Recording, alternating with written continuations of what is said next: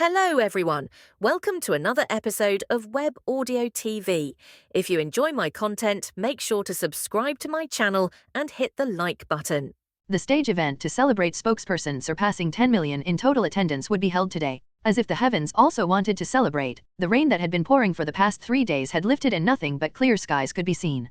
Kang Rayan got out of the car and headed to the waiting room where everyone was waiting. "Good afternoon," she greeted affectionately. The male actors that had been in the waiting room greeted her back with smiles as bright as today's weather. "Welcome, Rayan. You've dressed up so nicely today. You're as beautiful as a flower." Ji Hansok, Min Se Min and Wang Jae-woong complimented her looks in order. They had seen her in almost nothing but formal wear during their film shoots, so they couldn't take their eyes off of her dressed so femininely. Rayan giggled in embarrassment and sat down on a chair. She rarely wore earrings, but the fact that she did proved how happy she was that spokesperson had surpassed 10 million in total attendance. She had wished for the film's success more than anyone else, so she was also happier than anyone else today. Although the thoughts about what she would do after her revenge were still roaming her mind. "I can think about that later." Rayan did not feel the need to get stressed over something that was in the future. She decided to take care of what was in front of her first. Right now, she needed to focus on the stage event, and then successfully fulfill her revenge. Until then, Rayan would not look back. People cheered loudly as Kang Han-Gyo climbed up to the stage. Han-Gyo was considerably famous, and his appearance also meant that the stage event would be beginning soon.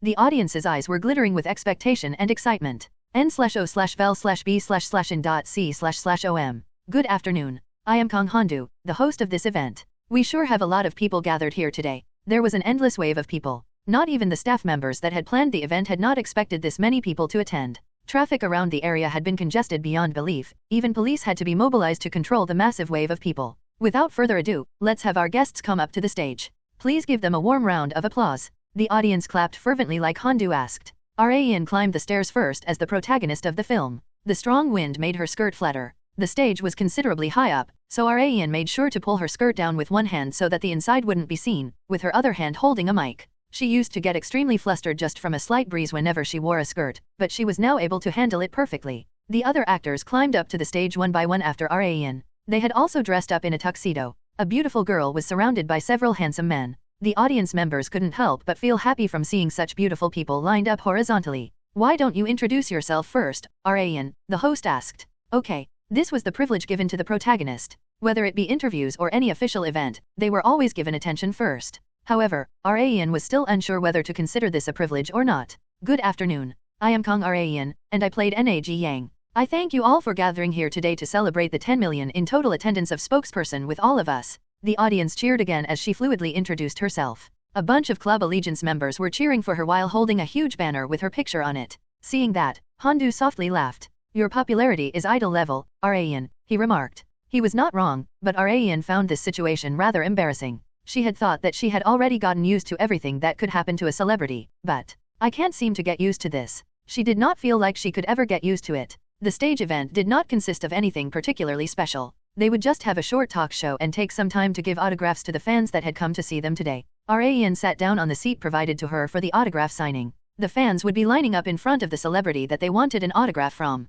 It was no problem for people to get autographs from all 4 celebrities, but it was best to just choose one of them since time was limited. If they were too greedy, they might have to leave empty-handed. Hansok, who was seated at the table next to Rayan, quickly scanned the 4 lines of people. "Your line is the longest by far, Rayan," he said. Really? Rayan had been getting autograph papers and a ballpoint pen from a staff member, so she had not gotten the chance to check her line. She was finally able to see the endless line of people patiently waiting to get the chance to meet her in person. The lines of the other 3 men were long in their own right, but they did not compare to Rayan's line. An overwhelming number of male fans obviously chose Rayan, but it was not like there weren't any women in her line either. Everything about Rayan's line completely outclassed the lines of the other 3 male celebrities. Rayan was able to get a feel for her popularity through her line. "Will I really be able to give every single one of these people an autograph?" For now, she decided to sign as quickly as she possibly could. Her first fan was a young woman seemingly around the same age as her. "Please sign here," the fan said as she pointed at her white shirt. There were occasionally fans like this who asked to be given an autograph elsewhere besides the provided autograph paper, mainly on clothes or a film poster of Rayan on it. Rayan stood up and signed the area that the female fan wanted her autograph on. The second fan was obviously a much younger girl, seemingly in middle school from just a glance. "Yuni, could I hug you just once?" Rayan smiled as the middle school girl mustered up the courage to ask. She found the girl rather commendable and cute. "Sure thing," Rayan replied as she extended her arms out to welcome her. The middle school girl happily jumped into Arayan's arms on the verge of tears, and left the line while getting gazes of envy from the other fans. Arayan continued to get requests such as this, but she did not show any signs of fatigue. She was still going strong even while Han-Sok was almost at his limit. The autograph signing session finally came to an end. To Arayan's right were gifts that fans had brought for her. Arayan finally stretched to relieve some of her fatigue and congratulated the other actors and staff members for their hard work. Han-Sok marveled at the sight. I always think this whenever I see you, but you have an ungodly amount of stamina, Arayan. This is nothing. Arayan had followed the principle of survival of the fittest ever since her past life. Before heading back home after the stage event had finished, Arayan changed in the changing room. She was at last enveloped by the comfort of pants despite only a few hours having passed. The dress was really cute, but I wouldn't want to wear it for too long. Arayan felt like she had sprouted wings just from having changed into sneakers from high heels. Are you finished changing? Ryu Hayan asked. Yes. Here you go. Arayan handed her the clothes that she had worn. Hayan said while putting the clothes away, Yubin Uni went to get the car, so you can just wait here for a bit and then go with me. In that case, I'll go to the bathroom real quick. Okay, sure. Arayan quickly walked to the bathroom. She was now far past the stage of making sure that she was entering the women's bathroom instead of the men's. As she entered, she saw someone that she felt like she had seen many times before. That lady looks familiar. Arayan unintentionally stared at the woman who seemed to be in her late 30s. Having felt Arayan's gaze, the woman turned around and then smiled. Miss Kong Arayan, correct? Oh, yes. I'd heard that you had a stage event here with my nephew. I unfortunately arrived too late to see it because something came up, but I'm glad that I at least managed to meet you. Nephew. Oh my, I'm sorry. I was late to introduce myself, the woman said as she handed Arayan her card. I'm Han-Sok's aunt, Ju Yeon-ha. Arayan finally managed to recall who the woman was once she heard her name. Ju Yeon-ha was one of the top chefs of Korea. Many star chefs would become known to the public when the cooking craze took over the entertainment industry in the near future, and Chef Ju Yeon-ha was one of the chefs who would reap the benefits.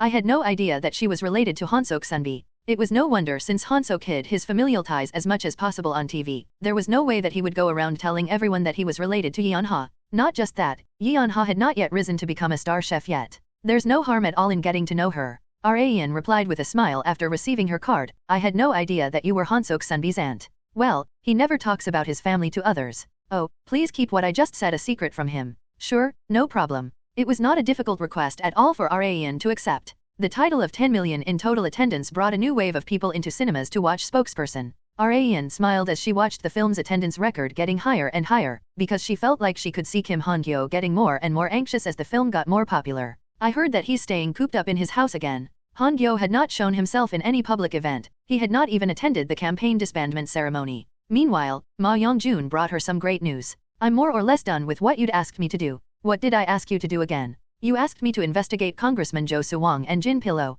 Oh, that's right. Let's see it. As Arayan was going through the report that Young-jun had written up, her gaze fixed itself on a certain part. The corners of her mouth unconsciously rose. Korea sure is a small country, huh? I'm not sure what you mean. Young-jun couldn't understand what Arayan was talking about. The opinion to expel Kim Han-Gyo from the party was beginning to take flight. To stop this, the senior congresspersons who were considered to be Han-Gyo's left and right hands stepped up to stop it in its tracks. Congressman Jo Soo-wong called a few congresspersons by using a meal as an excuse. After all that Congressman Kim Han-Gyo has done for our party, isn't it a clear betrayal to abandon him at his time of need? Huh.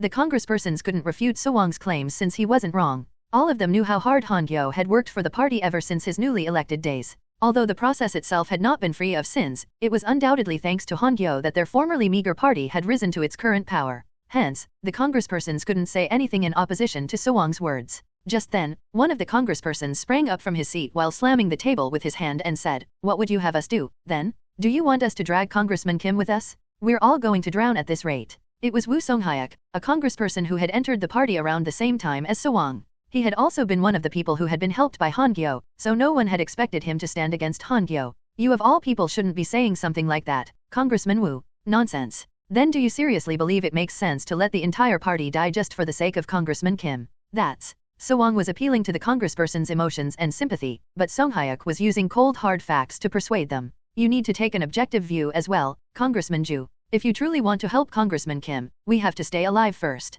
Only then will we even have a choice to help him. Who will help him if we go down with him? Rather, will there even be anyone who will help us in our time of need? I ask all of you to think carefully as well. Think of it not as a betrayal, but a small sacrifice that we must make for the future. Congressman Woo got up and left after leaving them with that line. He looked around him after he had gotten far enough away from the meeting place, and then called someone. Hello, The voice on the other side of the phone had been changed by a device so much that Song-hyuk could not tell whether it was a man or a woman. He continued while wiping his sweat with the back of his hand. I did as you said. Good work. As promised, don't ever let those documents reach the hands of reporters. The person on the other side of the phone softly laughed. Your voice is severely trembling, Congressman. Are you okay? Song-hyuk hurriedly coughed to clear his throat. The confidence that he had shown earlier had completely vanished. Now, he was nothing more than a rabbit trembling before a lion. On the other hand, the tone of the person on the other side of the phone was overflowing with leisure as if they were looking right at Song-hyuk.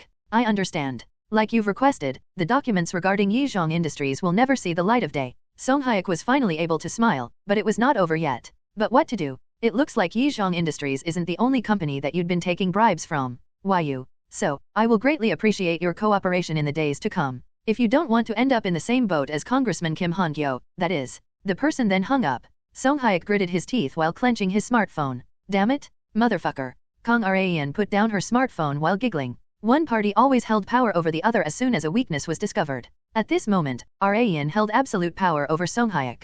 Not just Song-hyuk, but many other congresspersons in the party that Han-Gyo was in were in the same position as Song-hyuk. Raen was planning on making them promote the opinion of expelling Han-Gyo. However, for this plan to fully bloom, I need to destroy Jo Sewang and Jin Pillow. The mini-boss needed to be defeated before the final boss. That was how games worked. As a player of that game, Raen was planning on taking the proper steps to clear it. And of course, she had no intention of playing fairly. Ploys are necessary from time to time. Raen put the file containing information on Woo Song-hyuk into a drawer, and then took out a file containing information on Jo Sewang and Jin Pillow. This bastard Jo Sewang is by no means spick and span either. It was as expected of one of Han-Gyo's close associates. He had made hundreds of millions of unjust profits through various public projects alone. He had even been involved in site selection for new cities. I knew it was weird. Congressman Jo Sewang had bought a massive region of land for a new city 5 months before the public announcement had been made. After the public announcement from the government, the land prices skyrocketed. This was only the tip of the iceberg. He had been involved in countless more injustices. It's not that this country has no money, but just that there are too many thieves. Raen was also planning on using the information that she had to blackmail Sewang. But more importantly, the past life information of the other one, Congressman Jin Pillow, caught Raen's attention. I never thought I'd see Chef Ju Yeonha's name on here. It was as if the heavens were aiding her revenge. Congressman Jin Pillow and Ju Yeonha had registered for marriage in the past, but had gotten officially divorced only 1 year after. Raen was extremely curious about why they had gotten divorced, and had come to find out that Pillow had been the problem after getting Ma Yongjun to investigate further. Congressman Jin kept borrowing money from Chef Ju to set up his business. It would be no problem if he had paid her back, but he had still not to this day. They must have gotten divorced because of the money. After further investigation, Raen had also found out that after the divorce, Yeonha had also filed a civil lawsuit against Pillow due to money matters. If I use this well, Raen could drive Congressman Jin Pillow into the ground. It was not a bad idea to blackmail Pillow like she had just done with Song-hyuk, but there was a much better way. She picked up her smartphone once again after having devised the perfect plan to bring down Pillow, and searched for a certain someone in her contacts. A name showed up on her display. Ji Hansok Sunbi. Since it's been a while, I'll ask Sunbi to treat me to something delicious. But of course, that was not Raen's true objective. Han-Sok had been rather surprised to get a call from Raen first since she rarely called him for anything. He had no idea why she had asked to meet him, but decided to agree to a meeting anyway. They had decided on a time and place that could get them away from the public eye. Raen arrived at the restaurant that Han-Sok's acquaintance owned. She discovered him sitting at a window table and quickly walked up to him. Sunbi. Oh, hey. Raen was wearing casual clothes unlike her get-up during the stage event, but Han-Sok liked this look of hers very much as well. I'd never expected you to suggest we have a meal first, he remarked. Why is that? Well, just because it rarely happens, especially as of late. Raen had been extremely busy lately, so she had not been making any special dinner plans with anyone.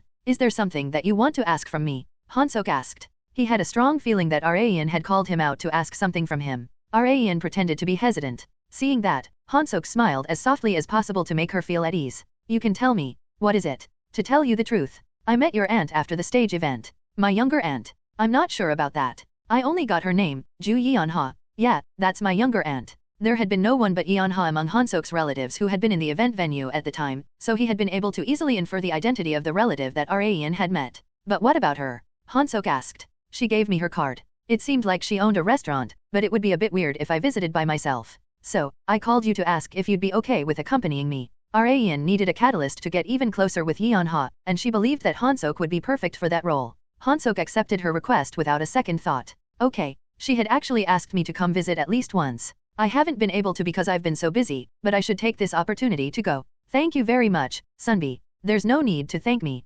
Rayan had fulfilled her objective, but she had fulfilled it way too soon. What should I talk about now? She had no idea what to do now. n/o/vel/b/in.c//om. They had just finished their dinner, but Han-Sok found it a shame to just part after this. He pointed to a lake park in the distance and asked Rayan, why don't we have some coffee over there? Sure. Coffee was the perfect drink after a meal. Rayan had also been craving some coffee, so she immediately agreed. There was barely anyone in the park, it was the middle of the night, so the lamps beautifully lit the park. The two of them walked to a bench near the lake. Han-Sok took out a handkerchief and laid it on the bench before Rayan took a seat. Thank you, Sunbi. You're such a gentleman. This is nothing. Han-Sok was extremely courteous to others. Rayan had approached Han-Sok simply to form a connection with him in the beginning, but she now held him in very high regard. As they were warming up their bodies with the warm coffee, Han-Sok asked, you said that you're not thinking of starring in a production anytime soon, right? Yes, that's right. Rayan had decided to take a break from productions. Han-Sok sipped his coffee and looked toward the lake.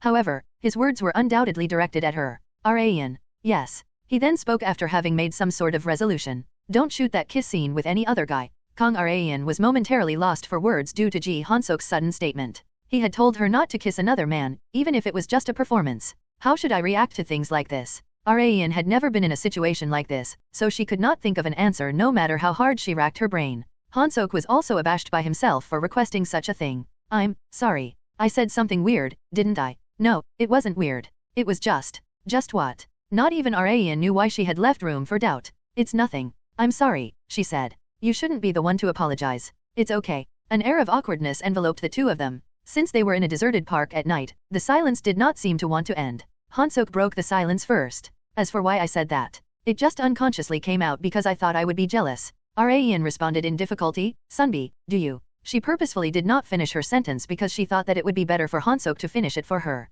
Like she had intended, Han-Sok decided to be honest with himself. Ever since I first met you on set, I've seen you as a woman and not just a junior. Han-Sok had known more than anyone else that he shouldn't have such emotions, so he had been hiding them. Rayan had more or less realized a while ago that Han-Sok had feelings for her, but she had maintained a close relationship with him for two reasons. The first was to establish a connection with him for the sake of her revenge, and the other was because she had realized that Han-Sok was a very good person. Even when Rayan knew that her actions would invoke misunderstandings in Han-Sok, she could not distance herself from him due to the two reasons. She had known very well that Han-Sok would one day confess his feelings to her, but actually hearing it is. Inexplicable emotions surged within her. Han-Sok's confession was certainly more impactful than a confession from a man that she had zero interest in. It truly showed how long she had known him. I didn't say these things because I want an answer from you right here and now, so you don't have to force yourself to give me a response, Han-Sok expressed. Are you sure you're okay with that? Yeah. The wait might be painful for some, but also heart-racing for others. Besides, Han-Sok remarked with a bitter smile.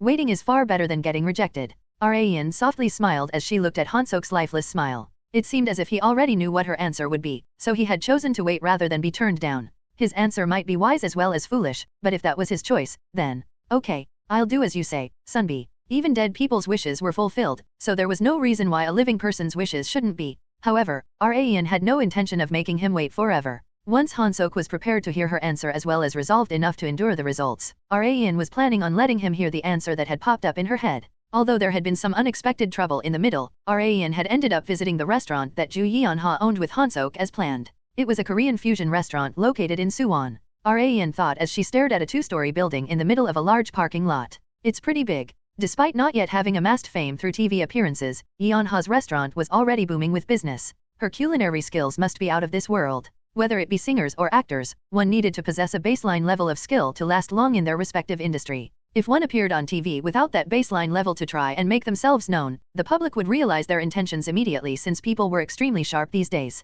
They had been able to enter the restaurant without any wait because Han-Sok had called in advance to make a reservation. The mumbles of waiting customers grew louder as they saw Han-Sok and Rayan together. Are they here to eat together? Come on, they're probably here for a film meeting. I guess that makes sense. They had been misunderstood, but it was far better than a scandal. Rayan decided to take the people's reactions in a positive way. They were guided by an employee to a small room. Shortly after, Chef Ju Yeon-ha appeared in a chef's uniform. I'm so sorry, Rayan. I should have come to greet you earlier. We're always the busiest at this time of day. It's okay. It's my fault since I made Han-Sok Sunbi help me meet you. You're not at any fault whatsoever, so don't think like that, ho ho. The way Yeon-ha looked back and forth at Rayan and Han-Sok was highly suspicious, as if she had been asked by someone to make sure to connect the two of them. But even so, Raean decided not to take her suspicious gazes in a weird way since she had come here for something far more important. Their meal began. The employees set the dishes prepared in advance one by one on the table to match their eating speed. Raean had often heard about Yeon-ha's culinary skills, but she had never personally tasted her food.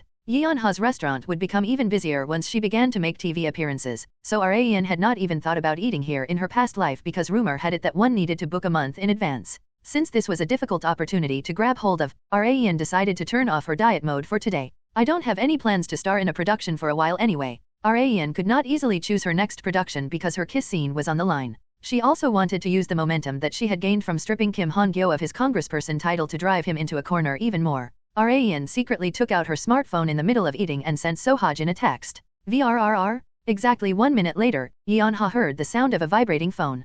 Hansok. I think you're getting a call. Like Yeon-ha had said, Hansok's smartphone display had lit up. It was an unknown number, but Hansok asked to be excused for a moment. I'm going to go take a quick call since it might be from a film or drama production company. Such calls usually went through to a manager, but actors were also called directly on very rare occasions if it was from a director or staff member that the actor was very close to. Hence, Hansok tried to answer as many calls as he could. However, unlike his expectations, this call had been from someone that had nothing to do with the industry. Hello, good evening. This is team leader Song Ajin of the Survey Organization Research Institute. Could I request a bit of your time for a quick survey? A survey? Yes? We're collecting statistical data from unmarried men and women by request of the government. So Hajin, who had introduced herself as Song Ajin, expertly recited a script that had been prepared in advance. Raean had given her Hansok's number and told her to call him while pretending to be an employee of a survey organization. A survey. Will it take long? Nov, L, B // JNN. No, not at all. Sigh. Okay.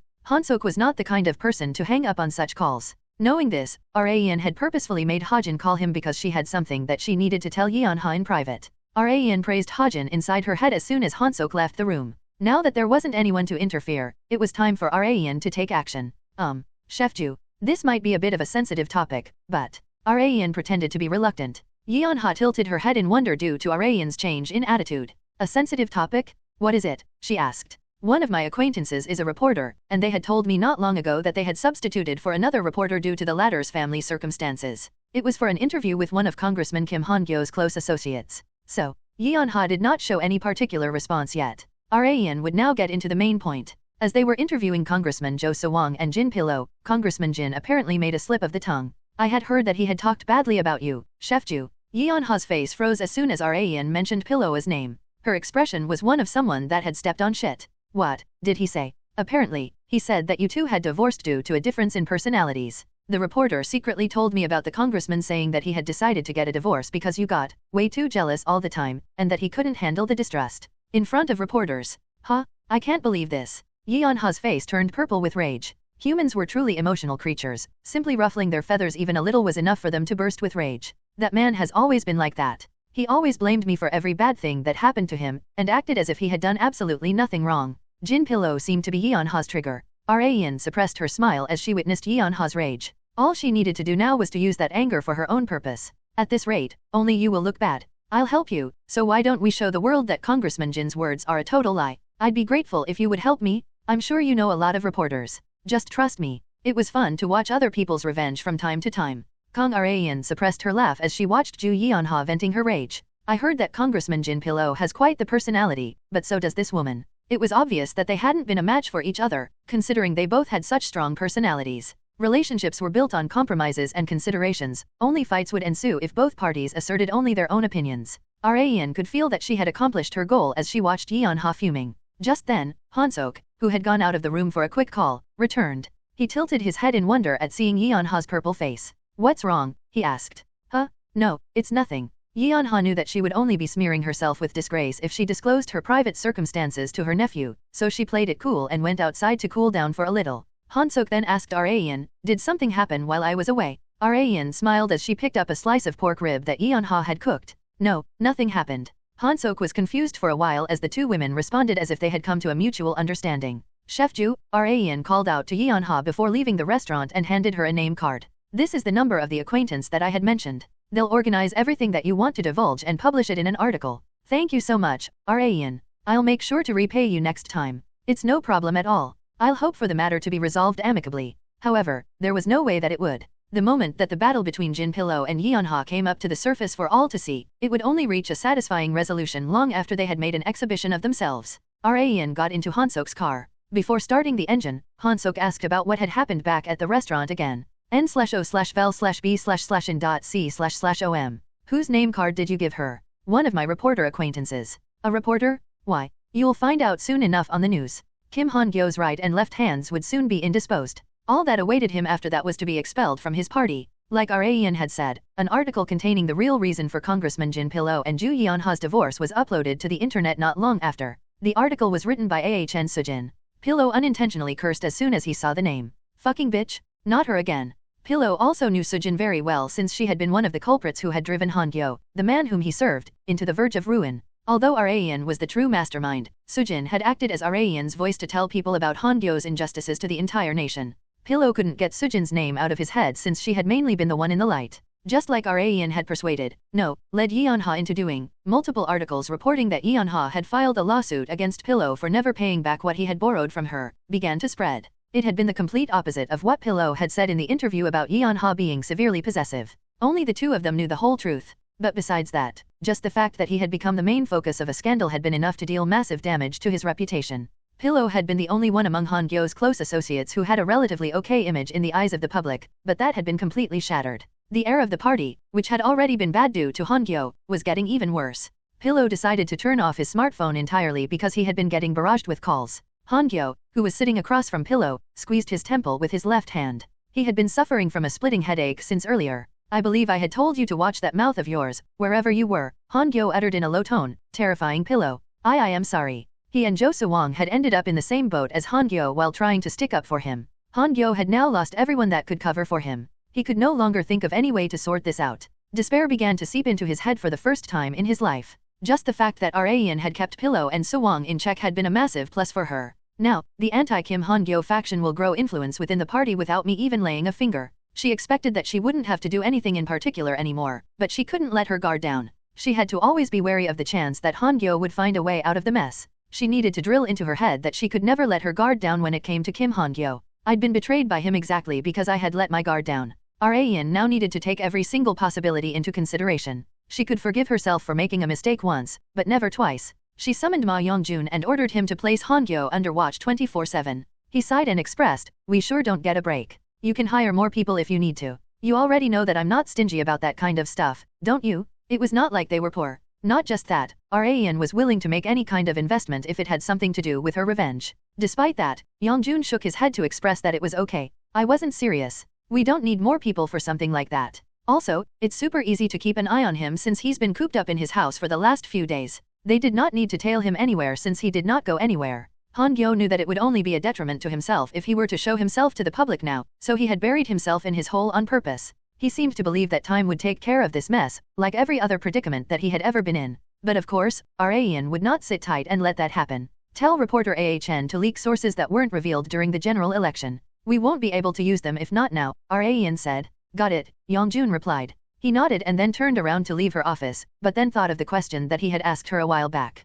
Come to think of it, I haven't heard your answer yet, he remarked. My answer to what? About what you were going to do after you chased Kim Han-Gyo out of politics. He still had not received an answer from Raen about her plans after her revenge. There was only one answer that she could give at this moment. I'm still thinking about it. Spokesperson was removed from all cinemas after the final screening of the day. Raen was impressed by the final total attendance. Total attendance, 14,847,037. Significantly more people had come to watch the film compared to everyone's expectations, thanks to the press that it had received from the battle for Jongno between Hong Oh-yeon and Kim Han-Gyo. It had now become the most popular production that Raen had ever starred in. It went beyond my expectations. She had known that the film would become a hit, but had never expected over 14 million people to watch it. Raen had ended up needing to shoot a kiss scene because of it, but she didn't care anymore. After all, my goal to expel Kim Han-Gyo from politics is almost complete. Today, the statement of the newly elected congresspersons to expel Han-Gyo from the party had been officially announced to the public. The majority of the party members expressed their agreement since it was the obvious choice to throw the captain that was trying to sink the ship off of it. But of course, more time was needed to see where the situation would head since it might turn in a direction that Raen had never expected. Mr. Ma said that he would report to me if anything happens. If not Yongjun, then Congresswoman Hong would contact Raen first if her opposing party was doing anything suspicious. All that Raen needed to do now was to wait. I've waited years ever since becoming a high school girl. I can wait a few days. Rayan felt like she had now become a master of patience. Even now, she was waiting for someone in her office. She stood up from her chair the moment she heard a knock on her door. The door opened to reveal Park Seol-hun, along with Chairman Ji and Ji Han-sok. Rayan brightly greeted the two of them. I've been waiting for you. Please take a seat here. There were many factors that had led to Han-Gyo losing the general election, but Chairman Ji's part in it had been considerably large. Han-Gyo had not been able to hold his ideal campaign because Chairman Ji had restricted his funds necessary for it. Rayan belatedly thanked Chairman Ji for that. Thank you very much for accepting my request, Chairman. How could I not when it's your request, my dear? Chairman Ji exclaimed. Rayan smiled in response. That aside, it's my first time here, and I'm very impressed with the place. This was Chairman Ji's first time visiting Lavanche headquarters, and the same went for Han-sok. It was only after his mention had Rayan realized the fact. Why don't you take a look around the building, now that you're here, she suggested. That sounds great. The three of them stood up as soon as they had just sat down. It was not time for people to clock out yet, so the desks were full with people. As soon as Rayan appeared with Chairman Ji, Director Do Hae-young strongly jabbed Young-jun's side with her elbow. He, who had been engrossed in idol girl groups with earphones on like always, awkwardly coughed and pretended to be working hard. Rayan said while gesturing toward the workspace, although it's tiny compared to Dudam Group, we try our best to keep the work environment as neat and proper as possible. The size of a company doesn't matter, what truly matters is its values. Chairman Ji knew better than anyone else that having a large building was pointless. You have to ensure internal stability. From my experience of running a company, I've come to learn that results matter far more than aesthetics. I will keep that in mind, Chairman. Chairman Ji was bewildered by how formal Rayan was. Oh, I didn't come here to talk about things like this. I'm sorry for getting so serious, he softly laughed while reproaching himself. That's how much I consider you as family, so try not to take what I just said too seriously. Okay, Chairman. The mention of Rayan being like family embarrassed Han-sok. Kang Rayan and Park Seol-hun went to a nearby restaurant near the company building with Chairman Ji and Ji Han-sok. Chairman Ji asked Seol-hun as soon as they sat down, come to think of it, is that large fellow not joining us? Are you referring to Director Ma Young-jun? He doesn't really like these sort of gatherings, so he usually doesn't attend. I see. My eyes kept darting to him because of his impressive physique. I was thinking of asking him how he ended up working in Lavanche. What a shame, haha. It would have been a massive problem if he had asked. Rayan did not know exactly how Chairman Ji would think if he found out that Young-jun and his men were former loan sharks, but she was sure that he wouldn't think very well of it. Rayan remarked while filling Chairman Ji's cup with warm green tea. He manages distributions, but he also does bodyguarding work with team leader So Ha-jin from time to time. He's quite versatile. Where did you find such an elite? In a shady alleyway, but Rayan suppressed those words from coming out of her mouth. I just happened upon him. He seemed like a good person, so I personally scouted him. You sure have a good eye for people, Rayan, Chairman Ji expressed. Rayan had succeeded in making herself look good. However, as someone who knew the truth, Seol-hun was lost for words from the absurdity. Chairman Ji then turned his attention toward Seol-hun. Did Rayan scout you as well? Pardon? Oh, why you could say that. Ha ha ha ha ha. Seol-hun laughed awkwardly. It was more accurate to say that he had been blackmailed than scouted. He had been forced to promise that he would help in her business as payment for her having saved his life. Rayan's company had barely any executives that had been scouted through normal means. There were times when people were better off not knowing the truth, like now for instance. As for my grandson, he's so kind-hearted that his eye for people is still underdeveloped. His grandfather's comment slightly irritated Han-sok. This is about me hiring team leader Kim, isn't it? I'll admit that it was completely my fault, but that was more than 3 years ago. Han-sok was embarrassed, especially since it was in front of Rayan. However, Chairman Ji believed in clearly pointing people out on their mistakes, so he had no intention of stopping. One needs to have the courage to acknowledge their flaws if they want to climb higher. If you keep letting yourself off the hook by thinking that it was okay because you were lacking in various experiences at the time, it'll only hinder your growth. Chairman Ji held firm beliefs that one needed to critique and whip themselves even more during such times. Rayan was naturally reminded of someone whenever she heard Chairman Ji saying things like this. Father had exactly the same mindset as Chairman Ji. Due to this, Rayan could sympathize with how Han-sok was feeling right now. I'm sure Sunbi is doing his best, so please don't scold him too much, Chairman. Chairman Ji's eyes narrowed as soon as Rayan took Han-sok's side. However, it had not been because she had criticized his actions. I'm glad to see that you don't see Han-sok in a bad light. So very glad. Chairman Ji tried to connect the two of them at any chance he got, no matter what. Rayan clicked her tongue inside her head. I can't even say anything. While Rayan was having a meal with Chairman Ji and Han-sok, Jae-woon was with Han-Gyo, Rayan's same-age close friend who were both in the same agency. Hello, Sunbi, she greeted Jae-woon nervously. Jae-woon blinked repeatedly in confusion after having met Jae after a long time. You seem a lot different from before, he mentioned. Do I? Yeah, back when you used to be in a group, you seemed, how should I say it? Timid, I guess, but you seem more confident now. It's great to see. Oh, Thank you very much. Jae-woon had been exactly right. Back when Gae had been a member of the 11-member group Nufty, she had been far from confident. She had only been a stooge member who had not been able to shine no matter how hard she worked. Gae had thought that she would never be able to escape from such a fate. She had even thought of retiring, but the arms of salvation had embraced her in a completely unexpected way. It's all thanks to Rayan, she stated. Rayan had made Gae into the person that she was now. If Rayan hadn't brought her to GNF and appealed to the agency her value as a solo singer, Gae might have been disillusioned with the entertainment industry and have chosen retirement. Jae-woon nodded in succession as if he had understood completely. Yeah, Rayan's eye for talent is well known. Even casting managers acknowledged Rayan's discerning eyes. Every single person that she had helped had become stars without exception. Not just that, every single film and drama that she had starred in had become massive hits. Rayan is definitely blessed by the goddess of luck, Jae-woon expressed. I think so as well, Gae responded. However, Jae-woon had not come to meet Gae to discuss Rayan. They were both very busy people, so he decided to get straight to the point of why he had asked to meet her. Like I had mentioned on the phone, I'm gonna be releasing a solo album. Yes, I know. I asked to meet you because I'd like you to feature in the title track. The album held great meaning to Jae-woon since it was his very first solo album. Hence, he wanted to dedicate everything that he had into it. He had already become a global star as a member of Bex, but he had still not proven himself regarding if he would be able to display the same level of explosive stardom when he was on stage by himself. Jae-woon wanted to become a singer that was acknowledged by fans worldwide even when he was on stage by himself, so he needed his title track to be perfect. It was a great honor to be offered a feature in a global star's song, but I'm sorry, Sunbi. My comeback is just around the corner, so I'll have to focus on that for the time being. Jae-woon couldn't help but be disappointed, but it was not like he couldn't understand where Gae was coming from. Even if one received a featuring offer from a senior that they liked and respected, there was nothing more important to a singer than their own album.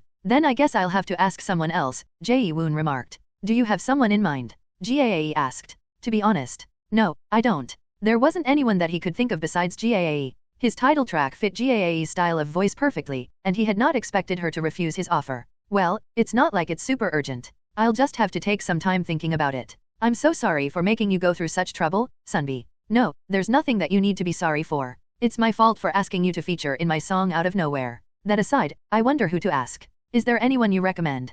Gae thought for a short moment. There is one person, she answered. Really? Who? Jae-woon was curious about who Gae had in mind, but there were a few things that she needed to check before giving her answer. Does the person to feature in your title track have to be a singer? No. As long as their singing voice is above average, or my producer and I judge that their voice matches the style of the track, they don't have to be. Really? That's perfect. Then, Gae lightly clapped her hands and mentioned the name of the candidate in her mind. How about Rayan? Jae-woon was momentarily taken aback by the unexpected name. Rayan plopped into bed without removing her makeup as soon as she came back home. She was especially exhausted due to Chairman Ji and Han-Sok's visit to her company. I'd never thought accommodating guests would be so tiring. It had likely been because the guest had been an extremely famous individual in the financial world. Chairman Ji saw Rayan in a good light, but that did not mean that she could treat him casually. She knew better than anyone else that a single slip of the tongue could bring about massively negative consequences. Since I let him look around the company today, he probably won't ask to come again. If he did, Rayan was planning on making excuses to do whatever it took to change the meeting location. She had managed to recharge her energy reserves after laying in bed for a short moment. I'll go take a shower. Nov. L. B /JNN. She had already worked out at the fitness center this morning, so all that was left for her today was to rest. However, a call to her phone disrupted her shower. It had not been that long since she had taken off her clothes and let the warm water envelop her. She would usually just ignore it, but why is Gae calling me? She thought for a moment as she stared at her friend's name on the display. Well, it's a voice call, so it should be fine. Rayan then accepted the call. However, the moment that she did, Gae's face appeared on the display. Gae screamed. Kae? Rayan? What are you doing? Me? Taking a shower? No, why are you accepting a video call when you're taking a shower? Huh? This is a video call. I am hanging up? Gae seemed to have hurriedly ended the call. Rayan called Gae, and she made sure this time that it was a voice call. Sigh, seriously. What were you gonna do if I wasn't alone? Sorry. I couldn't see well because of the steam. Her vision had been impaired since she had been in the middle of a shower. It would have been a huge problem if it had been a male acquaintance instead of Gae. Since there had been no issues, it was fine result-wise. What's up? Rayan asked. She expected that Gae hadn't called her for no reason. Gae calmed her racing heart down and explained why she had called her. I called to ask if you'd be interested in featuring in a song. Rayan froze for a moment due to the unfamiliar word. Rayan already knew what featuring was before stepping foot into the entertainment industry, so she was even more confused about why she had been given such a proposal. The fact that the one proposing it was a singer herself was even weirder. Why ask me? Shouldn't you be doing it? Considering that Han-Gyo had been the one to bring it up instead of Jae-woon. I'd guess that you were given the offer first, Raeun surmised. Gyo was impressed by Raeun's quick wits. That's right. It's as you've guessed, but I told Sunbi that I'm too busy with my own album. Still, it's a bit of a waste to hand such a great opportunity to someone else, so I thought I might as well try asking you since you two are pretty close. Also, you're a great singer, Raeun. In the past, Gyo had been the only one who knew Raeun's singing skills, so she often wanted to let Raeun's beautiful voice be known to the world in any way possible. Jae-woon Sunbi also said that he'd love for you to feature in his song. What do you say, Raeun? I don't think it's a bad idea for you to try standing on a different kind of stage once in a while. Back when Raeun had only starred in dramas during her early acting career, she had heard from her seniors that it was important to try out all kinds of things while one was still young. Such experiences would meld with one's acting and bring out a performance with even more depth and richness. Raeun also agreed with the statement, there was no better teacher than experience. However, singing is a bit. She was fine with anything physical, but was still reluctant with singing since she was still not used to singing in the female key. That was why she had always avoided going to karaoke with her friends despite them begging her. n/o/vel/b/jn.c//om. It was natural for Raeun to refuse, considering her personality, but she had owed Jae-woon a great debt recently. She had requested him to make a few posts that gave off the feeling that he was supporting Congresswoman Hong Oh-yeon during the general election. Like Raeun had hoped, Oh-yeon had received the support of women between the ages of teens and 30s, allowing her to proudly become a member of the National Assembly. Although it was a stretch to say that Jae-woon had single-handedly allowed for Oh-yeon to be elected, it was an undeniable fact that he had been a great help. Although he had reserved her kiss scene as a condition, it was not like Raeun had given him a sure answer, nor had she properly repaid him in any way yet. It might be better to just use this opportunity to repay him.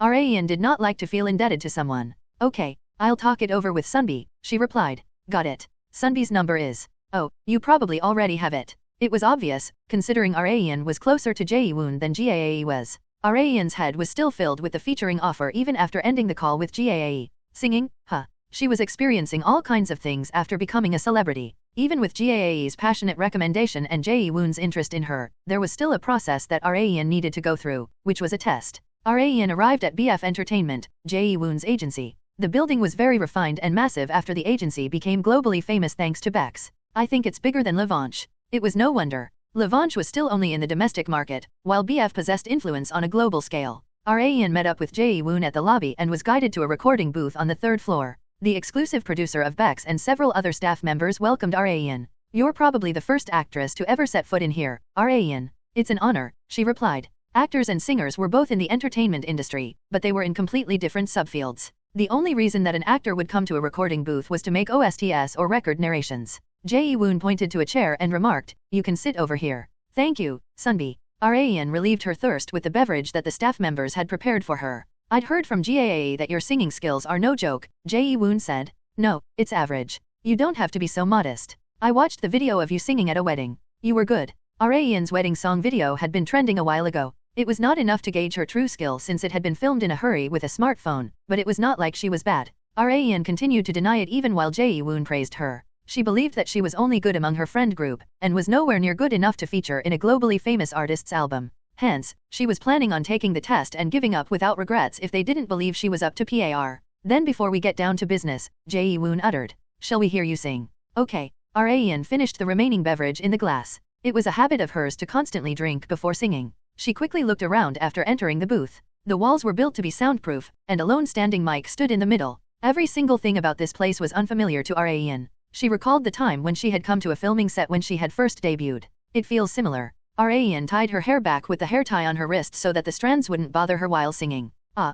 She quickly warmed up her voice and placed down the lyrics sheet under the mic. Jae-woon, who was standing outside the booth, said to her, give us a hand signal when you're ready. We'll turn on the instrumental tune. Okay. Raeun took a deep breath and gave them an okay sign with her hand. She was ready. The song that Raeun had chosen, Autumn Letter, began to play through the headset that she was wearing. It was the only one out of her 18 go-to songs that was sung by a woman. I always used to sing in the male key at karaoke. However, there was no need for that anymore since her voice was now that of a woman. I guess being able to sing the songs I want in their original key is also a benefit of becoming a woman. Raeun had unintentionally found yet another plus of being a woman. It was a slow-tempo folk song with an acoustic guitar as the bass. Raeun stood before the mic and began to sing. The scorching summer has left, and autumn has arrived with a breeze. I will write a letter with all my heart, with the falling autumn leaves in hand. Raeyeon's serene voice traveled beyond the booth. The producer and Jae-woon exchanged glances. Raeyeon is far better than we had expected, isn't she? The producer mentioned. She is, replied Jae-woon. Not even he had noticed her phenomenal talent as a singer. Raeyeon continued to sing while they were taken aback. Before winter comes, withering away the autumn leaves, I will send you a letter of love. Raeyeon passed the high-pitch section without issue. She did not even seem to have had any difficulty with it. Her flawless and lovely voice soothed the hearts of everyone listening. She could act, run a business, and was even a great singer. What can't Raeyeon do exactly? The producer shortly remarked. Jae-woon unconsciously nodded. The test result was without a doubt. You pass. However, Raeyeon was not entirely happy. Before singing, she had thought that maybe she should sing badly on purpose and fail so that she wouldn't have to go through the hassle of featuring in a song. However, she had changed her mind in the middle. Her desire to repay the debt that she owed to Jae-woon as soon as possible won in the end. Not only that, Raeyeon's personality did not tolerate half-assing anything that she did. Adding her competitive nature to her desire to repay a debt, she had ended up passing the test. Your tone of voice happens to be exactly the one we're looking for, and I think it'll fit really well with my title track. So, what do you say? The choice came down to Raeyeon. There was no reason to think long and hard about it. If I can be of help, I'll do my best. Thank you so much, Raeyeon. And like that, Raeyeon had joined Jae-woon's solo album production. However, that aside, is the song complete? She asked. The title track was the most important part of Jae-woon's album. Jae-woon glanced toward his producer, whose face had frozen. Raeyeon could tell what the answer was from his face. Not yet, it seems. Her remark stabbed the producer right in the heart. The melody was done, but the song itself was nowhere near complete. Raeyeon had expected to feature in the song right away, but the reality had been underwhelming in her perspective. No, think positive. The more time I have, the more I'll be able to practice, right? It all came down to how one thought and how well one used the time given to them. Now that it had come to this, Raeyeon decided to polish her singing skills to the point that music fans from all over the world would be satisfied with her voice. What will you be doing in the meantime, Jae-woon Sunbi? She asked. Me? Well, I'll be working on the other songs. There were to be a total of 3 tracks in Jae-woon's first album, and the 2 B-side tracks were already complete. Our producer works super fast once he gets on a roll, but in exchange, he's way too slow when he can't get inspiration. As for right now, it's the latter. I see. Production jobs were usually like that. Although Raeyeon had never worked on music before, she could understand what the producer was going through for some reason. But Raeyeon, why have you been hiding your singing skills until now when you're so good? Because I'm not really used to singing in front of others. But you were really good despite that. You looked confident, and, Jae-woon slurred and continued in embarrassment, you were extremely pretty. Raeyeon had never checked for herself what she looked like when singing. She had a few male acquaintances who liked girls that could sing. I guess Jae-woon Sunbi is one of them. Even if he was, it did not matter since he was already head over heels for Raeyeon.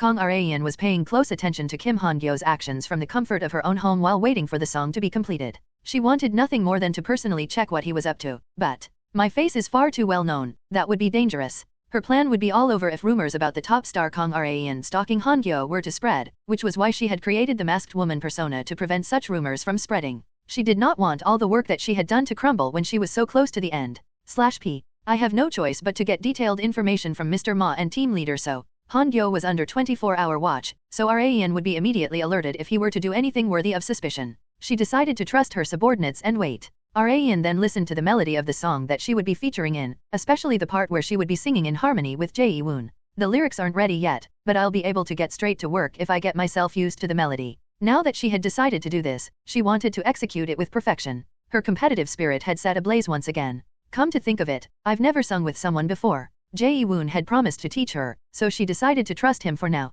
Raeyeon and Jae-woon went right into the recording process as soon as the song had been completed. Raeyeon memorized what she needed to do on each part while focusing on the singing of a woman that she had never heard the voice of before. Sunbi, should I sing in falsetto here? If you can sing a little higher, I don't really see the need for you to use falsetto. Is this part too high for you? No, it's fine. Raeyeon cleared her throat and sang the part that she had been referring to so that she could prove herself. That was great. Sing it just like that during the recording. If I could be a little bit greedy, it would be better if you could put a bit more heart into it. Got it, Raeyeon answered as she wrote down Jae-woon's feedback on her lyrics sheet. Don't feel pressured to let me or the producer know if any of the parts are too high-pitched for you. We can change it anytime. I'm fine. It's more than doable. The song was not as high-pitched as the wedding song that Raeyeon had sung. Jae-woon smiled as she expressed her confidence. Then should we try singing in harmony? Okay. The two of them sang in their own pitch as if they were having a script reading session. Jae-woon's heavy baritone voice harmonized perfectly with Raeyeon's light tone. The producer, who had been listening to their harmony, nodded in satisfaction. I guess it was worth staying up all night to complete. You guys sound perfect together. Jae-woon had harmonized with many songstresses before, but he had never matched so well with someone like this. Not just that, Raeun was not even a singer, which astonished the producer even more. I bet you two will be cast as protagonists in a drama together once Jae-woon's solo album is released. There was no way that drama and film producers would leave the two of them to be when they matched so well with each other. They had already been an imaginary couple in a variety show. Jae-woon replied with high expectations, that would be great. Even better if. If what? The producer asked. Nothing. Jae-woon almost blurted out that it would be even better if the production contained a kiss scene. Raeun had sung a wedding song in front of others before, but had never officially participated in producing an album. She had been like a fish out of water at first, but had gotten used to it in a flash. She was simply featuring in a song rather than producing her own solo track, so the recording had finished faster than scheduled. Okay, that was great. That wraps up the recording, the producer said. Thank you very much. As Raeun took off her headset and left the booth, Jae-woon, who had been waiting for her outside, handed her a canned drink. Great work, Raeun. Good morning, Sunbi. Didn't you say that you had something scheduled in the morning? Nov. L. B//JNN. Raeun's recording session began at 9:30 a.m. She had expected for Jae-woon to be unable to come, so she couldn't help but find it strange for him to be here. It finished earlier than scheduled. Not just that, I can't afford to miss your recording. Did you come to make sure that I wasn't screwing up? Raeun asked jokingly. No way. Everyone here knows how competent you are. Your recording is in the afternoon, right? Yeah, and I have to practice my stage choreography. What will you be doing? Raeun had only been offered to feature in the song, but humans were greedy creatures. Hoping to bring more attention to Jae-woon's first solo album, his agency had requested Raeun to perform with Jae-woon just once, during his solo debut stage. Of course, it was all up to Raeun whether or not to accept. She had seen many occasions of people who had featured in a song, performing together with the singer on stage. Since she was already helping Jae-woon, she decided to be a bit more generous. I'll perform on stage with you. Really? Yes, but only once, on your debut stage. Raeun would not do any more than that, but Jae-woon was more than satisfied since he put more significance on the fact that he was able to perform on stage with Raeun on his debut stage. But Sunbi, do I have to dance too? It'll be extremely short. You don't have to be up on stage dancing with me from beginning to end. You can just come on stage to sing when your part arrives and then strike an ending pose with me. Since Raeun had made a difficult decision, Jae-woon planned the stage to be as simple for her as possible. Have you danced before? He asked. No, never. Really? Then I guess I should make the choreography as easy as possible. You're making the choreography yourself, Sunbi. Yeah, I've created the choreography for Bex a few times. Raeun had not known this. I didn't know he was talented in that aspect as well. She had known that Jae-woon loved to dance, but she had not known that he even created choreographies. It was better for Raeun if Jae-woon would be making it, since she could ask him to modify it right away if she was struggling while they were practicing together. Singing and dancing. I feel like an idol singer. Raeun had sworn that she would never become a singer, but she was working hard to prepare for a singing stage before she had realized it. Her words were not matching her behavior at all. Jae-woon's solo debut date had finally arrived. His solo album would be released on every single music platform as soon as his debut stage began, and Raeun would be paid a portion of the profits made. In other words, the higher rank it gets, the more money enters my bank account. Hence, Raeun did her absolute best in her choreography practice with Jae-woon. No one in the world hated money. Let's get ready for a rehearsal, the director exclaimed. Yes, sir.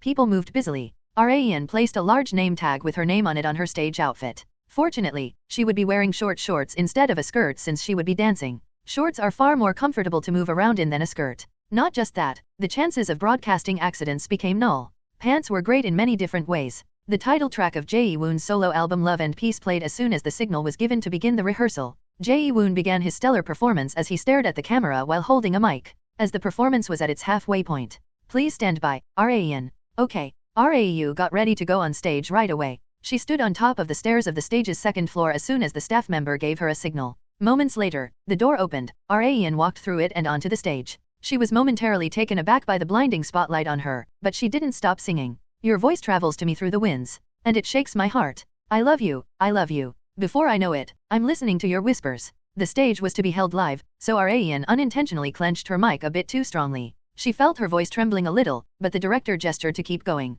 She stepped down to the first floor when it was time and performed the choreography that she had practiced with Jae-woon. Jae-woon wrapped his arm around Raeun's waist and brought her closer to him. They just needed to strike their ending pose while looking into each other's eyes. The program director, audio director, and other staff members showered them in applause despite it only being a rehearsal. Fantastic. You both did amazing. We'll be counting on you to do just that during the live show as well. Compliments made people happy. Raeun unknowingly smiled as the staff members showered her with praise. The broadcast finally began. Unlike dramas or films, live singing performances could not be cut when mistakes were made. Hence, Raeun made sure to stay focused. Raeun stood on the top of the second-floor stairs for a second time and walked onto the stage. This time, her voice was far more stable than during the rehearsal. All that's left is to perform the choreography and strike the ending pose. Jae-woon wrapped his arm around Raeun's waist. They momentarily distanced themselves, and then rapidly closed that distance. However, aren't we a bit too close? There seemed to have been a slight error in their steps, because their faces were far too close. They could feel each other's warm breaths.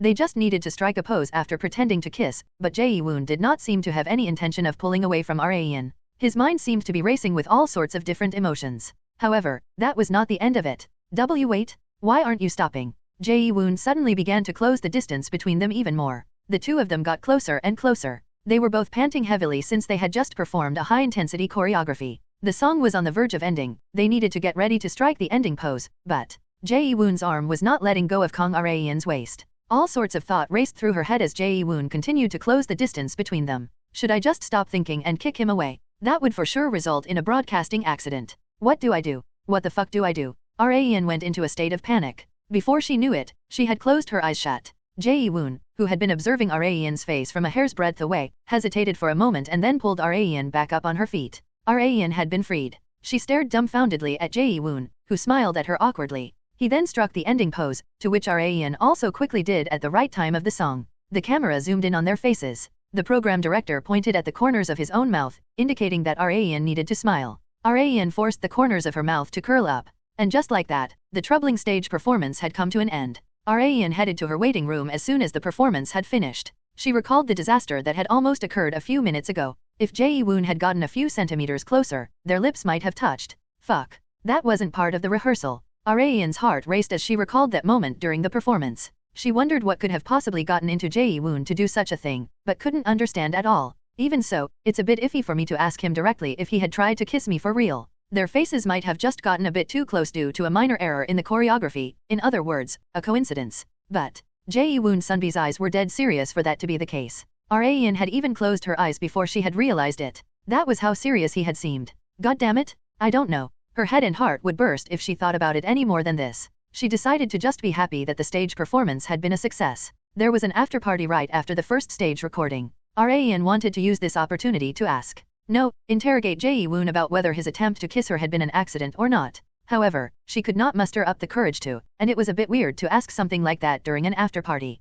In the end, she had not managed to ask him due to several complicated reasons, and a week flew by just like that. This won't do. Raeun continued to feel stifled because that moment was stuck inside her head despite the fact a week had passed. She picked up her smartphone and messaged someone. She then got ready to go out as soon as she got a reply. Seo Yejun, who had just returned home after going out, saw that Raeun was getting ready to leave. Are you going somewhere, Nuna? He asked. Yeah, I'll be back before dinner, so let your sister know as well. Okay, sure. Raeun stormed out of the house. Yejun slightly shrugged in confusion as he continuously stared at the closed front door. I wonder if something bad has happened to her lately. A woman was sitting alone in a cafe waiting for someone. It was Na Jaerin. She fixed her glasses and waved her hand as soon as she saw Raeun entering the cafe. Jaerin softly giggled when she saw Raeun in sunglasses. Even if you hide your face, your enormous celebrity aura gives your identity away. Raeun actually had no idea what celebrity aura was since far too much time had passed since the time when she used to look at celebrities in an ordinary person's perspective. So, what's this meeting about? Jaerin asked. She had been more dubious than happy when she had gotten a message from Raeun to meet, since whenever Raeun asked to meet first, it was usually about something's on your mind, isn't there? Raeun could only nod in affirmation at Jaerin's pinpoint deduction. It was honestly better for Raeun that Jaerin had realized her intentions since the mood to talk about her worries had been established naturally. What is it? Jaerin asked. She was curious about why Raeun had asked to meet her instead of Choi Aromi or Seo Yiseo. Raeun gave it to her straight. How does it feel to kiss a man? Jaerin spat a bit of her Americano. She had noticed that Raeun had something on her mind, but had never expected it to be about something like this. Raeun, did you? Jaerin's eyes turned sharper. Get a boyfriend. Raeun frantically shook her head in denial. No, not at all. Then why are you asking a question like that? You've never kissed a male actor in your drama or film shoots. Jaerin had expected Raeun to have done it at least once. No, never, Raeun answered. Really?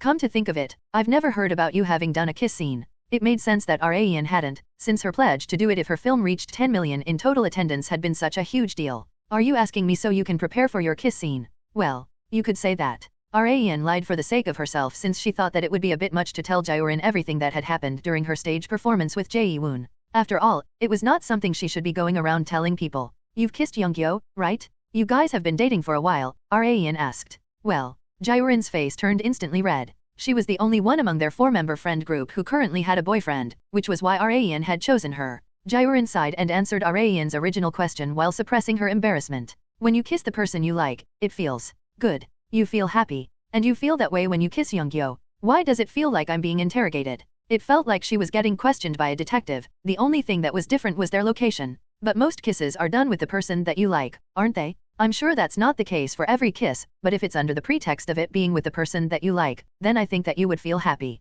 You feel like you're being loved by that man, Jae-woon expressed. It was obvious for one to think that one kissed someone because they liked that person. In that case, Ra wondered if Jae-woon had also felt that way about her during the stage performance incident. This is about my friend. As soon as Ra said that, Jae-woon instantly realized that it was about Ra herself. She was performing on stage with her Sunbi, but then their eyes met. How do you think she would feel if that Sunbi suddenly tried to kiss her? I wonder. A kiss in the heat of the moment isn't a bad thing as long as you two are both fond of each other. But the most important thing is definitely how you feel about it. I told you, it's about my friend. Ra tried to deny it, but Jae-woon was 100% sure that Ra was talking about herself, and she even more or less knew the identity of the Sunbi that Ra was referring to. How about you first try finding out why the other person did that? You might have been mistaken since you'd been so focused on the performance, or maybe that Sunbi was actually trying to kiss you but stopped midway. I don't think it's too late to think about it after finding that out. Like I said. Okay, fine. I'll rephrase. Your friend, not you. Jae-woon's advice left Ra with a lot to think about. She was exactly right. Ra first needed to find out whether Jae-woon's actions had been a mistake or on purpose. It had been 2 weeks since Jae-woon's solo album had been released. His title track, Love and Peace, had not dropped from the top spot ever since its release. Not just that, it had been popular enough globally to place in the top 50 of the Billboard charts. The song aside, Jae-woon's stage performance with Ra had also become a hot topic among the fans. Jae-woon and Ra had appeared on a radio show together, and gave their attention to the host. We've received tons of questions from our listeners. Listener number 9382 says, your solo track was amazing, Jae-woon. Listener number 3362 says, there's no couple more perfect than Jae-woon and Kang Ra, while sending tons of hearts. The two of them were receiving tons of attention to the point that it was surprising that there had not been a dating scandal regarding them. I watched the stage performance as well. About the choreography right before your ending pose where you both looked into each other's eyes, you two were awfully close. Was that intentional? Ra's ears perked up from the host's question. That had been the exact question that she had wanted to ask Jae-woon. Jae-woon laughed in embarrassment and nodded. Yes, but we'd made a slight error in our step, so we ended up being a lot closer than what we'd been during our rehearsal. I think that's why there have been tons of fans misunderstanding that there had been a kiss scene planned. Oh, so it was unintentional. Yes. It was simply a mistake. A mistake. Hearing that, all the tension left Ra's body. She felt like an idiot for overthinking things by herself for a whole week. Why do I feel like I've lost? She felt like she had been wronged. Thank you very much. After the radio recording had finished, Ra congratulated the staff members on their hard work. As she was about to congratulate Jae-woon as well. Ra, could we talk in private for a second? Now. Yeah, it'll only take a second. Ra agreed and followed Jae-woon after asking Shin Yu-bin to wait for a minute. Jae-woon took her to a deserted location. He then expressed, I'm sorry. What are you apologizing for all of a sudden, Sunbi? Nov, L, B / JNN. Ra couldn't understand what the apology was for. To be honest, I lied to you. Lied about what? My attempt to kiss you on stage actually wasn't a mistake. I wanted to kiss you right then and there. Ra had gotten goosebumps along with the truth. Kang Ra's head once again turned into jumbles due to Jae-woon's honest confession. Like she had thought, her expectation had been spot on. When I held you close on stage, I thought that I didn't want to lose you to any other man. So, my head was getting closer to yours before I had even realized it. But I realized after you closed your eyes tightly that I was only thinking of myself. Selfishly doing only what I want without thinking about how you feel isn't courteous at all, so that's why I stopped midway. The mystery had finally been solved. Jae-woon bowed to Ra.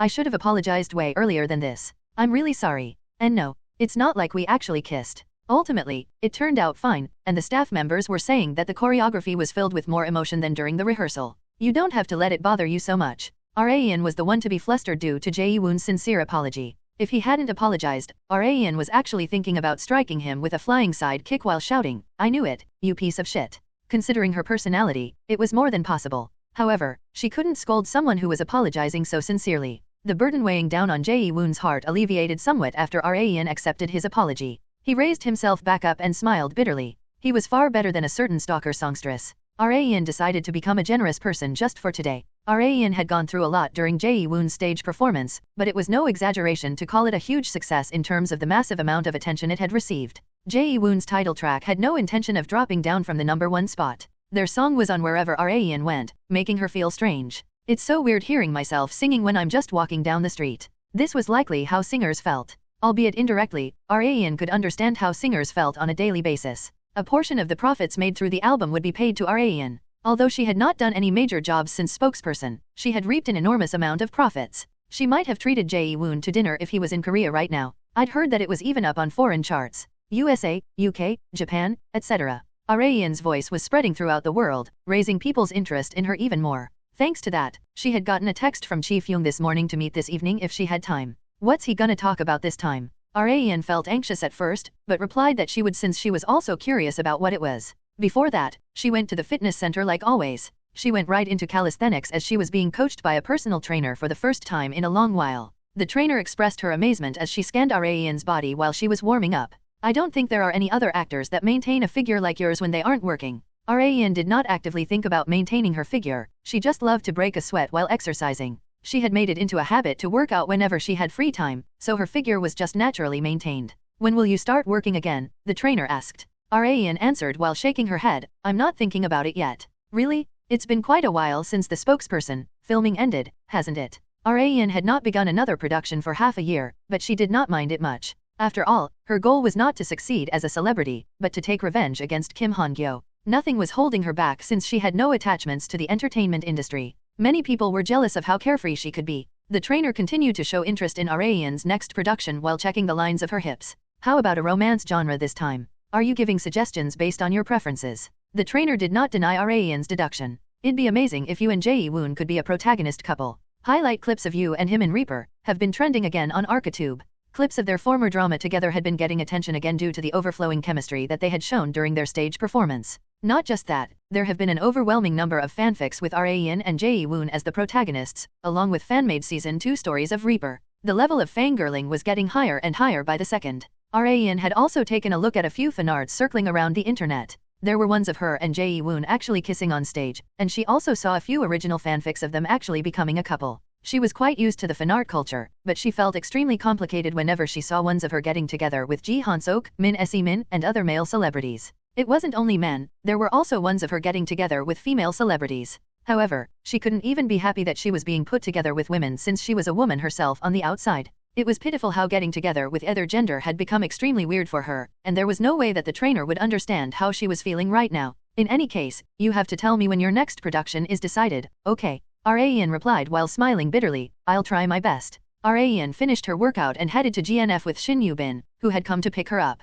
Chi-Fyung rushed to where she was waiting as soon as he received the news. Rayan, I have huge news for you. Rayan felt more anxiety than excitement whenever Chi-Fyung expressed such overt joy. What is it now? Like I'd said before, I don't want to start a production yet. There was still a chance that Kim Han-Gyo would somehow flip the tables after his overwhelming defeat in the general election and expulsion from his party. Rayan needed to pay close attention to how he would come out, so she had decided to take some time off of production work for a while. Her personal revenge was far more important than her work in the entertainment industry. I know, I do, but this is on a whole other level. Rayan's left eyebrow flinched from Chi-Fyung's curiosity-inducing statement. What is it? She asked. I was contacted by someone wanting to cast you for a minor role. It was weird for Rayan, who had been starring in nothing but lead and supporting roles, to be offered a minor role, but what was even weirder was Chi-Fyung's attitude. He was far too hyped up despite Rayan having been offered only a minor role. Yoo-bin also thought the same way. Did the casting offer come from Hollywood or something? She asked jokingly. Whoa, how did you know? Are you serious? Yoo-bin was shocked despite having guessed correctly. Hollywood was the goal and dream of all those in the film industry, and Rayan had received a casting offer from there. However, Rayan was still unmoved. Hollywood or not, I'm not going to star in anything for the time being. Come on, Rayan. Don't be like that and give me a bit more of your time. You can at least hear me out on what kind of production it is, can't you? Chi-Fyung was right. It was not like Rayan would lose out just from hearing what kind of production it was. You know Rail Universe Studios, right? The superhero film company. Rayan's expression completely changed after hearing the name. Do you mean the studio that made Steel Man, Raven, and Flame? She asked. Yeah, that's it. The superhero series of the Rail Universe was extremely popular. Comics, films, animations, toys, merchandise, etc. It was no exaggeration to say that they had a massive amount of influence in the film industry. Rayan had also been a Rail Universe fanboy ever since she had been a man, enough for her to have collected and displayed action figures of Rail Universe superheroes in her house. They said that they wanted to cast you for Black Cat. There's a scene where Black Cat makes a short appearance in the upcoming Steel Man 3, and you apparently caught their attention while they were looking for an Asian actress to take on the role. Black Cat was a female hero specialized in action with her superhuman athletic ability and senses. She was a fairly popular character even among the other Rail Universe heroes. She would even get her own film in the future and make tons of money. As a Rail Universe fan, Rayan couldn't not find the offer appealing. However, she was worried about one thing. Isn't that character's costume a bit too revealing? It was no exaggeration to say that her costume was basically as revealing as a swimsuit. That was the only thing on Rayan's mind. That's just in the comic version. They're apparently going to modify the costume for the film. They even said that they would also take your opinions into account, so you don't have to worry about that, Chief Young said. That's a relief. It was also a minor role, so the shoots would not take long at all. The time had finally come when her job matched her hobby. Do you have the script, Chief Young? I do. I printed it out just in case. Rayan had found something to do when she got back home. Black Cat would appear in the film for about 5 to 8 minutes. As expected of a minor role, it's extremely short. The plot of Steel Man 3 would not be affected in any way even if Black Cat wasn't in it, but there was only one reason why she had been added. They're trying to see if they can make a solo hero film out of her. Expanding their universe in such a way was Rail Universe Studios' greatest trait. There would be one shoot in Korea and one in America. There are a lot of action scenes. Rayan had wanted to do action scenes for a while now, and this one was filled with it since it was a superhero film. Not only did she like the script, she would never have another chance to star in a Rail Universe film. It did not take long for her to contact Chief Young. She had made her choice. Chief Young, I'll do it. Her fanboy nature had made her star in a Hollywood film. N/O/vel/b/in.c//om. Not only did Rail Universe Studios produce the most successful film series, it was also considered the current representative symbol of Hollywood. Just the fact that a Korean actor had managed to be cast in one of their films would be huge news. The stock value of GNF would skyrocket the moment that news of Kang Rayan being cast as Black Cat spread throughout the nation. Chief Young was on cloud 9. You have no idea how worried I was about what to do if you had refused this offer. Rayan was not like other actors. She had absolutely zero ambitions in terms of success as a celebrity, so she just did whatever she liked. Due to her uncontrollable nature, Chief Young always considered the possibility that she could refuse whenever he presented her with an amazing offer. It had been the same this time as well, but contrary to his worries, Rayan fortunately accepted the casting offer without any conditions like previous times. Chief Young found Rayan to be quite generous today. When does the shoot begin? Rayan asked. The shoot? Well, I believe it'll be around the first half of this year, but... Chief Young was being hesitant as if there was an issue. He explained in more detail about the offer that had been given to her. To tell you the truth, you received a casting offer, but it's apparently not a sure thing. What does that mean? Director Genevieve thinks you're perfect for Black Cat, but the others are dissatisfied with his unilateral decision. So, Director Genevieve posed a suggestion. Genevieve Levan was the director of Steel Man 3. As for the suggestion that he had posed to erase everyone's doubts about Rayan, he wants you to take a private audition. An audition was the most surefire way to prove an actor's ability to a production team, which was likely why Director Genevieve had suggested such a thing. A private audition was pretty much a casting offer with a prerequisite. It would be unimaginable for Rayan in Korea since her acting ability was already tested, proven and acknowledged by every single person in the film industry. However, the same did not go for Hollywood. N/O/vel/b/in.c//om. What if I fail the audition? Rayan asked. The offer will become null, probably. It was very simple. And of course, accepting it or not is your prerogative. You can do as you like. Chief Young personally hoped that Rayan would take the offer, but the choice was entirely up to Rayan herself. If she found the production team's suggestion uncomfortable, then she could just refuse. What'll you do? Do you need some time to think about it? Chief Young asked. No, Rayan replied. There was no need. I'll give it a shot. She had already made up her mind, so she decided to push through with it for the sake of her precious fanboy opportunity. Rayan pulled out a comic book that had been on her shelf for a very long time. It was Catfight, a Rail Universe comic series volume with Black Cat as the protagonist. Black Cat was one of the very few female Asian superheroes in the Rail Universe, but was not as famous as their well-known superheroes like Steel Man, Raoul, or Raven. However, there were a fair number of fanatics obsessed with her due to her gutsy and energetic attitude, as well as her sexy action scenes.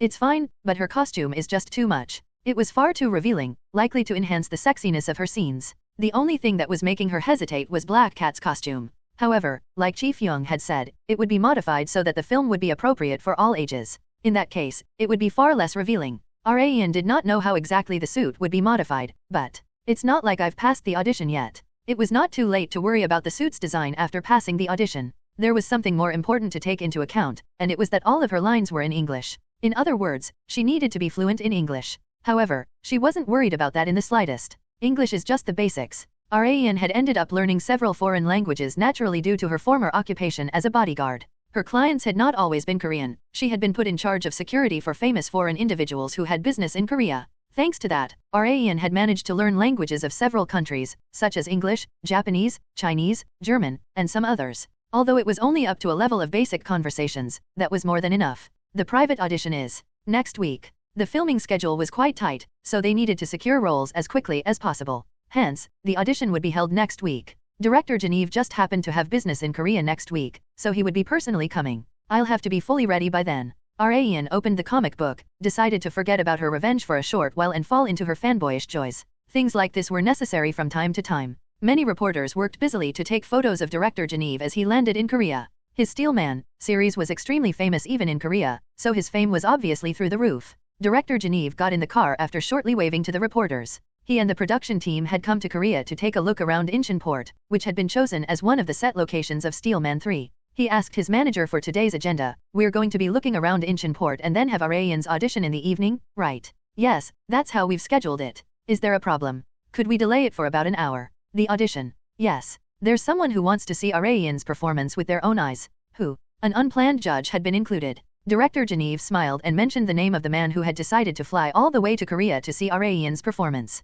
Lotier. He was the protagonist of the Steel Man series. Rayan actually did not have much experience taking an audition. She could count the number of occasions with one hand. She had proved her skills through the screen so many times that she was cast for films even without auditioning for the roles. However, Hollywood was a completely different beast. Rayan had resolved herself for it, but her heart raced crazily once she saw one of the judges. His facial features were clearly visible despite wearing large sunglasses. He had the classic handsome Western male features such as a dandy cut and a well-groomed beard. Rayan greeted the judges and looked at the man in sunglasses. Are you perhaps Lotier? She asked. Lotier took off his sunglasses and smiled. He was one of the greatest Hollywood stars. Rayan had been right on the mark. It's nice to meet you, Rayan. I've heard a lot about you on my way here. I've heard that you were an amazing actress, so I wanted to check for myself how skilled you were to impress even our meticulous director here. Rayan laughed bitterly at Lotier's slightly witty remark. Like he had said, Director Geon-Woo was an extremely meticulous person. He would get up from his seat and leave the audition if Rayan were to make even the smallest mistake.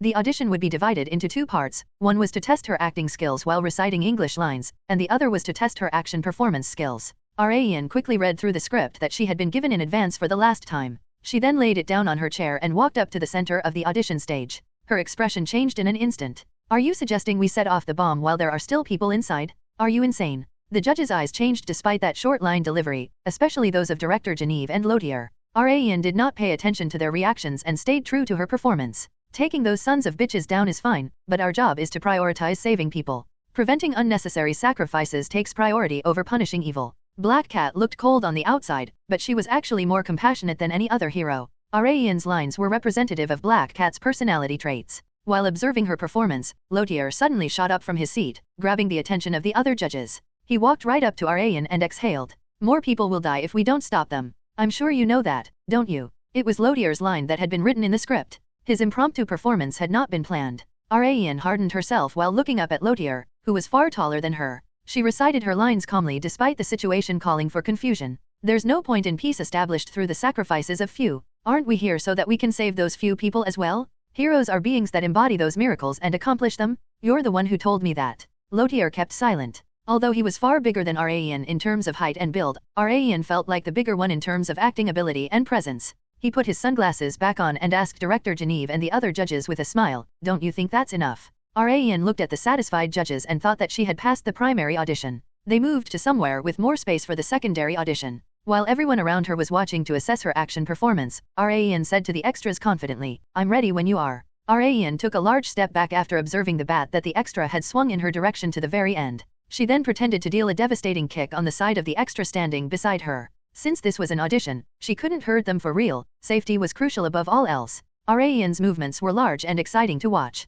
People couldn't take their eyes off of her performance, which even male actors had a hard time doing. Director Geon-Woo whispered to Lotier, I think she does action scenes better than you. Lotier wondered whether he should be laughing or crying. Since the beginning, Rayan had always preferred performing action scenes with her body rather than acting with her expressions while memorizing lines. She masterfully performed the action choreography despite not having practiced with the extras in advance. Raeun had once heard from a martial arts coach during her acting career that action performances needed to be flashier than actual martial arts. Since it was simply a performance, style mattered more than practicality. My movements need to be large and exciting. The amount of stamina consumed also increased proportionally, but that didn't matter since it wasn't like Raeun would be mock sparring with the extras for 24 hours straight. It was only a short performance for the audition. Director Genevieve was able to tell just from Raeun's movements that she was extremely proficient in action scenes. You're all satisfied, right? Genevieve asked his production team if they were satisfied with Raeun taking on the role of Black Cat. He asked while practically knowing the answer. Although they had not discussed it in advance, they were pretty much in agreement about the audition results.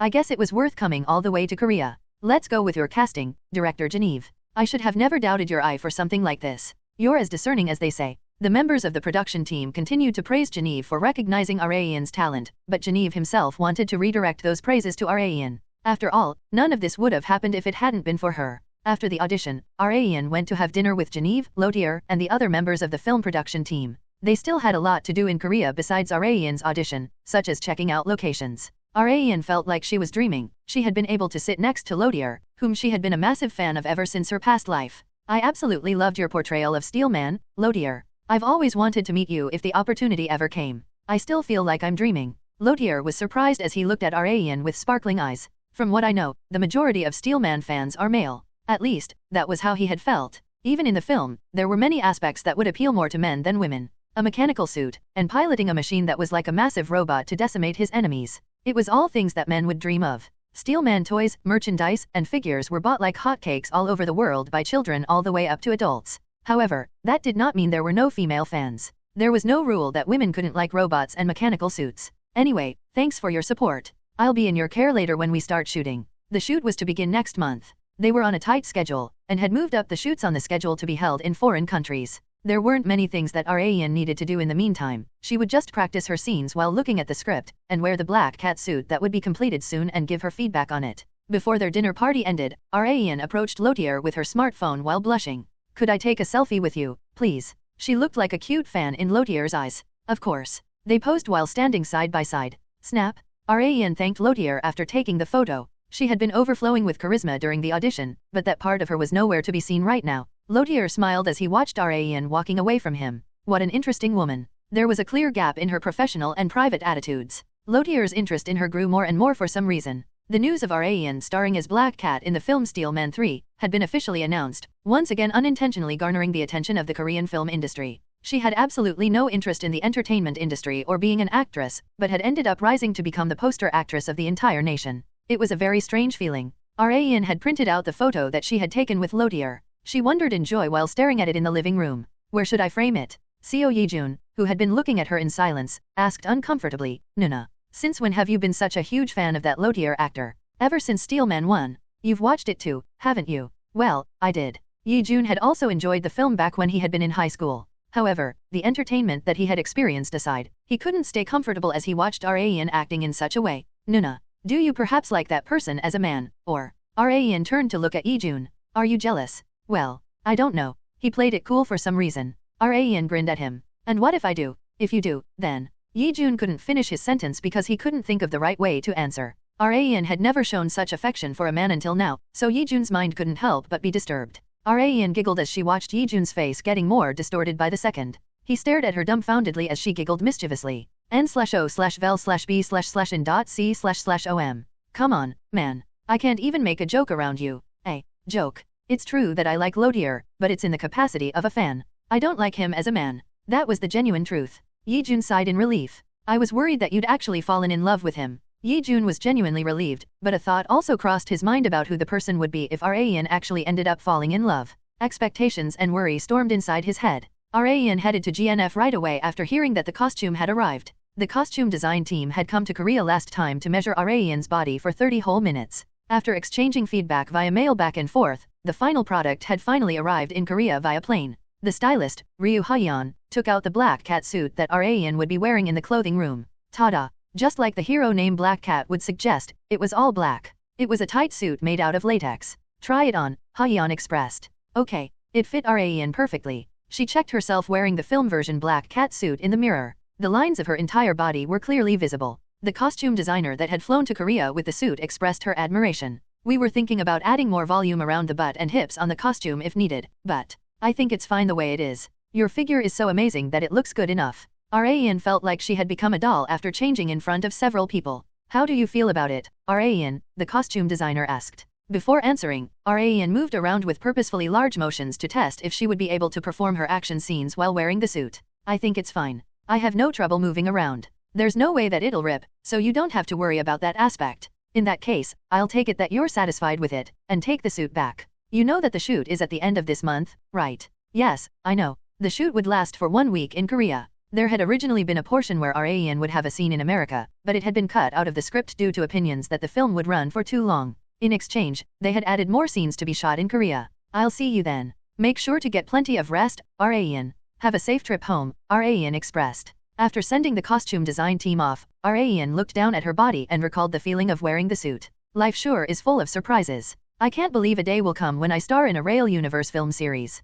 Maybe as a bodyguard of Rail Universe film stars, but she had never expected to star in one as an actress. She thought that this might also be one of the perks of having become a woman. The Steelman 3 production team and director Geon-Woo flew back into Korea. Lotier was also with them, and they were busily preparing for the shoot. Since they had only come to Korea to shoot scenes, they abstained from as many interviews and TV appearances as possible since they wanted to focus on the shoots. On the first day of shooting, Rayan couldn't stop staring at Lotier wearing the Steelman suit as soon as she arrived on the set. The perfect mix of red and gold, and the crude and angular lines typical of mechanical suits. Rayan was once again enthralled by every man's hopes and dreams. I'd wanted to purchase a suit like this that was scaled 1:1, but had to settle for a 1:6:1 because I couldn't find any. Rayan was fanboying so hard that she couldn't tell whether she was here for work or to attend a fan meeting. Lotier's eyes changed as soon as he saw Rayan in her black cat suit before the script reading session. That suits you well. You have a great figure. Better than most Hollywood actresses. Rayan softly laughed at Lotier's remark. A staff member filmed the two of them with a regular camera, likely for a behind-the-scenes film.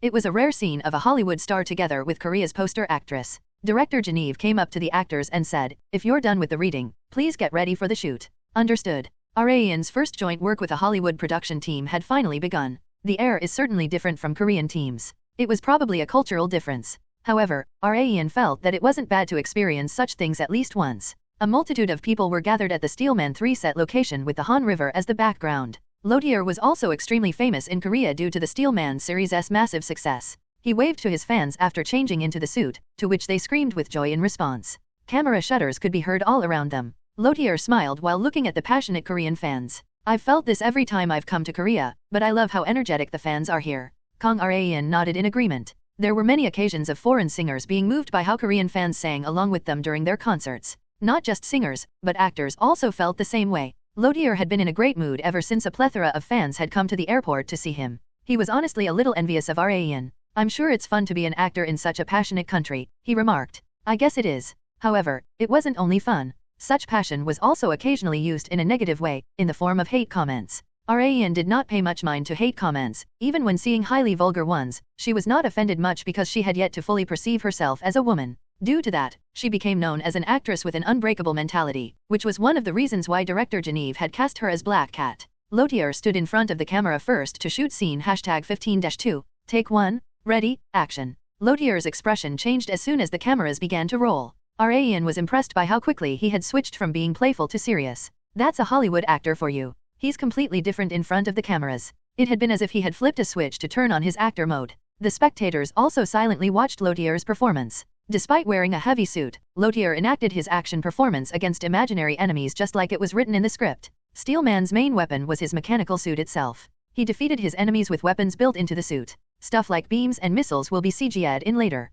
Although there wasn't much to see on the set, Steelman's action scenes on the screen were flashier and more intense than those of any other hero. That was the power of CG. On the other hand, Black Cat did not require as much CG as Steelman. To put it simply, the scenes were highly physical. Okay, let's move on to Black Cat's action scene. Rayan's turn had arrived after Lotier's. She held one last rehearsal with the extras playing the villain's underlings before getting into the real thing. She was all ready now. Scene number 17. Take 1. Ready. Action. Rayan's Hollywood debut had finally begun. Rayan had more or less been able to perform the action scenes that she had wanted during shoots of the drama Reaper. She then starred in productions like Waitress, One of a Kind of Girl, Shuttered, and The Recent Spokesperson, which all managed to become massive hits.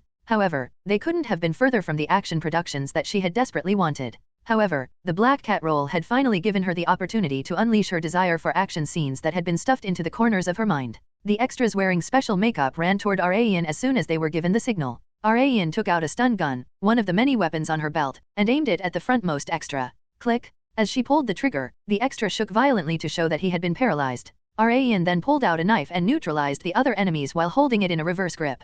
One of the extras charged at Rayan with exaggerated movements, but she then rolled to the side and pretended to stab the extra on his side. Next, she stretched out her left hand toward the remaining extra and pulled it back hard, as if something had blasted out from her hand. It had been to portray the recoil of a small missile firing from her wrist guard. Since it was supposed to be a missile, Rayan had portrayed the recoil to be large. A staff member shouted boom, to which the extra pretended to have been blown backward.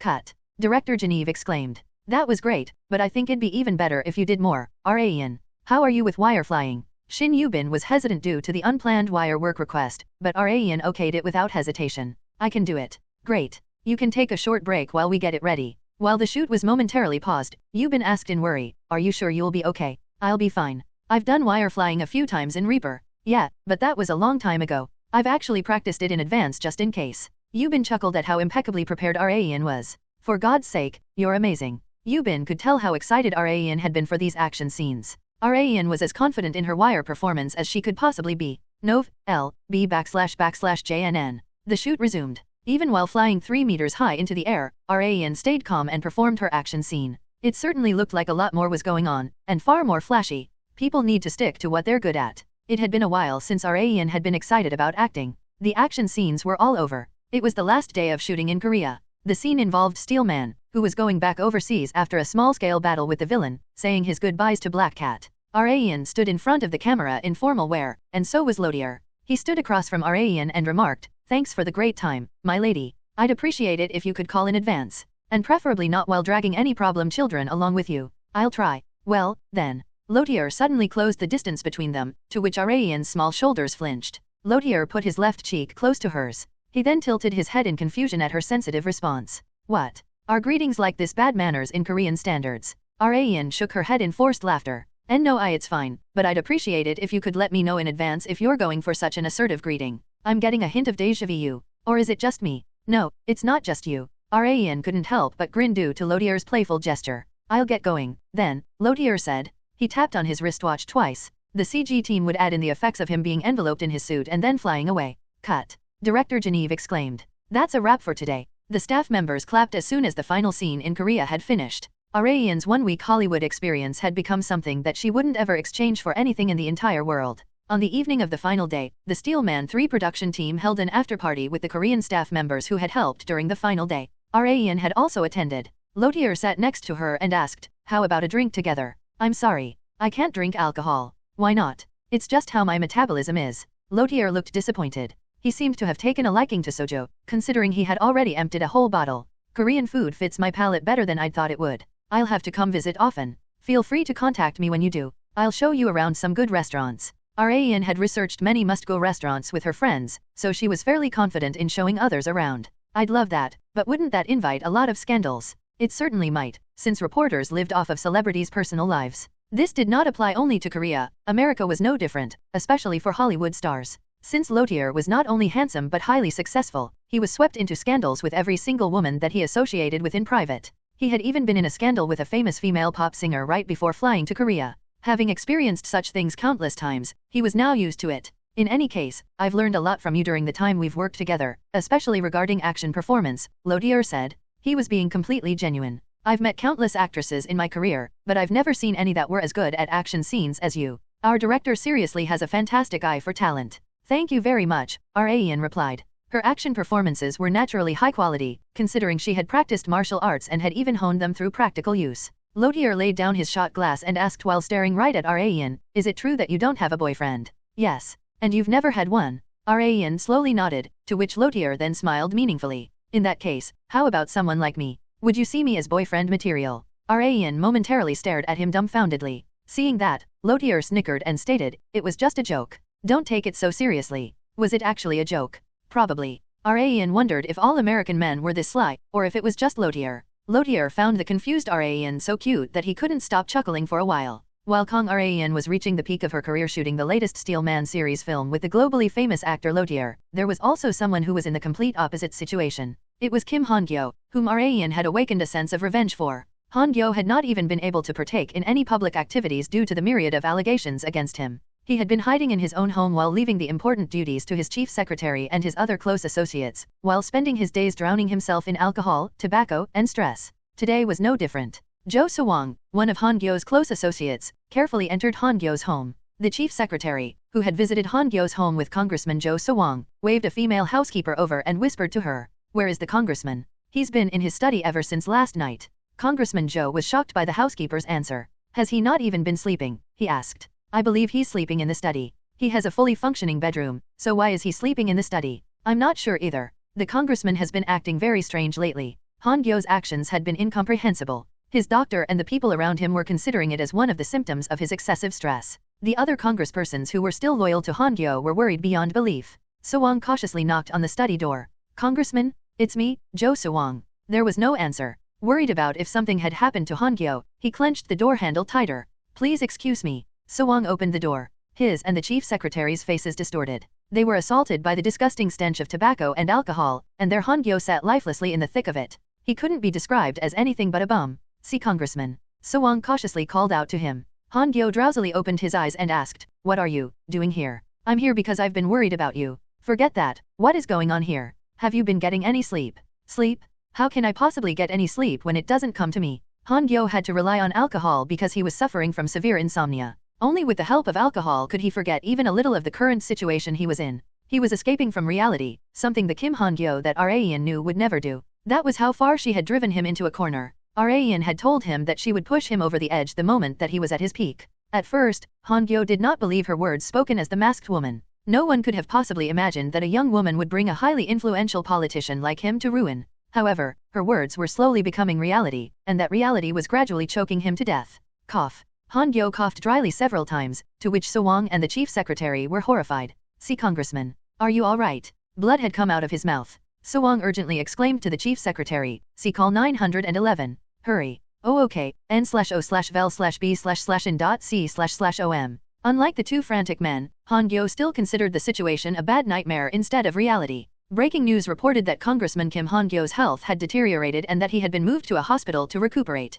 Raen, who had been listening in silence, smiled unconsciously. He must be under an enormous amount of stress, considering his high and mighty pride has taken considerable damage. Raen knew Han-Gyo's personality very well, so she was easily able to deduce that he wouldn't be able to handle the current situation. However, she was far from done. She wanted a more theatrical way to put the finishing touches to her revenge. "I'm nowhere near satisfied with this level." Raen once again called Ma Yongjun to perfect her revenge. "Do you know where Kim Han-Gyo has been hospitalized?" she asked. The hospital had not been publicized on the news, but considering how famous he was, a simple investigation would yield immediate results. "I'll look into it." "Are you thinking of charging into the hospital or something?" "No. Just keep tabs on him like you've been doing, but don't stop at Kim Han-Gyo. Put some men on his close associates like Jo Sewang and Jin Pillow as well." Since Han-Gyo's health had deteriorated severely, there was a chance that he would order his close associates to erect some sort of scheme to turn the situation around. Raen could never let her guard down when it came to Han-Gyo. He was more than capable of climbing back up even if he had fallen down. She wanted to eliminate even the slightest possibilities.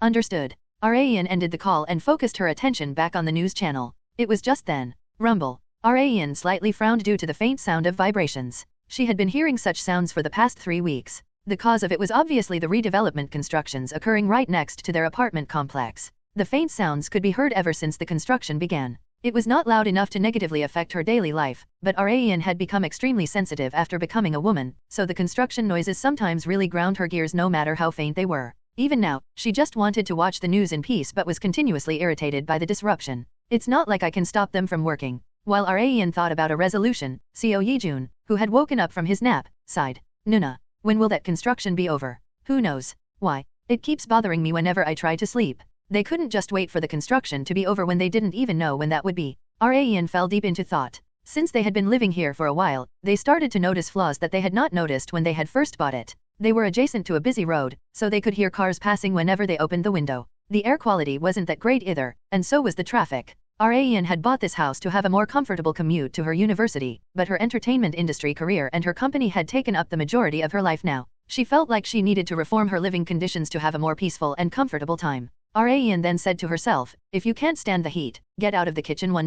They needed a new home. Rayan gathered the CO siblings and then expressed concisely, let's move houses. They blinked repeatedly in confusion. Move houses? Why so out of the blue? The construction bothers me, and this place is uncomfortable in many ways. Yiseo had not found the faint construction noises as bothersome as Rayan and Yijun had, but she did indeed feel the need to move houses. She and Rayan had chosen this place because it was perfect for the two of them to live together in, but the space had become a bit cramped due to the addition of Yijun. Not just that, but as Rayan got more and more things to do, she had come to realize that this house wasn't as convenient as she thought it had been. She needed some place bigger and more comfortable to commute to broadcasting stations or her company and back. Yiseo did not mind wherever they moved to since she had not yet begun working, and Yijun was better off following Rayan's decision since they worked at the same company. Have you looked into where to move? Yiseo asked. Rayan shook her head and replied, I'm thinking of looking around starting tomorrow. Vice President Park Hee-woo said that she knows a good real estate agent among her acquaintances, so I'm thinking of leaving it to them. Since the agency's target demographic was chaebols, Rayan hoped to be introduced to various homes that fit her bill. Although she had not been born wealthy, she had risen to become a member of the top 1% of Korea in terms of wealth. How about you guys? Wanna come with me? Rayan asked. Rayan would be purchasing the house, but they would be living in it as well. She was planning on taking their opinions into account as well. However, Yiseo smiled bitterly. Sorry, I have plans with me tomorrow, so I can't. Really? Then. Rayan turned toward Yijun. I can go, he answered. Okay, we're gonna leave early in the morning, so don't sleep too late. Got it. Buying a new home was a very important business. Like she had told Yijun, Rayan also decided to sleep early today. The next day, Rayan arrived at the real estate agency in the car that Yijun drove, and was slightly surprised to see that a fairly young woman had greeted them. Good morning. My name is Jin Hae-seung, and I am the president of this establishment. Rayan had expected the president of a famous real estate agency to be fairly old, but she was far younger than Rayan had expected. Even that aside, both she and Yijun were considerably shocked by how beautiful she was despite being an ordinary person. Yijun asked dumbfoundedly, are you really the president? Hae-seung softly laughed while covering her mouth with one hand, seemingly having gotten used to such a reaction. Yes, that's right. That's what everyone who meets me for the first time asks. It's probably because you're so young and beautiful. Thank you very much. I'll take you to your seats first. Would you like coffee or tea? Rau chose coffee and Yijun chose tea. Hae-seung asked them to wait and went to get her employees. Just then, Rayan pinched Yijun's side hard. Ouch. You feel good seeing a pretty lady, huh? Of course I do, not in particular. Like I said before, I was just surprised. Rayan sulked. Aren't I prettier than her, you idiot? You don't need to ask the obvious. Yijun nodded without thinking at Rayan's bold question. She had become very proud of her beauty before she had realized it. Her pride felt hurt for some reason whenever men that she was close to were giving more attention to another woman than her, so such reactions unconsciously came out of her. Yijun did not dislike that side of Rayan since he found it rather cute. This is a proverb saying to leave instead of complaining if you can't deal with the pressures and difficulties of your current situation. Backhand index pointing left. Rayan first decided to tell Jin Hae-seung the reason why she had decided to move houses. The main reason was the construction noise. Oh, I know about that area as well, Hae-seung remarked as if she understood how Rayan felt. There are a lot of redevelopment projects planned in that area. Even after the construction next to your apartment complex finishes, there are going to be more of them for a while. Rayan unconsciously trembled, to which Hae-seung smiled brightly from seeing her cute reaction. Do you like peace and quiet, Rayan? She asked. Not necessarily. I just want at least my home to be a place where I can rest without any disturbance whatsoever. Rayan did not want her peaceful time at home to be disturbed when she had worked hard outside. Hence, she wanted at least her home to be a place where she could just let everything go. If you want someplace quiet, are you planning on moving to an apartment this time as well? Hae-seung asked. No, it doesn't have to be an apartment. Oh, really? That's perfect. Hae-seung seemed to have the perfect home for them for sale. She turned on the projector installed on the meeting room table, which showed a certain standalone house complex located in Seoul. That house looks familiar. The feeling was amplified as Hae-seung went through the slides of photos. Do a lot of famous people live there? Rayan asked. Yes, they do. Not only famous celebrities but entrepreneurs, artists, and politicians lived there as well. This housing complex had appeared on broadcasts as a place that only the top 0.1% could afford. Co Yijun gulped as soon as he heard what kind of place it was. It must be super expensive, he muttered. He was not wrong, since it was several times more expensive than Rayan's current home. Hae-seung turned to the next slide with her remote and continued her explanation. One of the houses just happened to be put up for sale not long ago. I'm sure you can tell from the slide, but there is a private parking lot that only residents of the complex can use. If you've lived in an apartment, you've experienced the stress from the lack of parking spaces, right? Rayan had several times, especially during the late evening. It was no problem whenever she was given a ride by Shin Yu-bin, but she had come to experience the issue whenever she used her own car. She sometimes had to park at the outdoor parking lot and walk all the way to her apartment when she couldn't find any parking spaces. If they moved into the house that Hae-seung was talking about, that issue would disappear. There were two more good points about the complex.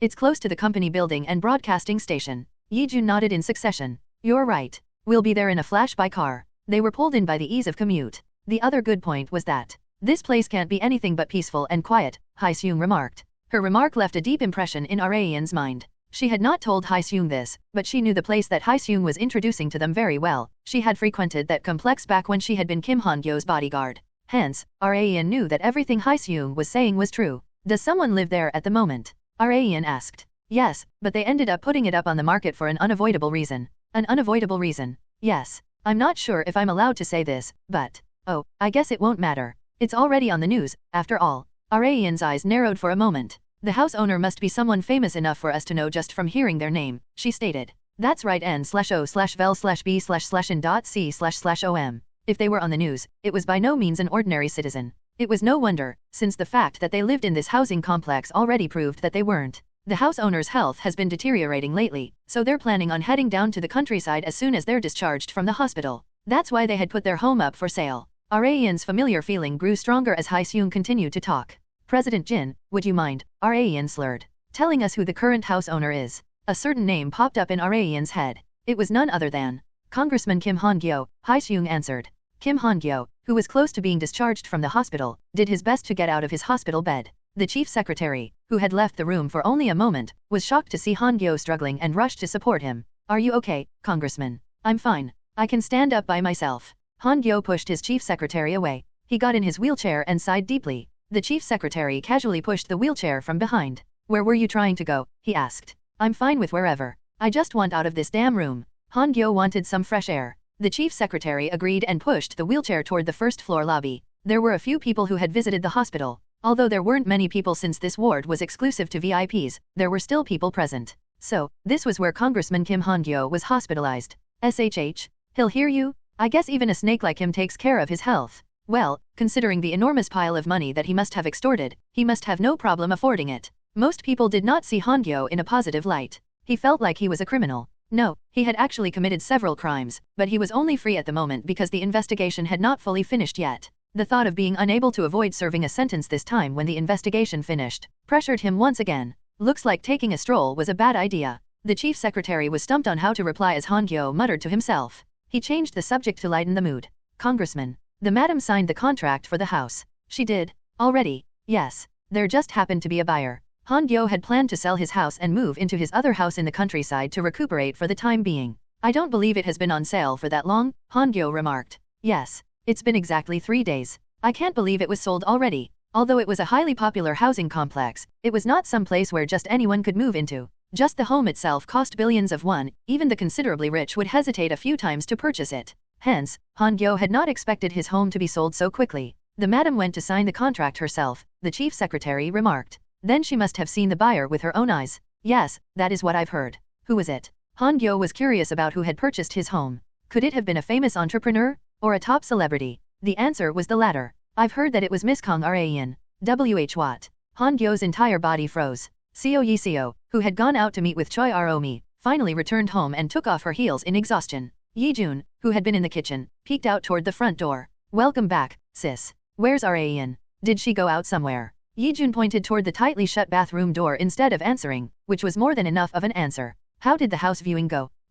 We looked at a few, but what? You guys didn't find anything good on sale. No, it's the opposite. Yi-jun had woken up super early in the morning and resolved himself to be viewing houses all day, but that resolve had gone down the drain. Raeyeon Nuna decided on a house almost immediately. She signed the contract and even paid the deposit. Really? It was hard to believe. Raeyeon was a considerably cautious woman. She took everything into account in her head with whatever she did and calculated the best possible option. Although she decided in a heartbeat on trivial things, buying a house was not trivial in the slightest. She should have thought about it for far longer. Not just that, she signed the contract without even taking a look at the house. She didn't even look at it. Yeah, it's hard to believe, right? I couldn't believe it either. Yi-jun had asked Raeyeon multiple times that she should decide after taking a look at the house, but she did not listen at all. Raeyeon had not been this decisive on the house in the beginning, but her attitude suddenly changed at a certain point. It had been when she found out that the current owner was Kim Han-gyo.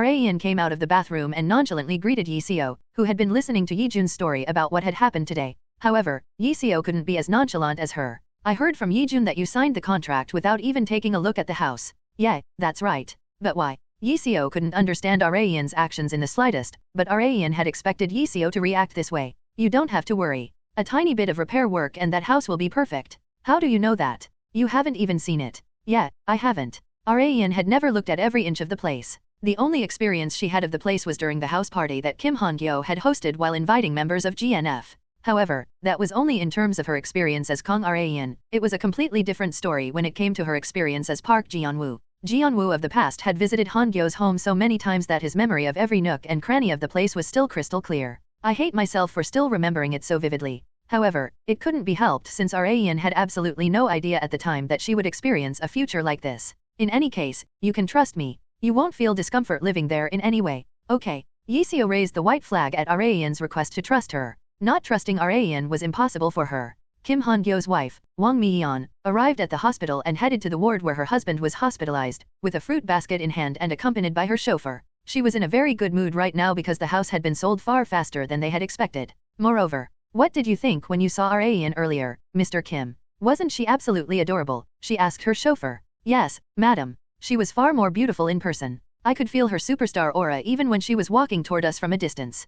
Kang Rayan's aura had been powerful enough to overwhelm the chauffeur. Mi-yeon's mood had skyrocketed just from the fact that she had been able to meet the most popular actress in Korea. She once again recalled the moment when they had signed the contract. Her hands were so beautiful, too. You saw me staring only at her hands, didn't you? I did. You were even scolded by President Jin because you weren't reading the contract. Ho ho, yes. I even almost put my signature in the wrong place. Mi-yeon, like many other middle-aged women, loved to watch dramas, so she had obviously watched the ones that Rayan had starred in. The one that impressed Mi-yeon the most was Reaper, which Rayan starred as the protagonist. She was such a big fan of the drama that she had even put her Reaper merchandise on display in a corner of her room.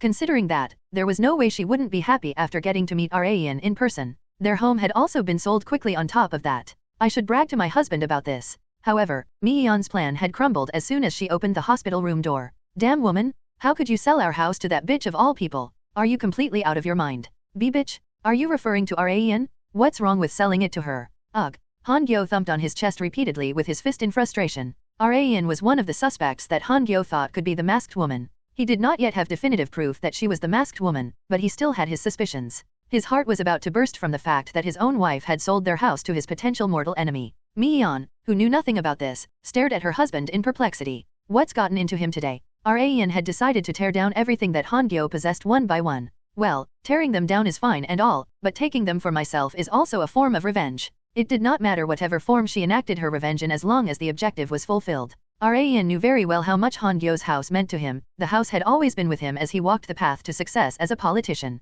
Han-Gyo had always told Rayan, no, Park Geon-Woo, that he felt like this house gave him good luck. Hence, he always used to talk about how the heavens were on his side. However, his special place had been ripped away from his grasp by the very person who had ruined his life. In Rayan's perspective, she couldn't be happier. Although, Kim Han-Gyo probably doesn't understand the entirety of this situation n/o/vel/b/in.c//om. However, Rayan did not care. All that mattered was her own satisfaction. The moving date was quickly decided as well. It would be in 2 weeks, as well as the date that Han-Gyo would be discharged from the hospital. I'd heard that he would be going straight to the countryside as soon as he was discharged. Han-Gyo's men were already packing their things to get ready to move out. He would only be pestered by reporters if he stayed here any longer, so it was in his best interest to move out as soon as possible. The moving date had been decided quicker than expected, so Rayan, Seo Yi Seo and Seo Yi Jun also quickly packed their things. The items that took the most time to pack were clothes. Rayan's clothes occupied almost 70% of their one dressing room, and the remaining 30% was shared between Yi Seo and Yi Jun. Rayan alone had taken up the majority of the house space.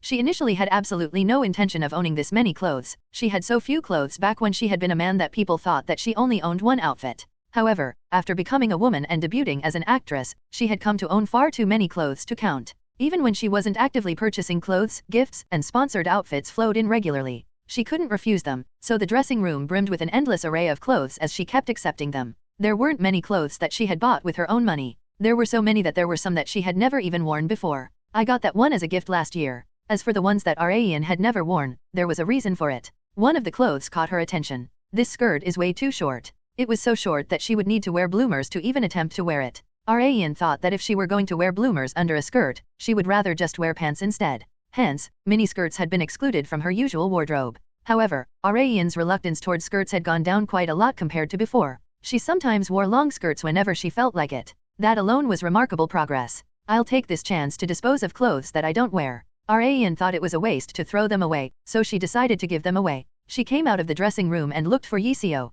Yiseo, can you come here for a sec? Yeah, sure. Yiseo paused packing up the things in her room and followed Rayan to the dressing room. I'm thinking of using this moving opportunity to dispose of clothes that I don't wear. I'll give you any clothes that you want from here. What do you say? Sounds good to me. Most of the clothes that Rayan owned were far too much of a waste to throw away. There were a few expensive brands mixed among them, and a huge number of them had beautiful designs. Are you sure I can have them? Yiseo asked. Yeah, I won't be wearing them. Not even this denim skirt? It's pretty. I tried that on once, but it's so uncomfortable. Isn't fashion usually meant to be uncomfortable? I prefer practicality over fashion. Rayan did not care much about what she wore except during her drama or film shoots, or when she went to meet VIPs. Yiseo had known Rayan for so long, so she immediately understood. In that case, Yiseo began to choose clothes at a quick pace. Everything that she chose had one thing in common, they were all bottom wear. Are you lacking bottom wear? Rayan asked. Nope. Yiseo also had many, but there was a specific reason why she had only chosen them. It's obvious that your tops won't suit me. Why not? Well, Yiseo slurred as her gaze shifted to Rayan's torso, especially her chest area. She felt a sense of defeat as she stared at Rayan's voluptuous chest. Because I don't want to feel more humiliated than I already do. Rayan was even more confused despite having heard the reason. The moving date had finally come. They had hired a moving service, so there was nothing for Rayan and the Seo siblings to do. They bid farewell to their neighbors before leaving and drove in Rayan's car to their new home. As soon as they arrived, Rayan met Miyeon, Han-Gyo's wife, and the one who had signed the contract with her. Good morning, madam, Rayan greeted with a fake smile. Miyeon did not look as bright as she had been back when they had signed the contract. She seemed conflicted. Gee, good morning, Rayan. Rayan had immediately realized why Miyeon was acting this way. She must have been given an earful from Kim Han-Gyo about why she had sold their house to me of all people. Han-Gyo had a very negative impression of Rayan. It was no wonder since she could possibly be the masked woman in his eyes. Despite knowing it all, Rayan pretended not to and asked, "You don't look very good, madam. Are you not feeling well?" Huh? And no, it's nothing. Rayan suppressed her laughter as she saw the flustered Miyeon. I don't see Congressman Kim Han-Gyo with you. I heard he was discharged today. My husband went straight to our countryside home. But today's the moving date. Did he not want to stop by? He told me to take care of everything myself. For God's sake. I don't understand why he's been acting like this. I get the feeling he's been taking his anger out on me because things haven't been going well for him lately. It was natural for Miyeon to feel that way, since she had no idea what sort of relationship Han-Gyo and Rayan had with each other. And of course, Rayan had absolutely no intention of telling Miyeon. What a shame. I had wanted to meet him, Rayan remarked. I'm sure you'll get the chance to in the future. In any case, congratulations on moving in. This is a good home, so I'm sure you'll be satisfied with it. Thank you very much, madam. There was no way that Rayan wouldn't be satisfied when she had just taken her mortal enemy's home for herself. She was planning on sleeping soundly in this home from now on, while experiencing the joy that came from having stolen Han-Gyo's precious home away from him. The house was massive like its exorbitant price suggested. Not only was the garden massive, Rayan's roommates were amazed by the many different amenities available. Nuna, this is my first time seeing a bath this big. We could even swim in it. Even if you can, don't. It'll be a huge pain to clean if water splashes on the ceiling. The ceiling was so high up that they would need to call service people to clean it. What Rayan liked the most about this place was the terrace on the third floor. I used to smoke up here by myself. There used to be times when Han-Gyo took quite a lot of time getting ready, so Rayan had sometimes gotten the housekeeper's permission to go up to the terrace and take a smoke while enjoying the view. She couldn't fully enjoy her smokes at the time since it was someone else's house, but now I can enjoy it as much as I want. Rayan sat on the bench and relaxedly looked at the terrace view with one leg over the other. She couldn't feel any more relaxed than this moment. She felt like she could sleep very soundly tonight. They had come to discover a big problem after the move. Kang Rayan and the Seo siblings had gathered to have a meal when Seo Yejun brought up the problem first. Nuna, don't we have way too little stuff compared to the house space? Each floor was over 2,000 square feet wide and was even wider if they included the garden. It certainly was far too big for only 3 people. However, Rayan thought otherwise. The bigger the house, the better. How are we supposed to keep the place clean? Yejun asked. We can just hire a few housekeepers. It was a very simple solution. Rayan had not even thought of keeping this place clean by themselves. Not only was it far too spacious, they were also too busy. Kim Han-Gyo, the previous owner, had also hired housekeepers, so there was no reason why Rayan couldn't as well. If you think the place is too empty, you can invite a few of your friends to come hang out, Rayan remarked. Yijun laughed awkwardly and stated, they said it's too much pressure to come here. This was a rich neighborhood, so there seemed to be a high invisible entry barrier. However, Raen could feel no such thing. We're gonna be holding housewarming visits anyway. Oh, right. Yiseo, you sent our new address to Aomi and Jiorin, right? Yiseo answered, yup.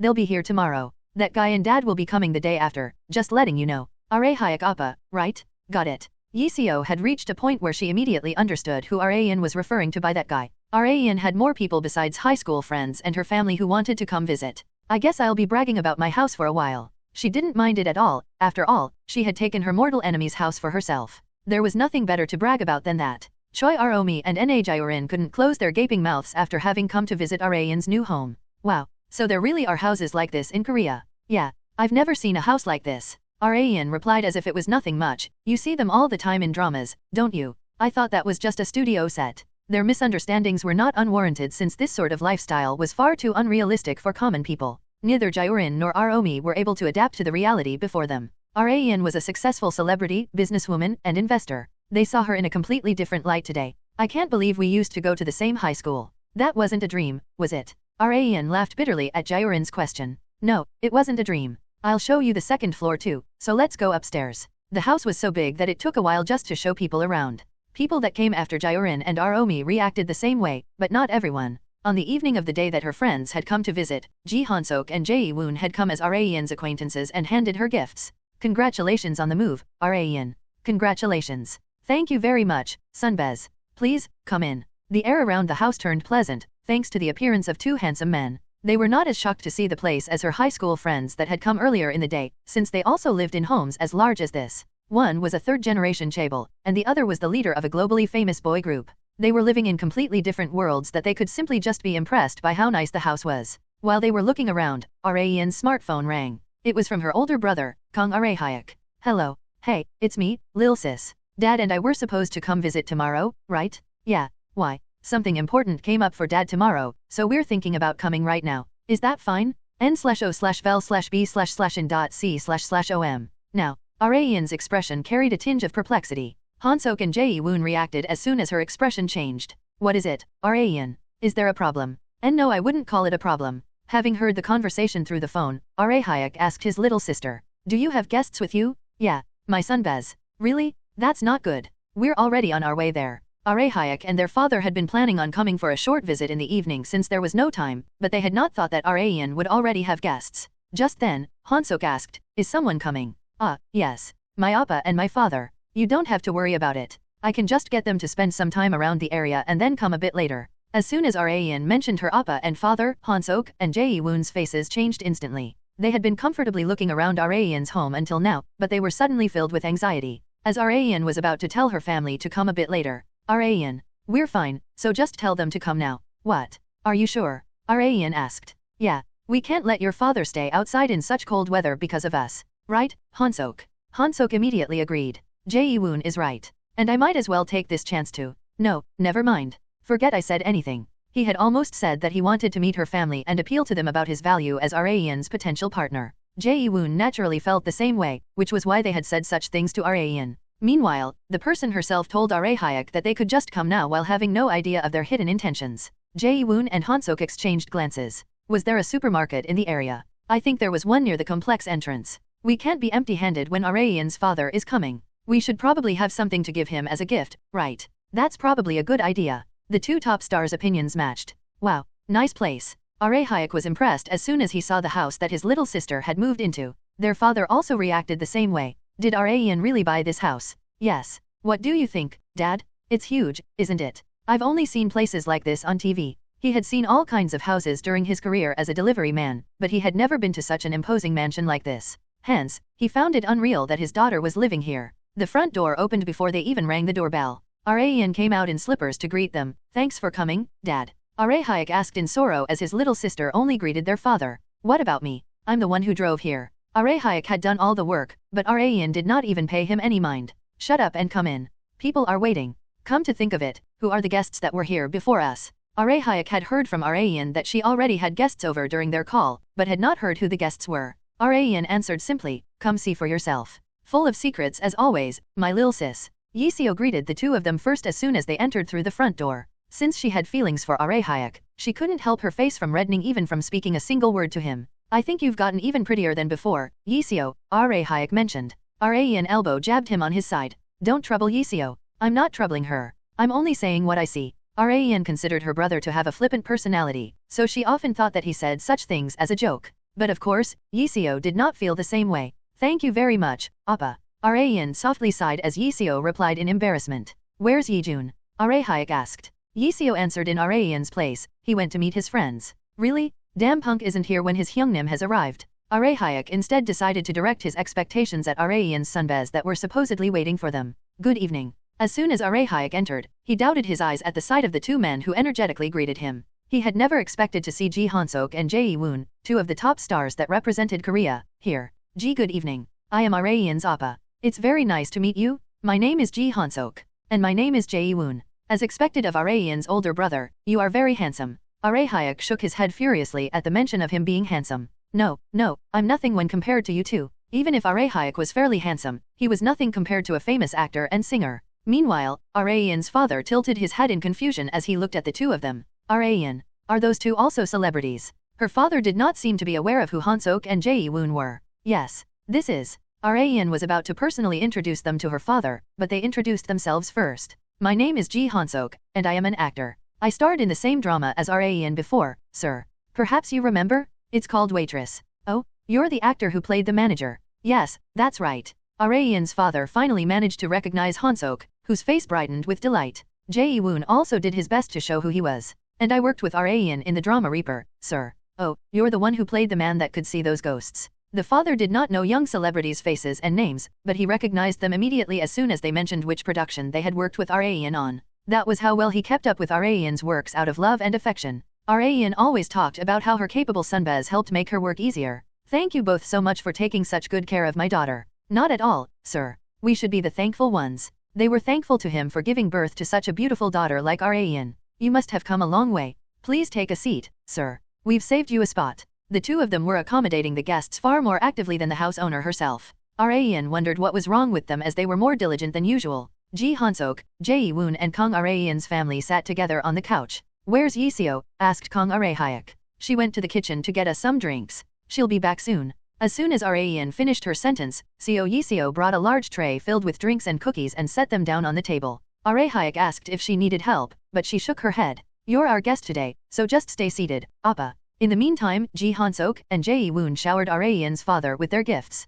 Sir, Jae-woon and I bought this red ginseng juice and nutritional supplements for you. You work a labor-heavy job, so energy supplementation is crucial. Oh, you shouldn't have. The two men had bought gifts far more expensive than the housewarming gift that Ian's family had brought. Ian's father had simply visited to congratulate her on the move and to give her their gift, but had ended up receiving gifts instead. Ian sighed while bearing witness to their gift shower and said, I told them that it's okay so many times, but they were insistent on getting you something. Han-sok and Jae-woon replied immediately. How could we possibly greet your father empty-handed? For our very first meeting, no less. Wouldn't you agree, sir? They were already famous for being kind to their acquaintances, but they were being excessively kind to Ian's father. Every action had a purpose, there was a reason why they were being so assertive, and it was obviously because they liked Ian. Having no idea of this, Ian's father thought about whether to accept the gift or not. It was difficult to accept their good intentions due to the pressure. However, Han-sok and Jae-woon continued to say that it was all right. We're giving these to you because we want to, so please don't feel pressured by it.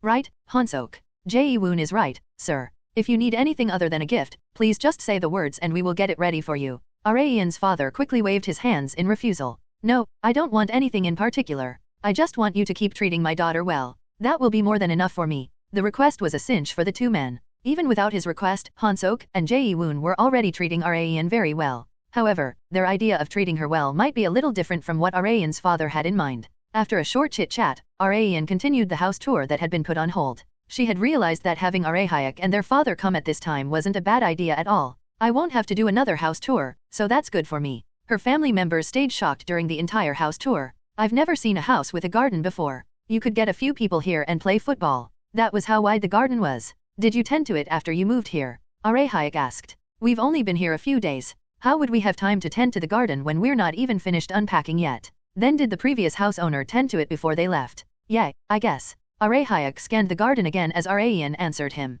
The previous house owner must have taken great care of this house. Ra nodded and replied, yeah, they gardened as a hobby. Really? Who was it? Ra Hayek wondered if they were also a celebrity. Ra shrugged. You don't need to know. She did not want to say his name out loud. The house was so big that it took quite a lot of time for each house tour. Ra-Ian's father wanted to spend a bit more time with his daughter, but it had gotten so late that they needed to head home soon. He also had plans tomorrow. We should go soon, Ra Hayek. Should we? Oh, look at the time. Time flew by in an instant as they were looking around Ra-Ian's home. Dad and I will get going, lil sis. Already. I told you over the phone that we were just coming for a short visit. They had checked for themselves that Ra-Ian was doing well, so that was more than enough. Yiseo, along with Han-Sok and Jae-woon, joined Ra-Ian in sending them off. Ra-Ian's father laughed awkwardly as he saw the two men. You two don't have to go through the trouble of coming out. Nonsense, sir. How could we just stay seated when you're about to go? Please have a safe trip home, sir. Oh, and please take this, Han-Sok said as he took something out of his pocket. This is my card. You've heard from Ra-Ian that I am a director of Dudam Group, haven't you? Please save my number, just in case. I will come running to your aid whenever you need it. Not to lose, Jae-woon also wrote down his number and handed it to Ra-Ian's father. I would love to meet you again one day, sir. Haha, thank you both. Neither Han-Sok nor Jae-woon were the kinds of people to give their contact information to people that they'd only met for the first time, but it was a completely different story if that person was the father of the woman that they liked. Ra Hayek got in the car to start the ignition. Ra-Ian lightly knocked on the driver's seat window and asked as Ra Hayek rolled down the window. How long are you gonna be driving this thing around? Huh? What's wrong with it? What do you mean? It's way too old. Shouldn't you get a new one soon? The mileage was fairly high, and its production year was pretty long ago. Ra Hayek was better off getting a new one like Ra-Ian had mentioned. I'll buy you one, so just let me know which one you want when you get home, Ra-Ian said. Forget it. This one is perfectly fine. Just accept it when your sister is saying that she'll buy it for you. I'm only saying this because I'm in a good mood. You won't get a cent from me later. Ra-Ian had successfully landed a clean punch of revenge on Kim Han-Gyo through this move, so she had been in an incredibly good mood lately. Ra Hayek also felt that her expression was a lot brighter than before. Well, then, okay, I'll look into it. Put in a good word to Dad as well. His car is the one that needs a replacement the most. Despite his daughter being a successful celebrity and businesswoman, Ra-Ian's father was still driving around a 15-year-old domestic vehicle, which really bothered Ra-Ian. I'll try, but I won't guarantee that I'll succeed. Ra-Ian did not have her hopes up either. Considering his obstinacy back when he wouldn't move houses, switching cars likely wouldn't be much easier. Ra Hayek wanted to ask his little sister something before their father got in the car. Ra-Ian. Just curious. Ra-Ian put her ear closer as Ra Hayek whispered. She hesitated for a moment to answer his question, but decided to answer after much thought. Yeah, she affirmed his suspicions. Ra Hayek smiled meaningfully as his suspicions were confirmed. So popular, my lil sis. Shut up and get out of here. Okay, fine. Make sure you lock the door. Oh, and no matter how close to them you are, don't let them stay too late. It'll worry me n/o/vel/b/in.c//om. I know. Ra-Ian knew to do that much. And with that, the car with Ra Hayek and their father in it quickly drove out of the complex. Their father spoke as soon as they entered a ring road. Ra Hayek. About those two boys earlier. Han-Sok and Jae-woon. Yeah, I might just be overthinking it, but, their father hesitated to continue, but did after much thought. Do they perhaps like Ra-Ian? Oh, how did you know? Well, they were being excessively kind to us. Did you feel it too? Yes, so I asked Ra-Ian if those two like her, and she said yes. Their father chuckled and reacted subtly. It's nice that they think so well of my baby girl, but you don't feel very good if those thoughts are indecent desires. No, well, the two of them seemed like kind people. And they're extremely famous, aren't they? Yes. One is a globally famous, not domestically famous, idol, and the other is the grandson of the Dudam Group chairman and is even an actor. My baby girl sure is blessed to be loved by such amazing people. I don't know about that. Wouldn't you say that they're the blessed ones? Ra Hayek replied. Ra-Ian is wasted on them. Others aside, in Ra Hayek's perspective, he had no intention of letting someone have his little sister so easily, even if they were the most famous and wealthy person in the world. Their father also felt the same way. Ra-Ian got up early in the morning and pulled back the window curtain.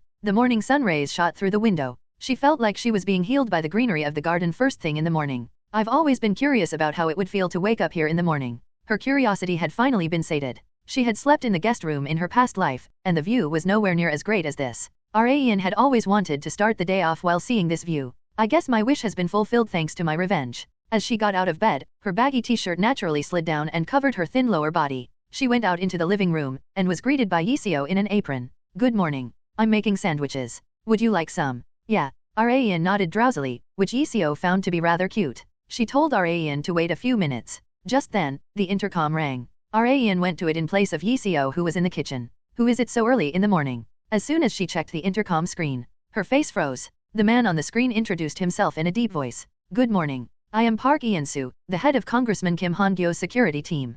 Kang Arayan's mind was in complete disarray due to Park Ian-soo's sudden entrance because there was absolutely no reason for him to visit her home. No way. Could the fact that she was the masked woman had been discovered? It was possible that Kim Han-Gyo had sent Ian-soo here for that reason. Such thoughts stormed inside her mind because that was how unexpected his visit had been. What brings you here? Her voice was unintentionally filled with wariness, to which Ian-soo concisely answered. I've come to pick up some items. Items? Yes. As Arayan was confused, Yi-seo, who had come out of the kitchen, clapped her hands together in realization. Oh, right. They said they were gonna come pick up those things today. Things? What things? While I was unpacking, I found a few books that the previous house owner, the congressperson, left. They were boxes of books, and apparently, the moving company completely forgot to take them with them while cleaning out the study. So, Yi-jun called the real estate lady and then we later received a call that they would come pick it up sometime today. Arayan had finally come to realize why Ian-soo had come to her home. Oh, it was nothing special, then. She had put the gears inside her head into overdrive for no reason first thing in the morning due to his appearance. I'm exhausted now. She wanted to go back to bed. Arayan couldn't just disregard Ian-soo. She recalled the relationship that the two of them had. He had been her mentor in her past life, but in this life, we've never even met. But of course, it was not like Arayan had never seen Ian-soo in this life. She had fought him for a short moment during the time that Ahn Sujin had been kidnapped. However, that was not as Kang Arayan, but as the masked woman. Hence, she couldn't forget that they were supposed to be complete strangers. Ian-soo was an extremely perceptive man. If I make even the tiniest mistake and he finds out that we've met before, he'll suspect that I'm the masked woman. Han-Gyo had already suspected Arayan once before, and there was no way that Ian-soo, who was always near him, wouldn't know that. Therefore, she needed to be extra careful. Ian-soo was guided into the house by Yi-seo. He lightly bowed to Arayan both to greet her and ask for her understanding. I sincerely apologize for coming so early in the morning. It would have been a different story a few days ago, but this was Arayan's house now. It was natural that he would be asking for the house owner's understanding for suddenly stopping by. Arayan answered with an awkward smile, it's okay. We've placed the items over there, so please feel free to take them. Thank you very much. But are you alone? Yes. Yi-seo expressed her concern as Ian-soo answered as if it was perfectly natural. There are a lot of things, she said. There were 5 cardboard boxes in total, all considerably heavy since they were filled with books. However, Ian-soo did not mind. It's okay. I'm more than enough. Ian-soo then lifted 2 of the boxes by himself. He looked slender, but he was extremely strong. Unlike the shocked Yi-seo, Arayan already knew of his strength. Team leader Park Ian-soo is way stronger than he looks. Back when she had been a man, she had never once beaten Ian-soo. His strength aside, he was also extremely agile and had unreal reflexes. If he had dedicated his life to a certain sport such as judo like Yung-hun Song, taekwondo, or kendo, he would definitely have become a national representative. I still don't understand why he became a bodyguard. Ian-soo had won all sorts of awards for several different sports ever since his middle school days. Just thinking about it now, he was an absolute monster. This should be fine, Ian-soo said as he stacked the remaining 3 boxes on top of each other. Yi-seo asked in surprise, are you going to carry them all at once? Yes. The 2 boxes earlier were lighter than I'd expected. Light. Seo Yi-jun had struggled to lift even one of those boxes. Yi-jun was also fairly strong since he worked out, but he was nothing compared to Ian-soo, who wasn't even breaking a sweat. Yi-seo whispered to Arayan, he's a lot stronger than he looks. Yeah, that was why Arayan did not want to make an enemy out of Ian-soo if possible. However, she couldn't just wait until Ian-soo quit Han-Gyo's security team. She had almost trapped Han-Gyo with nowhere to escape, so postponing her plans just because of Ian-soo was out of the question. Even if he's a tough opponent, I'll have to overcome him one day or another. Arayan tensed up for no reason. Ian-soo had finished putting all 5 boxes in the trunk. I will get going, then. Yi-seo suggested as he was about to leave, why don't you have a cup of tea before you go? She couldn't just have him leave so quickly after he had come all this way. Ian-soo respectfully declined at first, but Arayan also stepped in to support Yi-seo. Please stay for a while like Yi-seo suggested. If you go now, you'll get caught up in rush hour, so you'll be stuck in traffic. Don't you think it'd be better to stay a bit for some tea? Since the current house owner was also saying that, Ian-soo could no longer refuse. In that case, I understand. I will be in your care for a bit. It was extremely dangerous to let a male stranger into a house with only 2 women, but not only had Ian-soo's identity already been verified, Arayan also knew what kind of person he was. He was only faithful to his role, he was not an evil person like Han-Gyo. N/O/vel/b/in.c//om. That's why I don't want to antagonize him. Arayan smiled bitterly in secret. Ian-soo had been her mentor, who had taught her everything there was to being a bodyguard in her past life, but they were in completely opposite positions now. It was truly a twisted turn of fate. The corners of Ian-soo's mouth slightly rose as he tasted the tea that Yi-seo had brewed. It's delicious. His smile was extremely rare to see. It had also been a while for Arayan to see him smile. That just went to show how delicious Yiseo's tea had been. I'm glad it's to your liking, Yiseo said in relief. Ian-su asked Rayan and Yiseo after having emptied his cup around halfway. Are you satisfied with the place? Yes, it's amazing. Rayan has been so happy ever since we moved here. Right. Yiseo had been with Rayan since high school, but she had never seen her smile so much other than recently. She was always unmoved whenever she wasn't on camera, so Yiseo thought that they had made the right decision to move considering how happy Rayan was. Yiseo's thoughts certainly weren't wrong. Rayan had been overjoyed lately because she had managed to take Han-Gyo's home away from him. However, she did not let that show in front of Ian-su. It has a great view and all the peace and quiet you could want, so I'm very satisfied. Rayan gave credit for her satisfaction to the home's environment instead of her successful revenge. Ian-su nodded at her remark. This certainly is a wonderful place. It's in a nice area, and it's pretty much the ideal place to live as long as you can afford it. Rayan then asked Ian-su, how is the congressman doing lately? I heard that he hasn't been doing very well. She wanted to hear about Han-Gyo's condition directly from Ian-su. Although her men were monitoring Han-Gyo, there was no way that they would know more information than someone who was constantly by his side. Rayan had kind of hoped that Ian-su would leak even a little bit of information, which was why she had used the excuse of traffic congestion to make him stay for tea. Ian-su chuckled bitterly and answered, he's been focusing on recuperating his health instead of his political activities ever since going down to the countryside. We'll have to wait for a bit longer to see how he'll do. I hope he gets well soon, Rayan expressed. She did not mean a single word of that sentence, it had simply been out of courtesy. Having no idea of that, Ian-su thanked Rayan, who was pretending to be worried for Han-Gyo. Thank you very much. I'm sure the congressman would be happy if he knew how much you cared for him. Rayan clicked her tongue in her mind as she scanned Ian-su's face. He doesn't mean that either. There was absolutely no way that Han-Gyo would be happy that Rayan cared for him. His answer had also been simply out of courtesy. That aside, I heard something from the madam, Ian-su mentioned. His eyes suddenly sharpened. You apparently seemed in a bit of a hurry when you signed the contract for the house. I heard that you had signed without even taking a look at the house. It was normal for the buyer to at least take a look at the house before they bought it. However, Rayan had not, and had instead insisted on signing the contract first, as if she couldn't wait to take this house away from Han-Gyo as soon as possible. Rayan perfectly maintained her smile despite Ian-su's pressing. I'd already taken a look at the house back when the congressman invited people at GNF for a party there. I thought that there was no need for me to look at it a second time. You must have taken a very thorough look inside. Yes. I'd taken quite a liking to the place at the time, to the point that I wanted to move to some place like this if I ever were to move. Rayan was a professional actress. It was extremely difficult for Ian-su to see through the facade of Korea's poster actress. I see, he remarked. Ian-su couldn't say anything else. Both he and Rayan sipped their tea. An unsettling silence filled the area, the only sound that could be heard was their sipping. Park Ian-su placed the empty cup down and said to Kang Rayan and Seo Yiseo expressionlessly, I should be going now. Rush hour had passed, and he couldn't stay here forever since he had his own job to do. Rayan also judged that she would not be able to hold Ian-su any longer than she already had, so she decided to send him on his way. Have a safe trip home, Team Leader Park. Thank you. I apologize once again for the visit so early in the morning. It's okay. Please don't mind it. Rayan and Yiseo saw him out to the front door and went back inside after seeing his car leaving the complex. That gentleman. He seems like he would also be serious in private, Yiseo expressed. n/o/vel/b/in.c//om. Rayan smiled bitterly and replied, you're exactly right. Ian-su had been exactly the same both before and after Rayan's return to the past. Well, I guess that's obvious. Such thoughts always came to mind whenever she saw people that she had known from her past life. They were not the ones that had changed. That would be me. The problem was that she had changed far too much. Ian-su headed to the new home with the boxes of books that had been in Kim Han-Gyo's study. Here are your books, Congressman.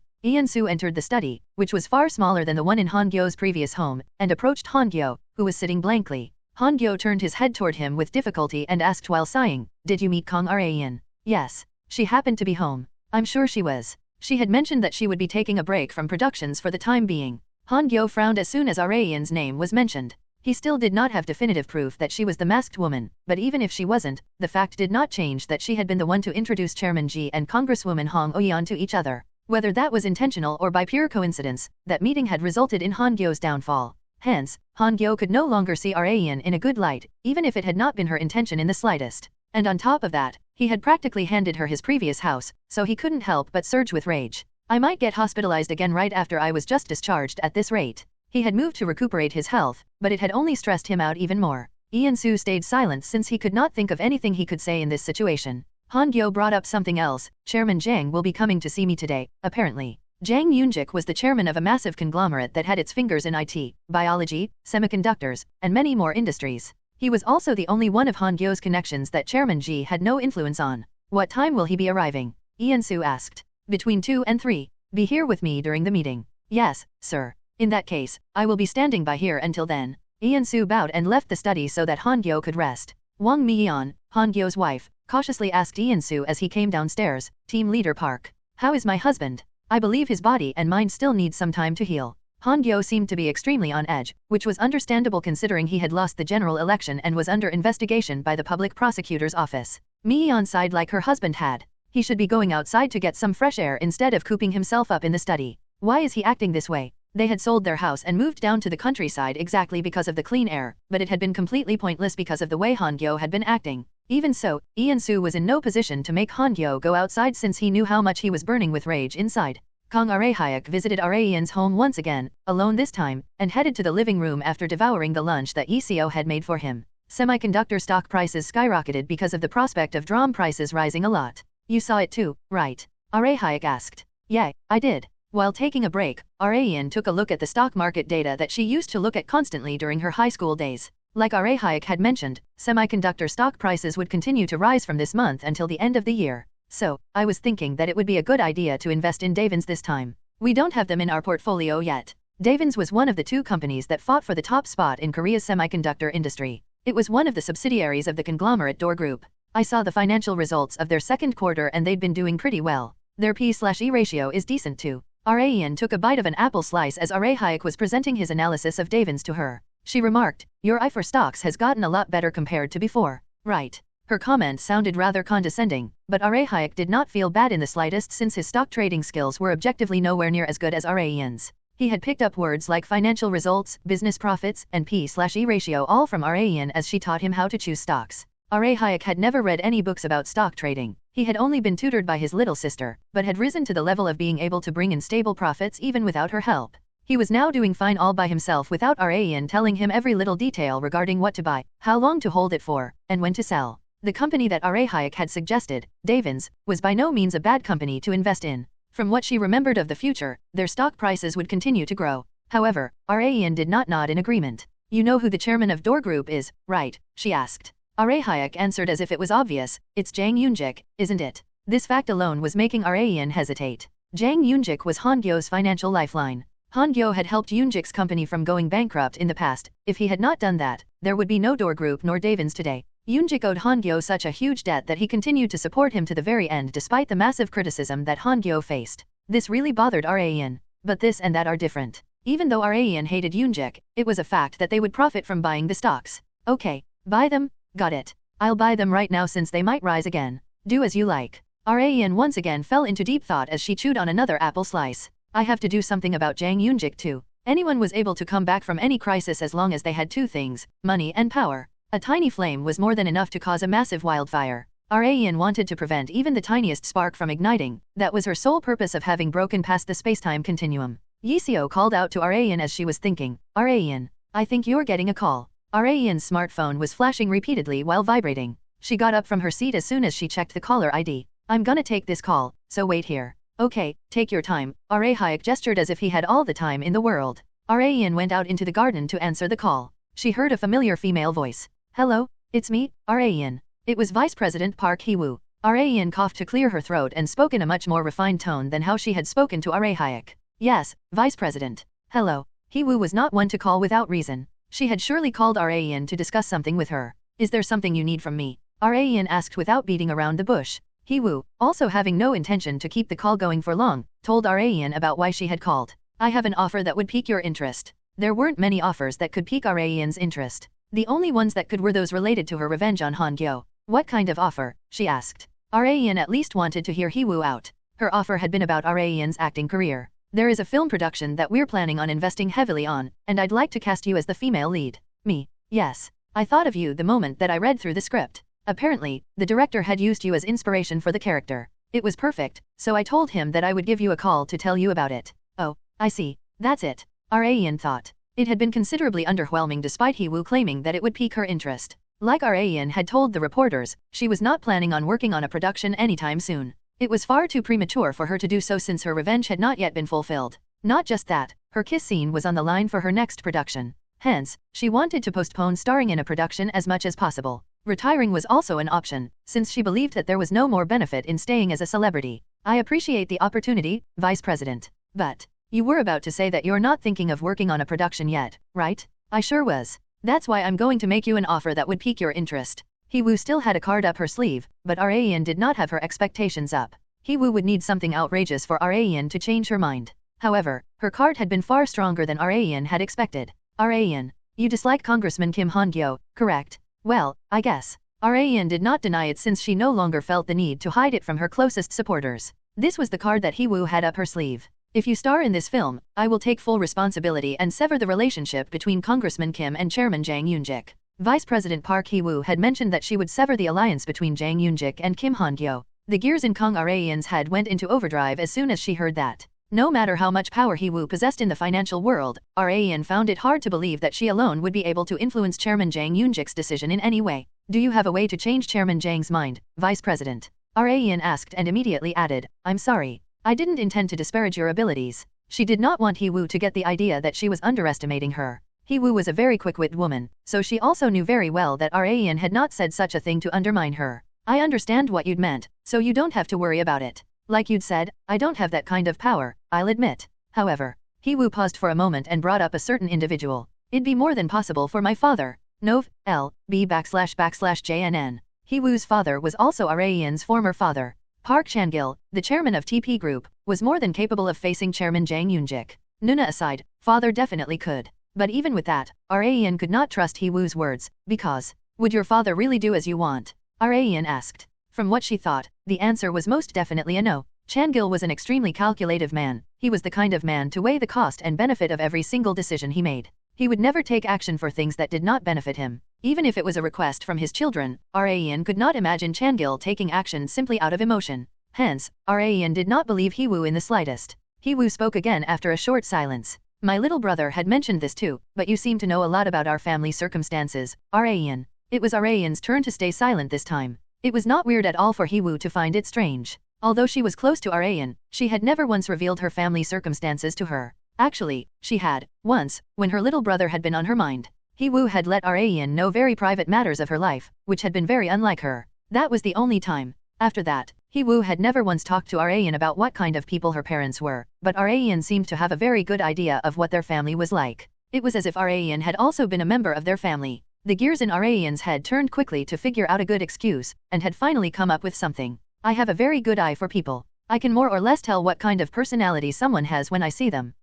Really? Whether this excuse would work or not all depended on what Hee-woo would say next. Rayan held her breath as she waited for Hee-woo to talk. Hee-woo softly laughed. Just like I've heard. I'm sorry. I hear a lot about you whenever I meet people from broadcasting stations. They always talk about how discerning your eye is for people. Every single person you've brought into GNF has made it really big. Many people who had barely been known in the entertainment industry had all risen to stardom after following Rayan's advice. The best example of this was Han-Gyo. Rayan had never gone around bragging about her achievements. I'm sure Chi Fyung has been spreading it around like some hero's tale during drinking parties. Rayan did not mind it much since she had never asked him to keep it a secret. She also did not see the need to since having it spread would only raise her value. The benefit outweighed the cost, so Rayan decided to forgive Chi Fyung's blabbermouth, but only limited to drinking parties. She had never expected that decision to help her at a time like this. You really are full of surprises, Rayan. Ahahaha. Rayan could only laugh awkwardly in response. In any case, okay. I know what you're worried about, so I'm thinking of giving you a detailed explanation about what I have in mind.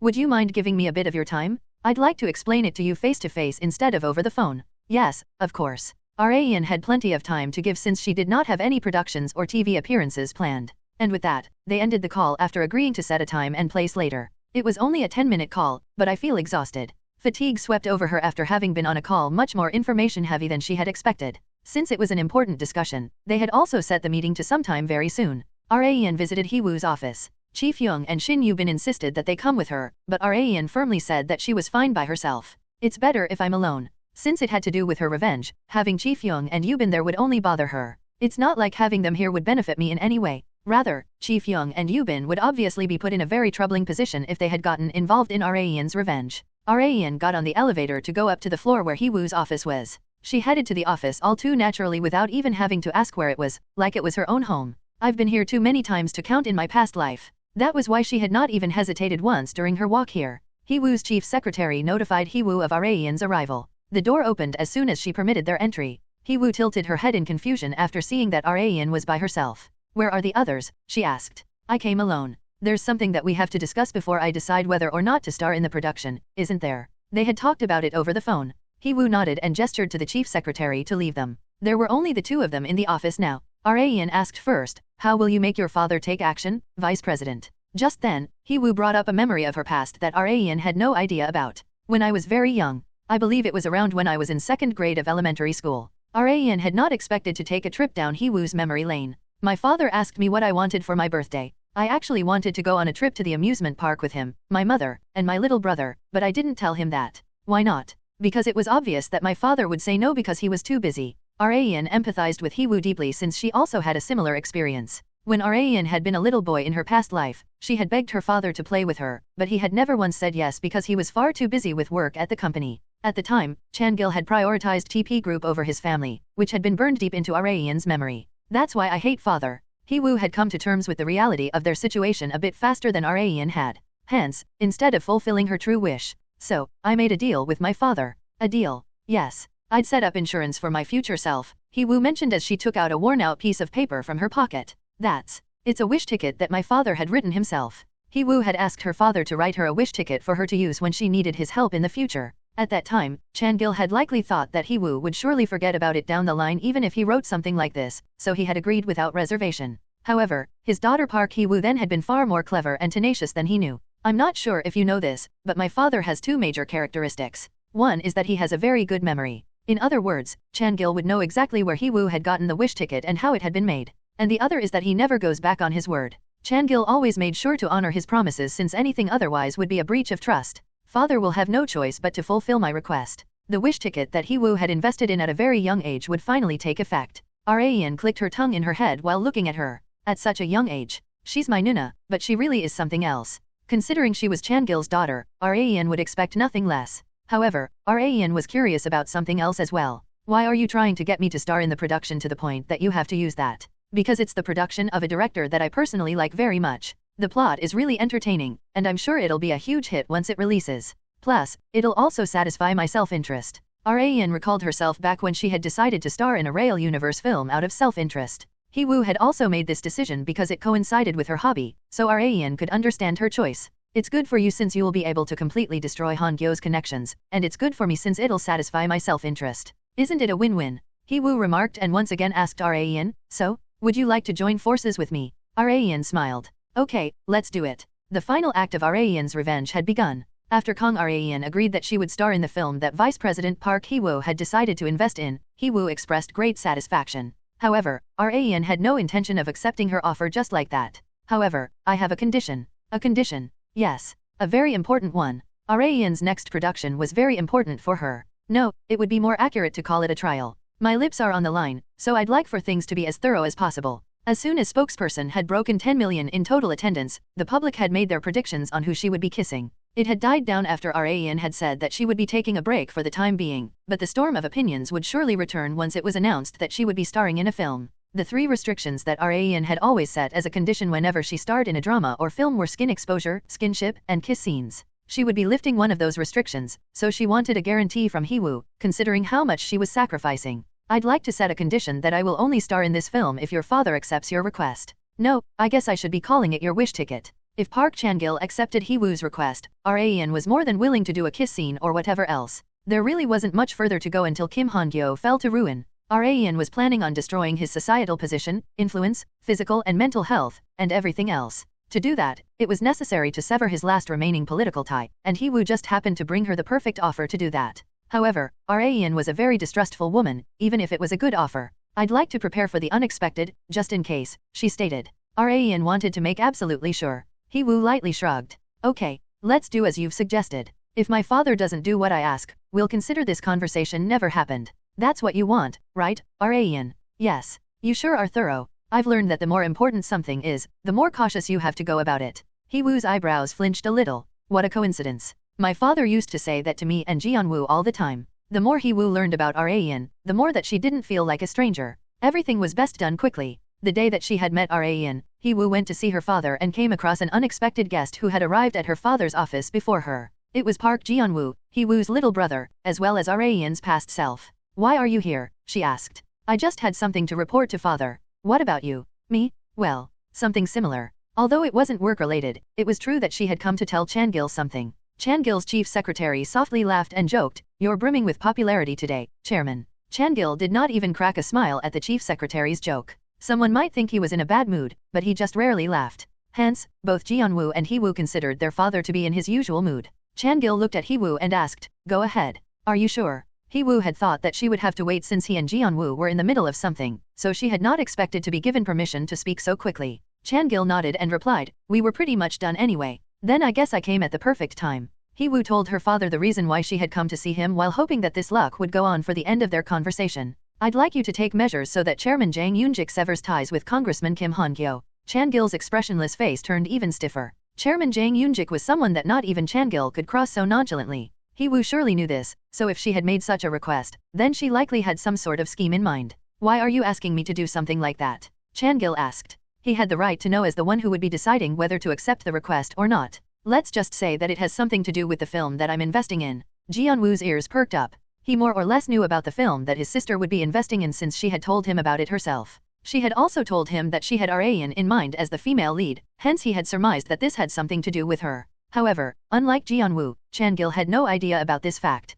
"You can't expect me to help you without knowing the exact reason, do you?" "I don't, which is why I brought this." It was Hee-Woo's trump card, the wish ticket. Chan-Gil feigned laughter from the absurdity as soon as he saw it. "I can't believe you'd held on to that all this time." Like Hee-Woo had expected, Chan-Gil remembered exactly what it was. The corners of Hee-Woo's lips curled up as if she had already won. "However, I made you that wish ticket to play along with your whims back when you were still a child. I didn't give you that to use for things like this." Hee-Woo had not expected Chan-Gil to come out like this. She had not thought of a plan B because she thought there was no way that it would fail. Just then, help came her way. "That's not like you, father," Geon-Woo remarked. Chan-Gil turned toward Geon-Woo and asked, "What do you mean? Aren't you the one who always says that we have an obligation to fulfill a promise that we make since it would be a breach of trust if we didn't? That's how we've been taught by none other than you, but since you're not following your own principles, I just thought that it's not like you." Geon-Woo from the past wouldn't dare to talk back to his father this way, but the current Geon-Woo was different. He had made up his mind to confront his father without running away thanks to Rayan's support. The dormant competitive spirit and tenacity that Rayan had awoken in Geon-Woo had finally paid off.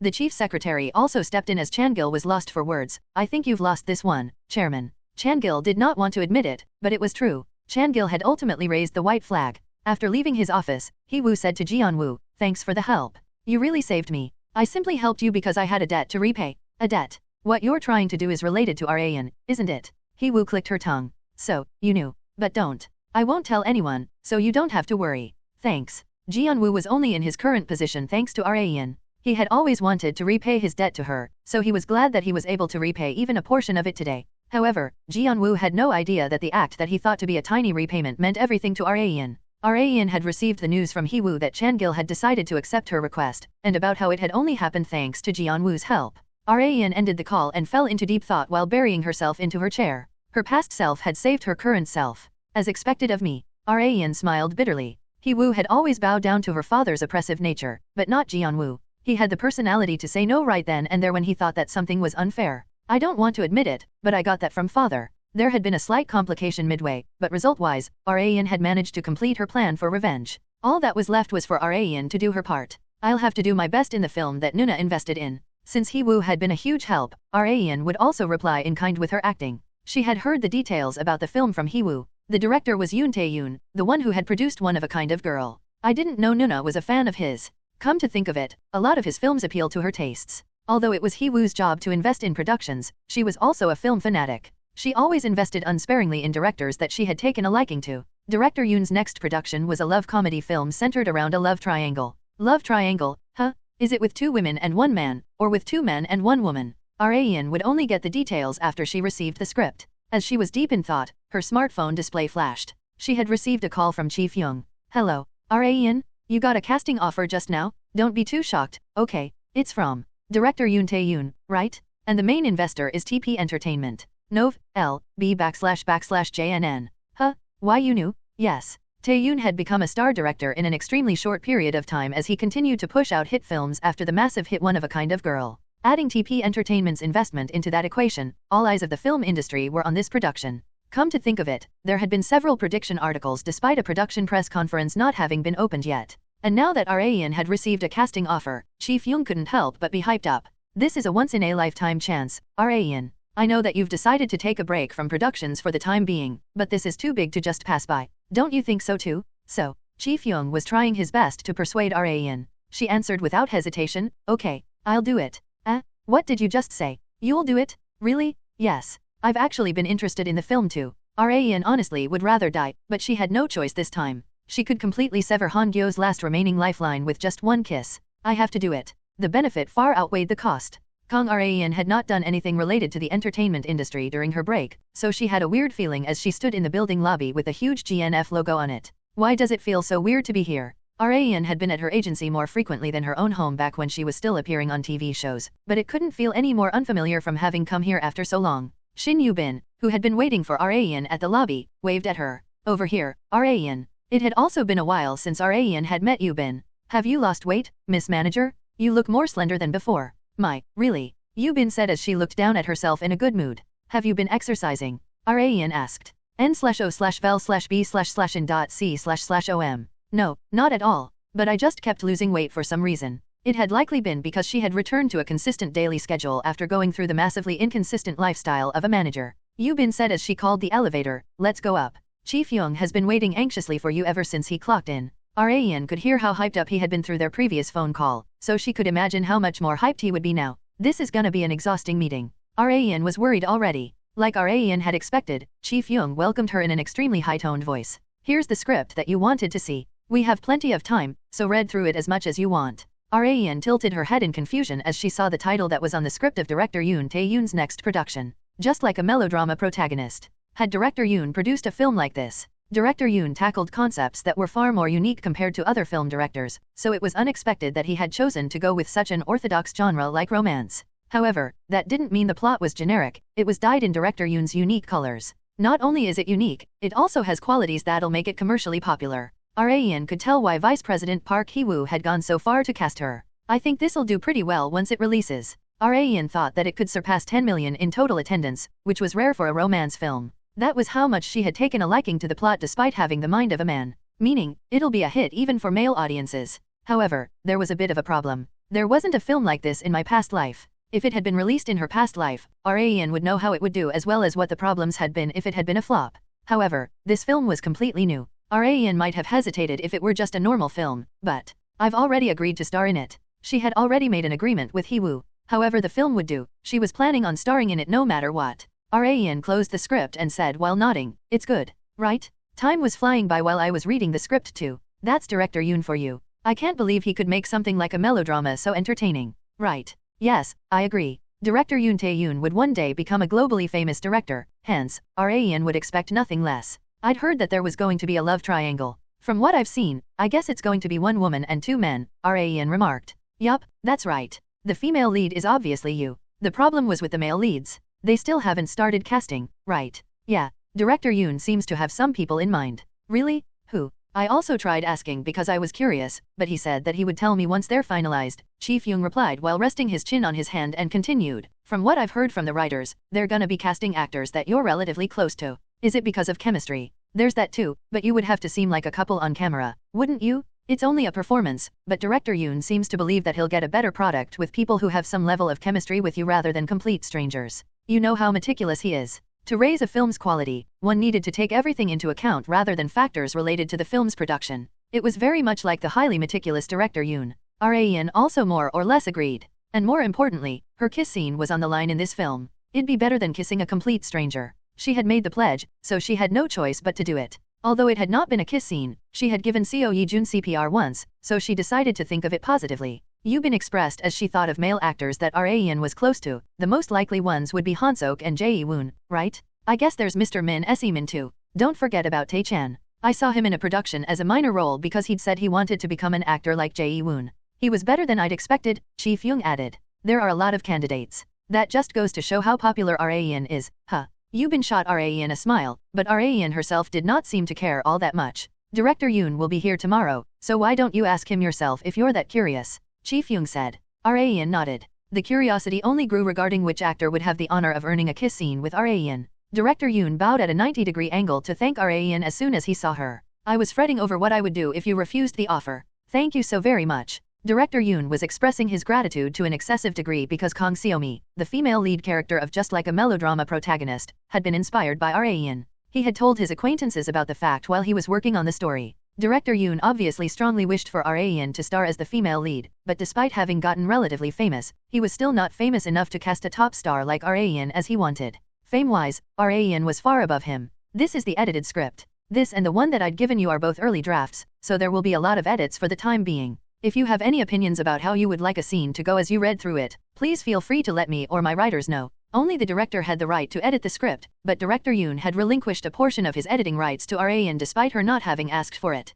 Rumors that Spokesperson had become a massive hit after Raeun had made large edits to it had spread throughout the industry. Raeun had come to be known to have a discerning eye not only for people, but for stories as well. Hence, Director Yoon had given her some editing rights while hoping she would catch anything that he and his writers had missed. Raeun nodded and agreed. I won't have anything to point out, though. This was not a film that had been released in her past life, so she had nothing in particular to say about it. However, there was one thing that she wanted to ask. The character Kang Seo-mi ends up with Min Woo-chan in the end, right? Yes, for the time being. Then what about Nam Yoon-sok? Woo-chan and Yoon-sok would fight for the heart of Raeun's character Seo-mi. The three of them would become close in high school from being in the same club. Woo-chan would discover the fact that Yoon-sok had feelings for Seo-mi. He said he would cheer Yoon-sok on, but soon suffer over time from having to hide his own feelings for Seo-mi, and would ultimately confess to her. Since the script already mentioned who Seo-mi ended up with, Raeun was curious about what would happen to Yoon-sok. I'm still not sure about that. We've been having mixed opinions about his ending, but since this film will be having a happy ending, we're thinking about a way for the three of them to end up happy in their own right, Director Yoon answered.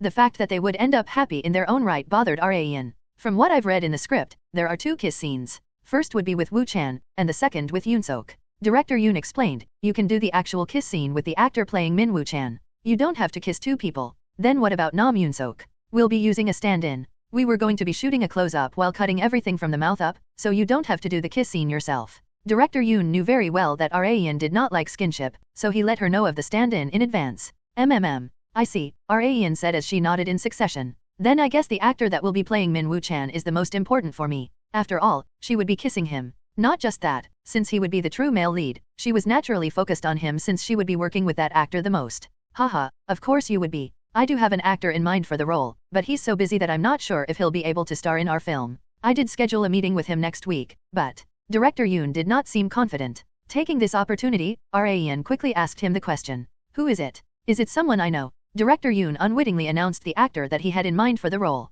It's Jae-woon.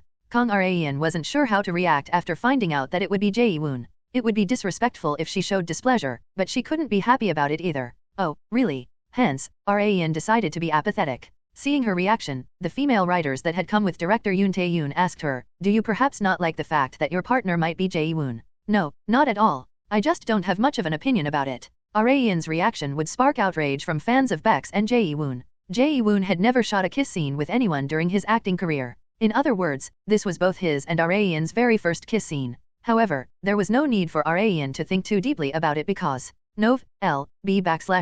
JNN. It's still not set in stone, right? She asked. Director Yoon nodded. Yes. As I've mentioned before, we still haven't gotten a clear answer from Jae-woon regarding whether or not he would accept the casting offer. We did talk about it but still haven't officially given him the offer. Jae-woon was a global star who was hard to even meet, so Director Yoon was not sure if he would even agree to the offer. I will let you know as soon as I get a definitive answer from him. Is there anything else that you're curious about regarding the film, Raeun? Since he had come all the way here to see Raeun, he wanted to resolve every single one of her questions. Raeun then asked about the second male lead. Has the actor to play Nam Yoon-sok also not been decided? Yes, but our production team has a pretty unanimous vote on who to cast, so we are planning to give him a call this evening. Who is it? Raeun was curious about the other actor that she would have to work with. Director Yoon thought that it would be fine to spoil it since he had already spoiled who they had in mind for Min Woo-chan. We're thinking of Mr. Ji Han-sok. Jae-woon and Ji Han-sok. Chi Fyung and Shin Yubin's prediction of Raeun likely working with actors that she was close to had come true. However, it had not yet been 100% decided that those two men would be starring in the film with Raeun. We're not sure about Han-sok's answer either, Director Yoon remarked. Nothing had been set in stone except for one role. So everything but my role is unaccounted for. The meeting room was filled with awkward laughter from Raeun's comment. Jae-woon returned to Korea after his overseas concert tour. He dried his hair with only a towel on after just getting out of the shower. He stared at his muscles in front of the mirror and sighed in disappointment. I've been slacking off too much. His body was fantastic in terms of average standards, but Jae-woon was not satisfied because his body had been far more fantastic before he had gone on his concert tour. I don't have anything planned for the time being, so I guess I'll focus on working out. As he was making workout plans for the coming days, he got a text from his manager. He recalled what he had completely forgotten about after checking its contents. Oh right, I have a meeting with Director Yoon today. Jae-woon smiled bitterly. He had absolutely no time to rest. I believe he had asked to meet me because Director Yoon was most definitely planning on bringing up a casting offer. Jae-woon felt sorry for the director, but I'll have to refuse. He had been far too busy lately. He wanted to focus on himself while exercising, and he had to refuse Director Yoon's offer to do that since it was obvious that he would be going back and forth between home and the film set for months on end. Jae-woon headed with his manager to the restaurant, where Director Yoon was waiting for them. Director Yoon gestured to the food in front of them and remarked, "Since you've been overseas for a while, I've ordered Korean cuisine. It's all on me, so please feel free to eat as much as you want." "Thank you very much, Director." Like the director had expected, Jae-woon had longed for Korean food. Whenever he was overseas, he craved kimchi, which he had taken for granted when he was in Korea. This was a famous restaurant, so the food was also exquisite. It was as expected of the highly meticulous Director Yoon. Director Yoon was in a position where he had to ask Jae-woon for a favor, so he did his absolute best to match the food to Jae-woon's tastes. One wrong move and the casting offer might go up in flames. As they were about halfway through their meal, Director Yoon finally got to the main point of their meeting today. "The reason why I'd asked to meet you today is, I'm going to be producing a film." "Oh, yes. I've heard the news," Jae-woon replied. Director Yoon had gained much public awareness after One of a Kind of Girl, so there had been a lot of attention garnered to his every action. He had joined forces with TP Entertainment, the greatest investor in the film industry, to meet those expectations. Director Yoon was planning on using the enormous production funds he had been given to produce another hit film. And to do that, "I'd appreciate it if you could lend me your strength," Director Yoon expressed straightforwardly. He needed Jae-woon, but Jae-woon himself did not look to be up for it based on his awkward smile. No matter how anyone looked at it, he was about to refuse. Director Yoon and the production team were flustered by his expression. Not only were their eyes shaking in panic, one could easily tell they were panicking from their faces. All eyes went to Director Yoon. He slightly nodded and said, "We can match whatever appearance fee that you'd like. Is there a certain amount that you have in mind?" Director Yoon was aware of how much Jae-woon was worth, and he was confident that he could afford him. No, even if he asked for more, Director Yoon was confident that he could still pay it since he was backed by TP Entertainment. However, Jae-woon's problem had nothing to do with the appearance fee. "It's not about money. It's just, I've been too focused on work for a while now, so I'm thinking about taking a break for the time being." "Oh," Director Yoon expressed disappointment. He could understand where Jae-woon was coming from. Jae-woon had tackled both his acting and singing careers at once without rest for a while. He had already amassed enough fame, so there was no need for him to be greedy for more. Jae-woon had only thought about appearing on TV as much as possible in his rookie days, but he now had the leeway to take a bit of a break without becoming irrelevant or anyone berating him for it. The staff members quickly exchanged glances to hold a silent strategy meeting. They were exchanging opinions in their heads on what they could do to change Jae-woon's mind. Just then, Director Yoon pulled out his winning move. "See, could you at least take some time to look through the script?" He was planning on attempting to move Jae-woon with the story. That was how confident he was in the plot of his new film. "I guess just reading it isn't too difficult," Jae-woon remarked. He was too kind of a person to refuse the director's offer right then and there. He was too weak to flat out tell them no when they had come all this way. He was handed the script. "Yeah, I'll refuse after I read through it." Jae-woon made up his mind. A day after the meeting, Jae-woon read through the script that Director Yoon had given him. The director's confidence had not been unfounded. It's certainly entertaining. The storyline was unique compared to other melodramas, and each character had their own individuality. Jae-woon did not feel bored at all while reading through it. "I'm sure this will do well." He wasn't sure if it would become a hit, but it most definitely wouldn't flop. However, there was one problem. It doesn't say who the female lead is. Information about the actors had not been written for any of the characters. It'd be a bit much to ask them to tell me, right? Jae-woon was already planning on refusing, so it would be disrespectful to ask who had been cast for the female lead role. He decided to give Director Yoon a call for now. He could just let his manager refuse in his stead, but he did not want to do that. Jae-woon had let his manager know that he wanted to be the one to refuse. "Yes, hello." Director Yoon answered in a bright tone. Jae-woon felt somewhat bad after hearing how full of expectation the director's voice was. "I've read through the script, Director. What did you think of it?" "It was interesting, but..." As Jae-woon was thinking about how to refuse, Director Yoon answered as if he had figured out what Jae-woon was about to say. "Oh, you're curious about who your co-star would be, right?" "Huh? No, that's not." Director Yoon had completely misunderstood Jae-woon. He revealed the female lead's identity before Jae-woon could say anything. "It's Miss Kang Raeun." "I'm sorry." Jae-woon's mind went blank. He recalled in the script that Kang Seomi and Min Woo-chan would kiss. In other words, he would be the partner for the kiss scene that Raeun had pledged. Jae-woon clenched his smartphone tight and answered, "I'll do it, director. I'll star in this film no matter what." Raeun had shaken Jae-woon's heart. At around the same time, Ji Han-sok fell into deep thought after receiving the script from director Yoon and called him moments later. "Director, you offered to cast me for the role of Nam Yoon-sok, correct?" "Yes, I did." Han-sok also found the plot of Just Like a Melodrama protagonist very interesting. Not only that, he had heard from the director that the female lead would be played by Raeun. Hence, that put him in even more thought because he would need to play Min Woo-chan to be able to kiss Raeun. However, the casting offer for that role had already gone to Jae-woon, so Han-sok decided to propose something to director Yoon. "I'd like to audition for the role of Min Woo-chan." Han-sok wanted the kiss scene with Raeun, even if he had to compete against Jae-woon for it. Kang Raeun added necessary notes directly on the script with post-it notes, a highlighter, and pen while going through it several times. Seeing that, Seo Ye-jun was reminded of something. "Nuna, you look like a student preparing for their SATs." "Really?" Raeun checked how she looked at the moment. She was wearing a tracksuit that prioritized comfort over fashion, rolled up her hair into a bun so that it wouldn't bother her, and was even wearing glasses. She would most definitely be seen as nothing but an SAT examinee if she was in a cram school. "Whether it be acting or anything else, everything requires studying," Raeun stated. One could only do something if they knew or had learned it, and the same went for the path of design that Ye-jun was on. Even if he had been successfully employed, he did not slack off on studying design. "I heard you've been invited to some sort of event, right?" Raeun asked. "Yes. It's an invitational exhibition of a premium brand held in Paris, and one of the designers going there sent me an invitation. I've been wondering whether to go or not." "Don't even think about it and just go. Opportunities like that most definitely don't come often. One should always grab hold of rare opportunities." Raeun knew that better than anyone else. Ye-jun nodded at the advice of his senior in life. "Okay, I'll do as you say, Nuna. But I don't have any vacation days." "Don't worry about that. I'll take care of it." Raeun was the boss, so no one, not even Park Seol-hun, would dare complain even if she specially gave Ye-jun a vacation. Rather, Seol-hun would tell Ye-jun to go to the invitational exhibition no matter what. The more that Ye-jun saw, heard and experienced, the higher the quality of Levanche's products would rise. It was a form of investment in the long run. "You said you were going to be starring in a film, right, Nuna?" "Yeah. Didn't you say that you were going to be taking a break?" "I feel like you're restarting a bit too early." Raeun narrowed her eyes at Ye-jun putting her hands in her pockets. She asked, "Why? Does the fact that I'm starring in a film bother you?" "And no, I wouldn't say that." Ye-jun couldn't not be bothered since Raeun would be shooting a kiss scene in this film. "Stop worrying about my business and focus on yourself," Raeun stated. "I know." It seemed like Ye-jun wanted to get more out of Raeun, but had no choice but to walk away as Raeun gestured at him to go. Raeun focused back on her script when she noticed something. Aren't the scenes number 22 and #32-1 overlapping? They weren't similar, but the exact same. Books that were not official publications in bookstores often had such typos. Errors were bound to occur since they were done by humans. Raeun reached for her smartphone next to her to call the production team about the error. "Hello, this is Kang Raeun." "Hello? Oh, Raeun?" The writer's surroundings were very clamorous. "Are you outside right now?" "No, I'm in the meeting room. Something came up that needs a discussion, so we've been here since this morning." Since morning. It was 5 p.m. at the moment. Even if they had begun the meeting at 11 a.m. at the latest, it meant that they had been in a meeting for at least 5 hours, excluding lunch break. Was there something that important to discuss? From what Raeun was aware of, there wasn't. Could it be about scenes number 22 and #32-1?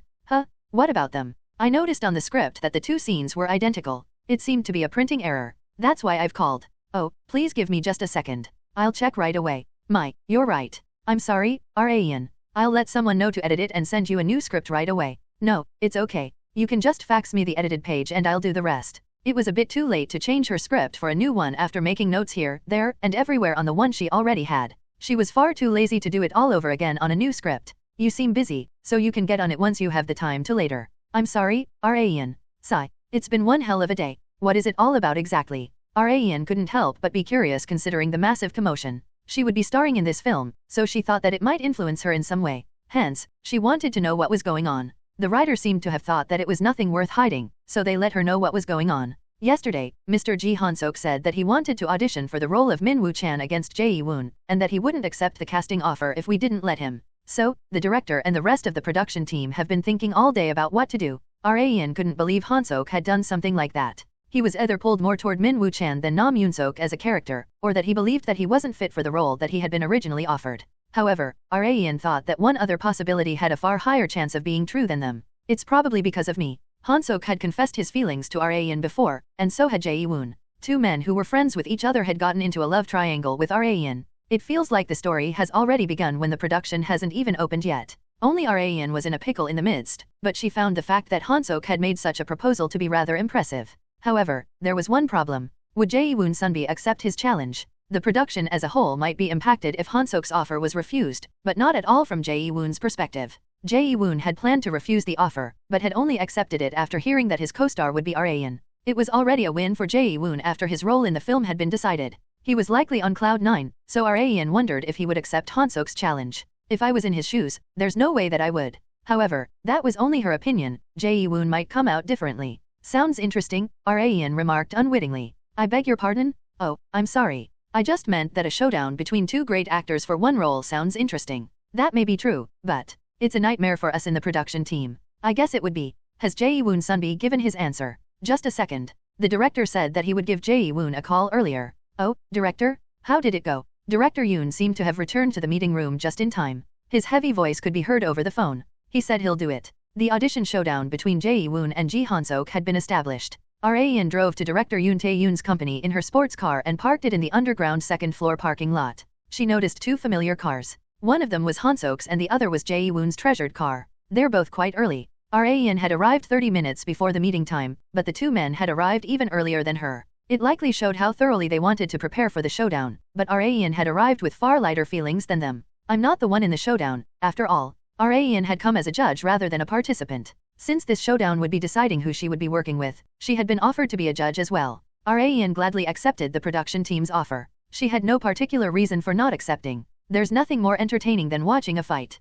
Although it was nothing like a fist fight, a fight was still a fight. Director Yoon's office was located on the third floor. The production team seemed to be even more nervous than the audition participants. Hello, Rayan greeted. The production team awkwardly lowered their heads and greeted her back. Where's the director? He's in that room over there. That's where the audition will be taking place, so you can head in there as well. Thank you very much. Creek. N/O/vel/B/in.C//OM. The first thing that Rayan saw when she opened the door was Director Yoon downing an entire bottle of water. There were 5 other empty water bottles. Rayan asked the anxious-looking Director Yoon, "Why are you so nervous, Director?" "How could I not be? They're both aiming for the role of Min Woo-chan, and I can only choose one of them. If I do that, I'm sure the one that doesn't get chosen will be very upset, and might even leave the production altogether." Sigh. He was already getting a headache from having to deal with the aftermath. Director Yoon was a very talented film director, but was nowhere near as talented in dealing with people. Hence, he was acting this way before the audition had even begun. The other judges also seemed to be in the same state. Rayan was the only normal one out of them.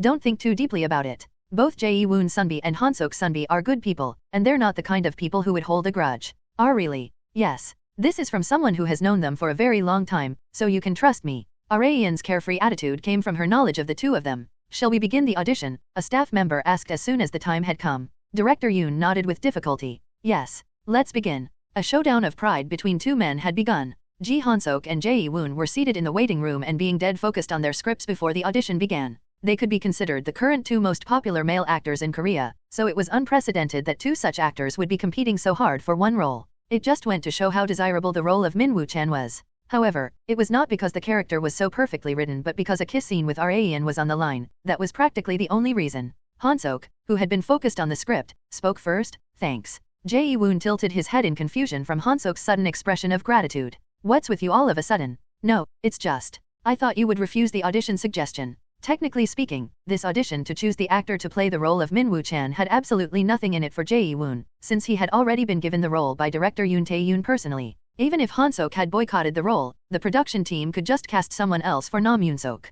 In the end, Han-sok would be the only one to lose out. Han-sok wanted to express his gratitude to Jae-woon, who had still decided to accept Han-sok's challenge despite that. Jae-woon chuckled. I know you have feelings for Rayan. And of course, so do I. I accepted your challenge so that we could have an epic showdown between men, so don't mention it. Like Jae-woon had said, both of them already knew that they liked the same woman. The two of them liked each other as friends as much as they both liked Rayan as a woman. Hence, Jae-woon wanted to honor Han-sok's feelings for Rayan since he also felt the same, which was why he had agreed to the audition showdown. Let's both do our best so that we don't have any regrets. Han-sok energetically nodded. Moments later, a staff member opened the door and let them know that it was time. We'll be beginning the audition. Both of you, please come in. Both of us. Yes. The production team had made it so that they could watch each other's audition performance. The two men didn't know if it had been the idea of the director or another staff member, but they were thankful since they might not have been able to accept it if they were just given the result without being able to see each other's performances. Jae-woon got up from his seat first. Let's go, Han-Sok. Han-Sok nodded and followed the staff member. The two men entered the audition room. The peaceful air was replaced with that of anxiety in an instant. The judges were seated side to side, and Director Yoon, who was seated in the middle, coughed to focus everyone's attention on him. Let's begin right away. Who would like to? The order was very important. As Director Yoon was about to ask who would like to go first. I'd like to go first, said Han-Sok as he raised his hand. His actions reflected his brimming confidence. He laid down his script and walked toward the judges. Before beginning his performance, he glanced at Rayan sitting neatly on the right-hand side, completely expressionless. Han-Sok had suggested the audition showdown all for her, signifying his deep love for her. Han-Sok met eyes with Rayan momentarily, to which she then subtly nodded. That gave Han-Sok all the determination that he needed. Here I go. His performance had finally begun. N/O/vel/B/jn.C//OM. The scenes that Han-Sok and Jae-woon would be acting out today were #7-3 and #16-1. Both were important scenes that greatly reflected Min Woo-chan's personality. Scene #7-3 was when Woo-chan was at a bar with friends. Han-Sok acted as if he was downing a glass of soju. Fine. I like Seomi. Are you happy now? Are you refreshed now that I finally got it off my chest? The combination of alcohol and a sensitive topic was bound to make anyone emotionally disturbed. Han-Sok slightly raised his tone of voice so that such emotions would be portrayed better. His movements, gaze and the slightly inebriated manner of speaking gave the feeling that he really was at a bar to the judges. I know that Yoon-Sok also likes Seomi. But what do you want me to do? You want me to betray Yoon-Sok and confess to Seomi after all this time? We've known each other for over 7 years. 7? I don't want to ruin the friendship we have for just one confession. One of the judges sighed in amazement as Han-Sok dropped his head down. Min Woo-chan's inner conflict was vividly delivered to the judges. Actors had the ability to move people's hearts and emotions.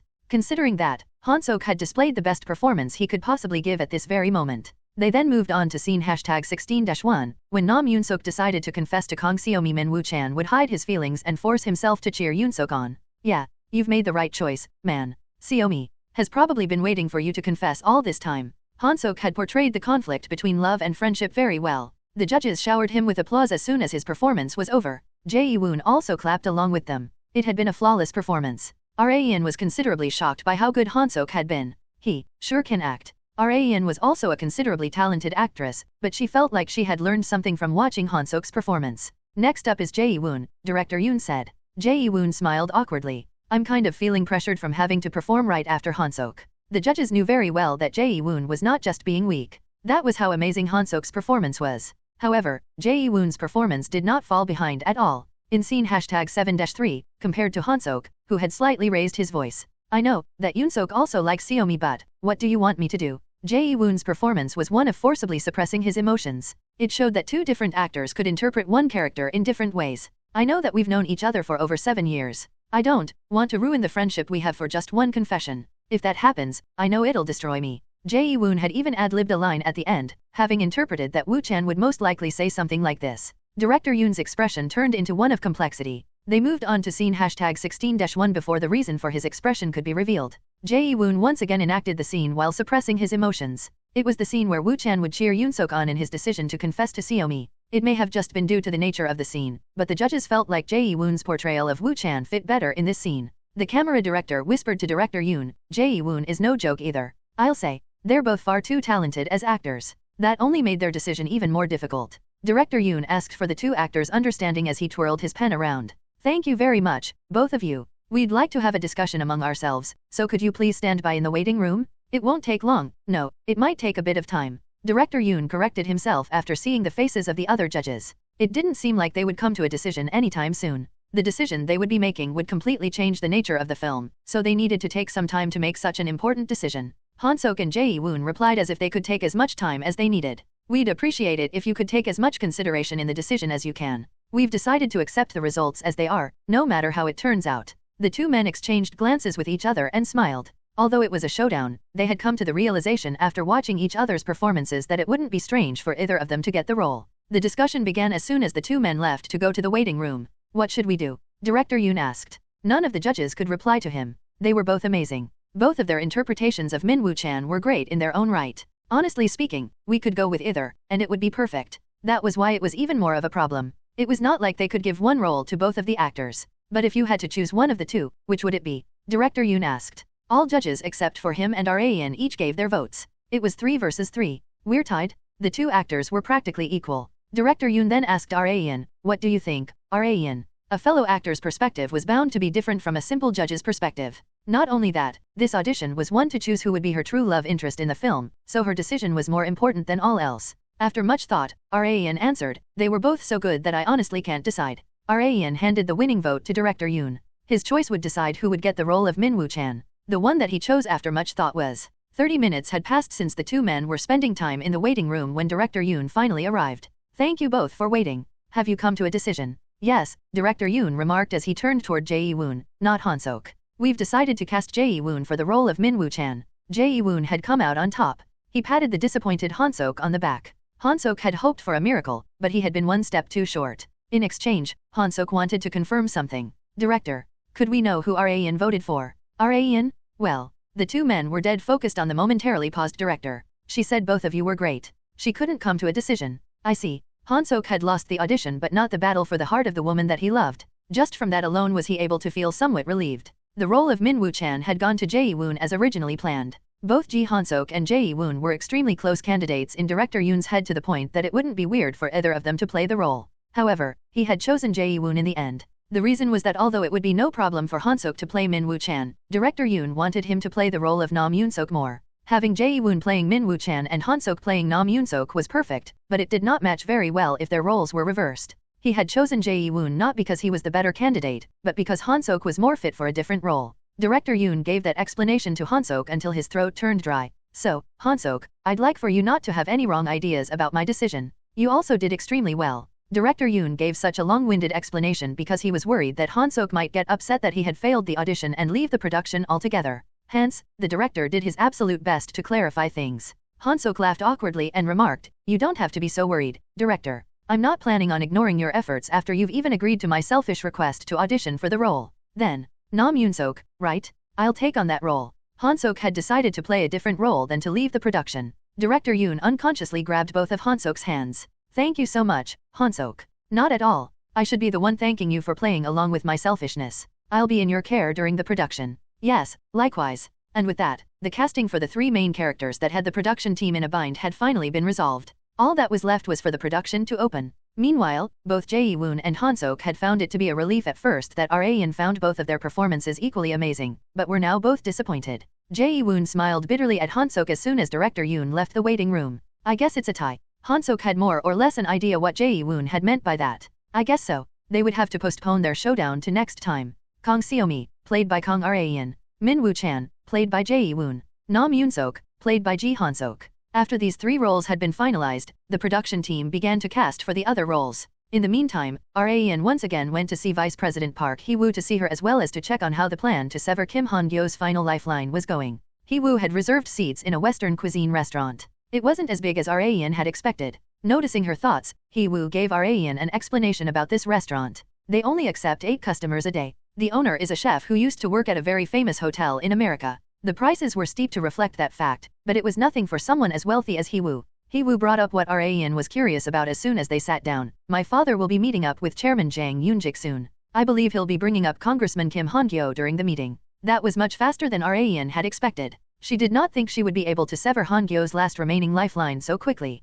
She had thought it would take some time, but she was now in a good mood from the unexpected news. "You must have really outdone yourself." "Thank you very much, Vice President." "No, it wasn't me, but my little brother spoke a few more times with my father after that. That's why he's acting much faster than expected." Her former self Park Geon-Woo had been helping her behind the scenes. "He's been talking about how he wanted to repay his debt to you as soon as possible, so he's been giving us a lot of help despite it having nothing to do with him," Hee-woo stated. "I see. Yes. Geon-Woo is far better at grinding at my father's pride than me." Park Chan-gil had taken action to pressure Chairman Jang Yoon-jik far earlier than expected after being influenced by Geon-Woo's words. Ian was fine with anything as long as the tie between Han-gyo and Yoon-jik was completely severed. The time it took did not matter. What really mattered was surefire results. Hee-woo brought up something else after their conversation regarding Chan-gil and Yoon-jik came to an end. "I'd heard from director Yoon that Han-sok and Jae-woon had an audition for the role of Min-woo-chan." "Yes. Han-sok Sunbi had requested it first. I wonder if it was because a kiss scene with you was on the line."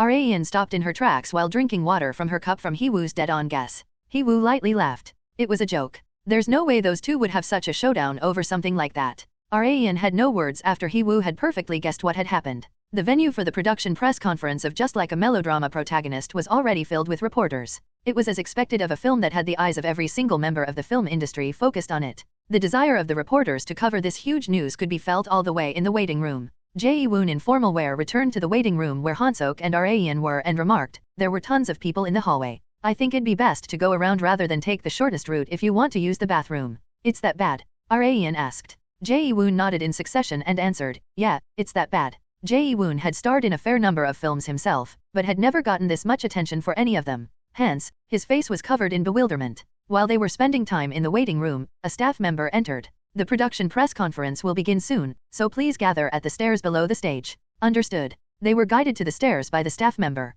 Moments later, Director Yoon, who had gone to the bathroom for the 5th time today out of anxiety, regrouped with the actors. Raeun asked, "Are you still not feeling well, Director?" "Oh, I've taken some medicine, so I'm more or less fine now." Director Yoon's stage sickness was as strong as always even after having become a star director. The host's loud voice echoed throughout the venue. "Now then, let us introduce Miss Kang Raeun, Mr. Jae-woon, Mr. Ji Han-Sok, and Director Yoon Tae-yoon to the stage. Please give them a warm round of applause." The audience showered them with applause in accordance with the host's request to liven the mood. Just then, Han-Sok went up to the stage before Raeun all of a sudden. "Raeun," he said as he extended his hand out toward her from the top. It had been to escort Raeun, who was wearing high heels. "It's okay, Sunbi. I can climb up by myself. The stairs are dark, and it would be a big problem if you trip." Han-Sok had a point, although the chances of Raeun tripping and falling down the stairs was very low considering her high physical prowess, there was still a chance. She reluctantly took Han-Sok's hand. Jae-woon smacked his lips in disappointment as he watched Han-Sok and Raeun climbing up the stage together from behind them. "He beat me to it." Jae-woon thought that he would pay if he let his guard down just because he had won the audition. The 4 of them climbed up to the stage. They sat in the order of Raeun, Jae-woon, Han-Sok, and Director Yoon. Raeun was wearing dress pants instead of a skirt today, so there was no need for a lap blanket. They introduced themselves as directed in the script after sitting in their designated seats. Raeun raised her mic first. N/O/vel/b/in.c//om. "Hello, everyone. I am Kang Raeun, and I will be playing Kang Seomi." She no longer found introducing herself on stage difficult in the slightest. Jae-woon, Han-Sok, and Director Yoon also introduced themselves in order, and then they began to introduce the film to the audience. Director Yoon was supposed to introduce the film, but the director is quite nervous today, so we've asked Miss Kang to introduce the film in his stead. Is that all right with everyone? The audience said that it was fine, and some even said that it would be even better to be introduced to the film in her elegant voice. Raeun had gotten so used to memorizing scripts that she had already fully memorized the introductory script that she had received earlier. To put it simply, the story is about 3 people who had been in the same film production club in high school. I believe the most entertaining aspect of the film will come from the love triangle between Kang Seomi, Min Woo-chan and Nam Yoon-sok, depicted in Director Yoon's unique sense of screenwriting. It was so entertaining that I wanted to star in the film as soon as I read the script. But of course, that was not the real reason. It had been nothing but a business contract between her and Vice President Park Hee-woo, but there was no way that Raeun could announce that here. Hence, she had packaged it into something that the audience would want to hear. While Raeun was introducing the production, one of the reporters suddenly raised their hand. The host said to the assertive reporter while chuckling, "The Q&A session is still miles away. You must have a lot of questions." "I do. Will Miss Kang Raeun have a kiss scene in this film? Please just let us know that." Raeun could only give the reporter one answer. "That might be a spoiler, so I can't tell you that in detail right now. Please check for yourselves by watching the film." She had to do it, whether she liked it or not, so she decided to make use of it so that it piqued the public's curiosity. After the production press conference, Kang Raeun decided to focus on fitness that she had been slacking off on until the shoots began. She had worked out consistently even when she had no shoots scheduled, but now that she needed to be on camera, she needed to take better care of her figure. Raeun let the barbell down for a moment and wiped her sweat with the towel on her sports bag. Meanwhile, her personal trainer slightly walked back from her. N/O/vel/b/in.c//om. Raeun tilted her head in confusion and asked, "What's wrong, Miss Trainer?" "Raeun," the female trainer said while making a rectangle with her thumbs and index fingers, "stand up straight for me." Raeun didn't know why, but she did as the trainer said since it wasn't a difficult request. She straightened her back and stood properly. Her top and leggings vividly showed the lines of her entire body. Even in her high school days, her figure had been enough to catch the attention of passersby, but it had elevated to even greater heights after becoming an adult.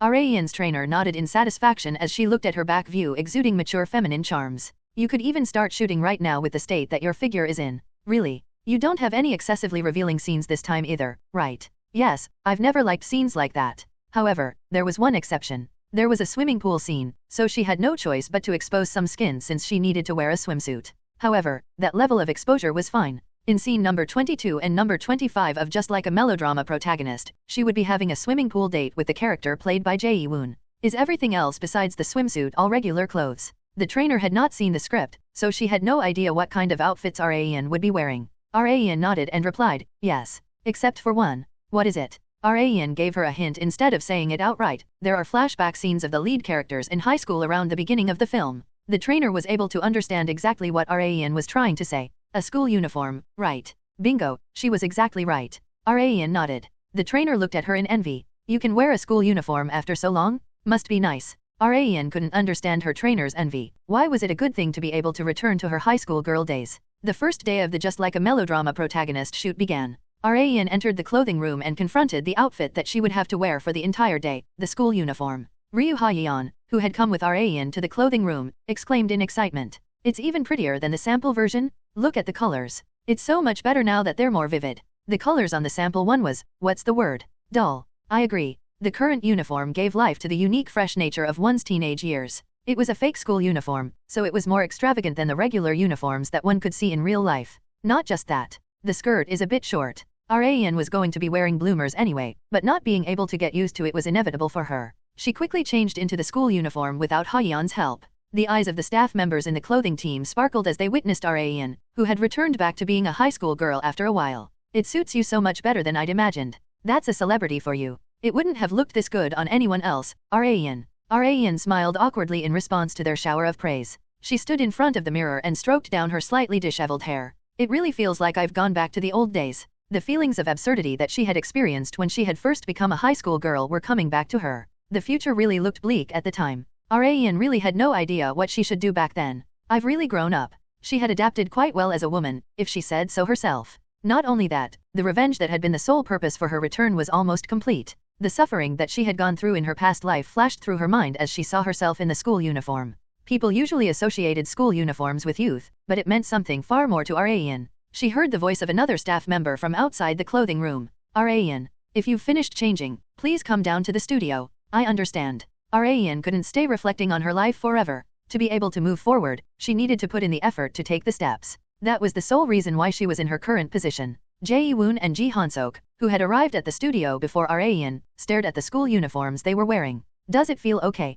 Han-sok asked. No, not at all. Han-sok softly laughed at Jae-woon's honest answer. Me too. I don't know why wearing a school uniform feels so awkward. How could it not be? It's been so long since we've worn them, hasn't it? I guess so. It had not even been a decade since they had graduated from high school because they were still in their 20s, but wearing a school uniform felt extremely awkward because they had experienced far more things in life compared to other people their age. I think it looks rather good on you, Han-sok. Me. Yeah. Try wearing glasses. Han-sok put on the glasses that he had brought as a prop like Jae-woon had said. Jae-woon exclaimed in surprise. That looks good. You look just like one of my old classmates. He was always in the top 5 of our year. Han-sok gave off the intelligent student feel, while Jae-woon gave off the feel of the student who was good at sports and could get along with anybody. The same uniform could give off a different feel based on who wore it. However, their attention had been completely diverted to someone else. I'm sorry for being late. The two men heard a familiar female voice from afar. The two of them and every single staff member in the area turned their heads in her direction. Everyone was momentarily lost for words by how she looked in the school uniform, Jae-woon and Han-sok obviously included.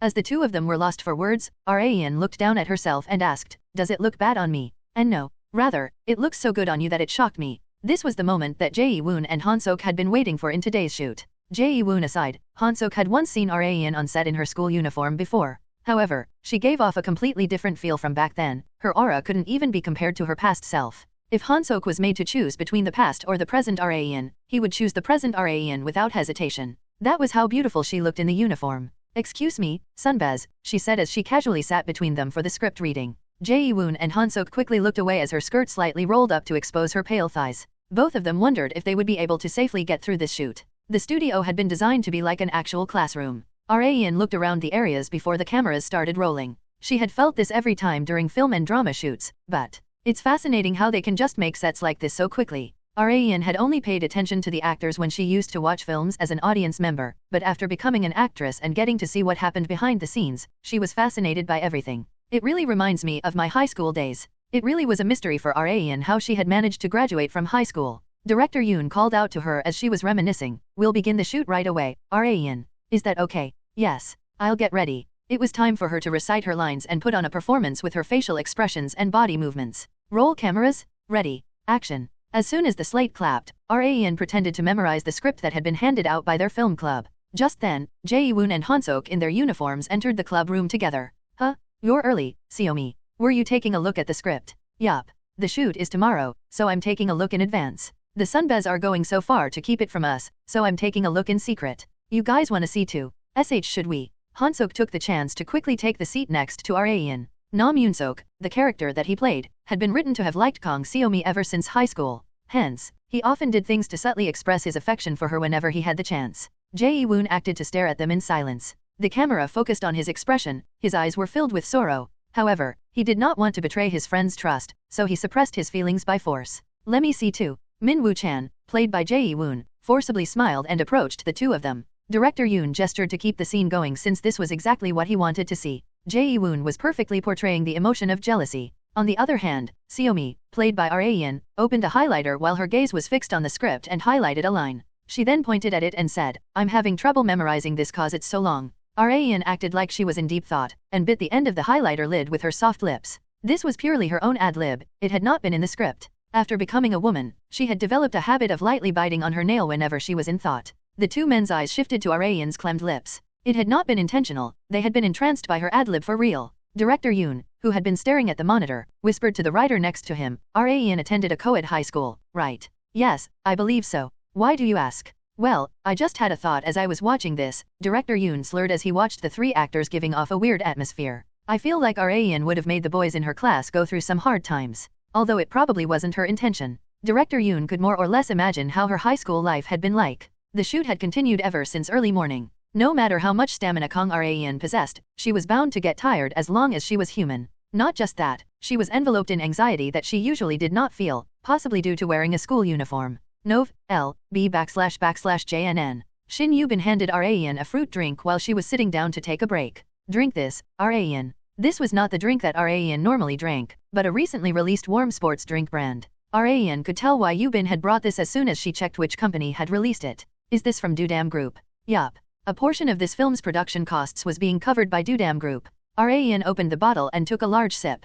Gulp, gulp, gulp. Her slender neck moved slightly every time she gulped. She then gave a short review of the taste. It's delicious. Han-sok was talking about wanting you to be the commercial model for it. Why me? Raeun did not really understand. Han-sok could do it himself. Although he was not as popular as Raeun, Han-sok was a considerably popular actor as of late. Hence, Raeun thought that he should ride the momentum of that popularity and be a commercial model. Yubin also agreed with her. It's probably because he has great interest in you, she remarked. Yubin was not implying that in a romantic sense because she had no idea that Han-sok liked Raeun in a romantic way. Raeun could more or less understand what Yubin had said. From Han-sok's perspective, it was natural that he would want to interact with Raeun as much as possible. Of course, this did not apply only to Han-sok. Good job, Raeun. Unlike Han-sok, who had gone because he had something else on his schedule, Jae-woon was still on the set because he still had more scenes to shoot. He took out a few hand warmers from his pocket and handed them to Raeun. It's still cold, so warm yourself up with these. Thank you very much, Sunbi.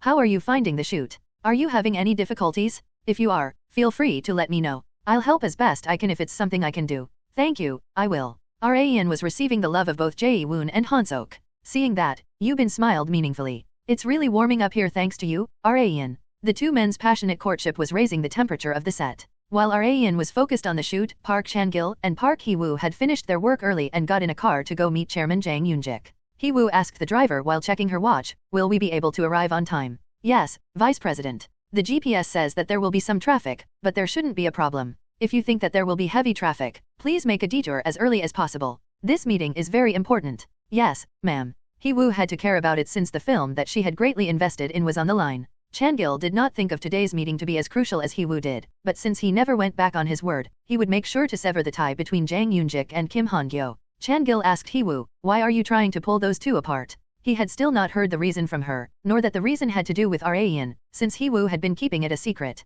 You will find out when the time comes. Chan-gil couldn't tell whether that time would be tomorrow or in decades. He had judged that he would not get the answer that he wanted even if he asked, so he kept his mouth shut and buried himself in the car seat. As there was about 20 minutes left until they arrived at their destination, Hee-woo asked her father, but are you sure you can sever the tie between Chairman Jang and Congressman Kim? Chan-gil wasn't the only one who didn't know something. Hee-woo had not heard from him at all about what he would use to attack Yoonjik. As far as Hee-woo could tell, Yoonjik had no glaring weaknesses. Door Group was also doing very well lately, so she was worried about whether or not her father would really be able to pressure Yoonjik. Chan-gil slowly turned his head toward Hee-woo and said, "If you're so curious, why don't we make a deal?" "A deal? I'll let you in on a few methods you can use to threaten Chairman Jang, and you tell me what I want to know in exchange. How about it?" Hee-woo softly laughed. "That benefits me in no way whatsoever." "How so?" "You're going to be revealing those methods yourself during our meeting with Chairman Jang in a bit anyway, so why would I make that kind of deal?" Chan-gil smacked his lips in disappointment. "The younger you would have taken the deal." "Father, Geon-Woo and I are both adults with ample experience in society. That kind of cheap trick won't work on us anymore." Chan-gil let out a light chuckle. "We've arrived?" While the father and daughter were talking, the driver announced their arrival. They nodded simultaneously. Chairman Jang Yoonjik did not particularly like Chan-gil and Hee-woo, who were sitting across from him. TP Group was his competitor, and its chairman had contacted him first to meet. Yoonjik had been more wary than happy about the sudden call after a very long time because of a certain thing that he had done to Chan-gil and TP Group last year. "It sure has been a while. I believe the last time we had met was when we had that desperate battle to take over Keyang Chemicals," Chan-gil began. Keyang Chemicals was a corporation that mainly manufactured electric vehicle batteries. After realizing that the era of electric vehicles would soon be upon them, Chairman Jang went all out in taking over the corporation, and so had Chan-gil. In terms of results, Chairman Jang and Door Group had come out on top, but the process had not been clean. The National Tax Service had enforced excessively strict guidelines on only my company at the time for some reason. The sudden intensive tax investigations, allegations of embezzlement and corruption out of nowhere, and it was truly chaos, Chan-gil continued.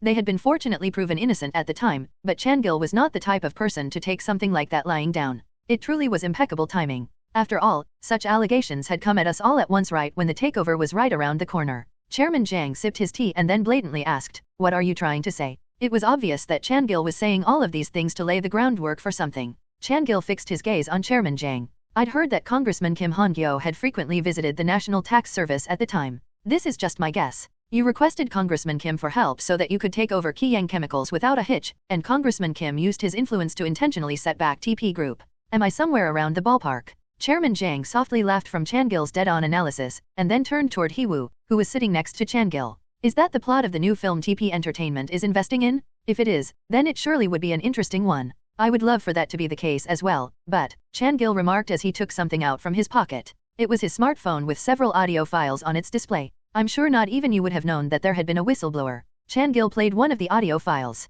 Chairman Jang's face stiffened. What had played was Chairman Jang and Han-gyo's discussion of their plan to screw TP Group over. "How did you?" "I have my ways." Chairman Jang had no idea how Chan-gil had gotten a hold of these files, but one thing was for sure. The moment these files are released, you will be joining Congressman Kim Han-gyo in the pit that he is in right now. Chairman Jang was guaranteed to be ruined. Many of his company employees had been very upset with his independent decisions for a while now. If these files were released to the public, those same employees would tear him apart. Chairman Jang was covered in cold sweats despite it still being in the cold season. Meanwhile, Hee-woo was impressed by her father. He had likely possessed the files since long ago, but he had not used them to this day despite having the chance to counterattack during the incident with the National Tax Service. I'm sure he had been saving it for when he truly needed it. To Chan-gil, even revenge was a means that he used to benefit himself. Hee-woo thought that she would never want to make her father an enemy. As if he had raised the white flag, Chairman Jang drooped his head down and asked, "What do you want me to do?" "It's simple," Chan-gil said while making scissors with his index and middle fingers. "Sever your ties with Congressman Kim Han-gyo.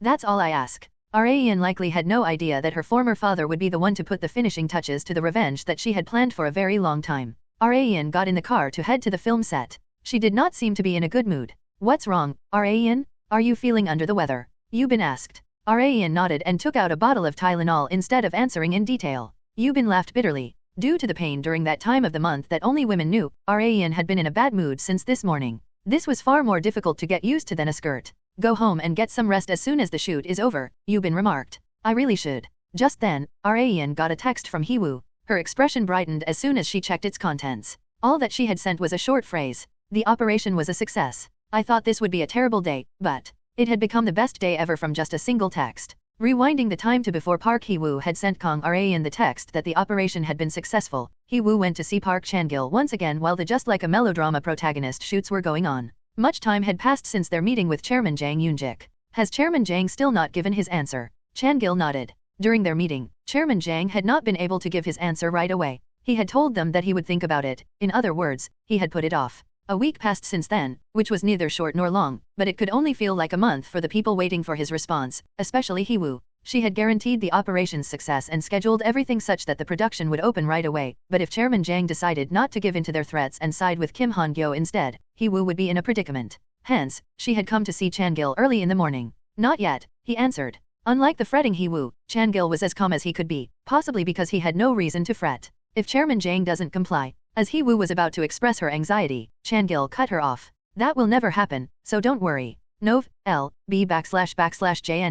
Hee-woo was not able to erase her anxiety despite her father's strong confidence. What makes you so sure? She asked curiously. Chan-gil, who had been reclining in his chair, raised himself back up. He fixed his glasses and slowly answered, because Chairman Jang is as good of an entrepreneur as me. That's why I believe he will most definitely accept my offer. An entrepreneur. Do you still remember what I said to you when I left TP Entertainment in your hands? Hee-woo heavily nodded and replied, you told me to become an entrepreneur. And what makes an entrepreneur? I believe you'd said it's someone who always chooses the option that benefits themselves. We are not volunteer workers. We are entrepreneurs who pursue profits above all else. Not just me, but Chairman Jang as well. No, he might be even more of a nasty entrepreneur than I am. Chan-gil fixed his gaze on his daughter, who had a stiff expression. I assure you that Chairman Jang knows very well about which choice would benefit him. Would he choose friendship or his company? If I was put in Chairman Jang's shoes, I would choose my company without hesitation. Hee-woo also knew that very well, since that was the kind of person her father was. In that aspect, we are the same, so. VRRRR. Chan-gil's smartphone vibrated before he could finish his sentence. After checking the caller ID and a short call, he finished what he was about to say. Chairman Jang has decided to accept our offer, so go about your own business. Chairman Jang had ultimately raised the white flag. Hee-woo once again came to realize how true the phrase fight fire with fire was. Arayan's mood was heightened as soon as she heard the news that the operation had been successful. She was having difficulty pulling down the soaring corners of her mouth. She had made her final move. Now that he's all alone, the only thing left for him to do is to surrender. It was truly a shame that she couldn't watch Han-Gyo fall into despair as he was abandoned by even Chairman Jang Yoonjik. Her revenge plan that had transcended the space-time continuum had been fulfilled. But why am I getting such a bad feeling? Arayan's intuition had gotten sharper after becoming a woman. It was on the mark almost 100% of the time, so the weird feeling that she was getting after the good news bothered her. Am I overreacting? It was possible that Arayan was being too sensitive because she was up against Kim Han-gyo. Or maybe it's just getting mixed with my feelings regarding the shoots. Not just that, her body wasn't in the best shape right now.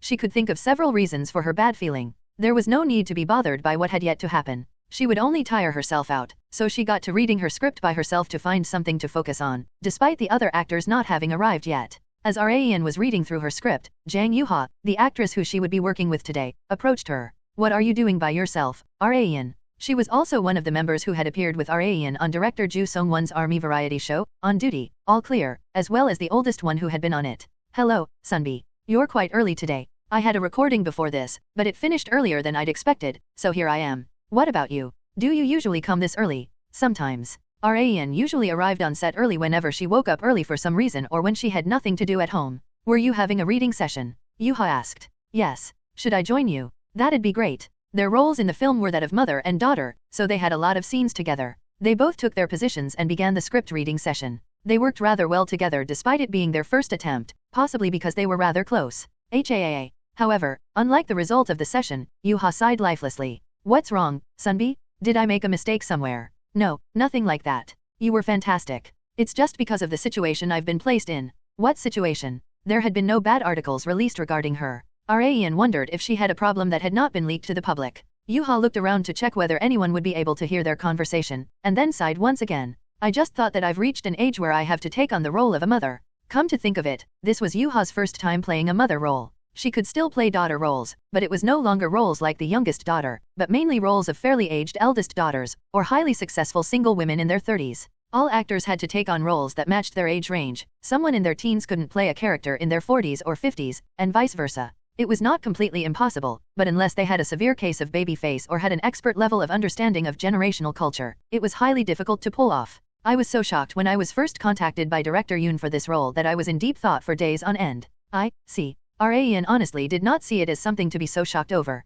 She hadn't lived as a woman for very long, so she could not sympathize with the sorrows of aging. Yoo-ha suddenly grasped one of Arayan's hands. Arayan. Yes. Working your hardest as an actress is good and all, but make sure to keep in mind that you should enjoy something while you still have it. Your 20s will fly away before you know it. When I was in my 20s, I was sure that I was the most beautiful person in the world, but I only feel envy and sorrow when I see young people like you. Sigh. No matter how much science developed, it was humanly impossible to revert time. One's youth would never come back once it was gone. Yuha clenched Arayan's hand even tighter. You'll really regret it if you only work until you reach your late 30s like me. Working is good, but you should never forget that you should also enjoy life. Okay, I'll keep it in mind for the time being. And if you find yourself a good man, hook him in without a second thought. Youth and love. Make sure you never waste those two things. Love. The word truly did not match Arayan at all. Okay, I'll try. However, she had no choice but to agree since it was her Sunbee's heartfelt advice. Cut. That was great. Let's move on to the next scene.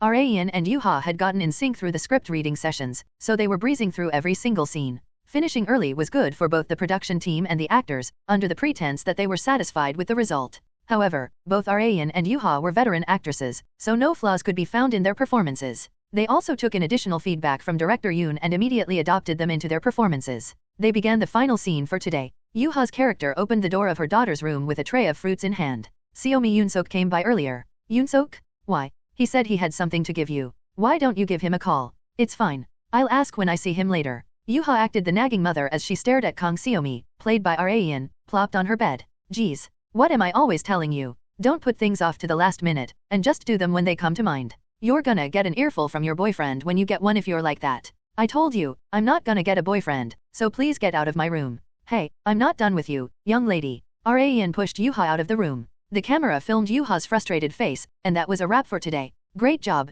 Sunbee. Arayan approached Yuha and said. Unlike the nagging that she had showered Arayan's character with, Yuha replied with a smile, you too. Why don't we have a meal together since it's been so long? I found a really good place not long ago. That sounds great. As they were about to go, Shin Yubin handed Arayan the smartphone that Arayan had left with her and said, Arayan, you got a call earlier. From who? Arayan asked. I believe his name was Ma Yongjun, right? The really large man that you'd hired. The bad feeling that she had pushed into the corners of her mind had come back. Kang Arayan returned Ma Yongjun's missed call. As soon as he pressed the answer button, she asked, is it important? I guess you figure things out before I even say anything now. In other words, he was saying yes. Arayan said to Shin Yubin that she would be taking a quick call and was about to go somewhere else. How long will it take? Yubin asked. Arayan stopped in her tracks and turned around to answer, probably not long. She wasn't sure, but she had a feeling that it would be the case. Like Arayan had expected, Youngjun had called her because of Kim Han-Gyo. That geezer is planning something. What now? At this point, there was nothing that he could do.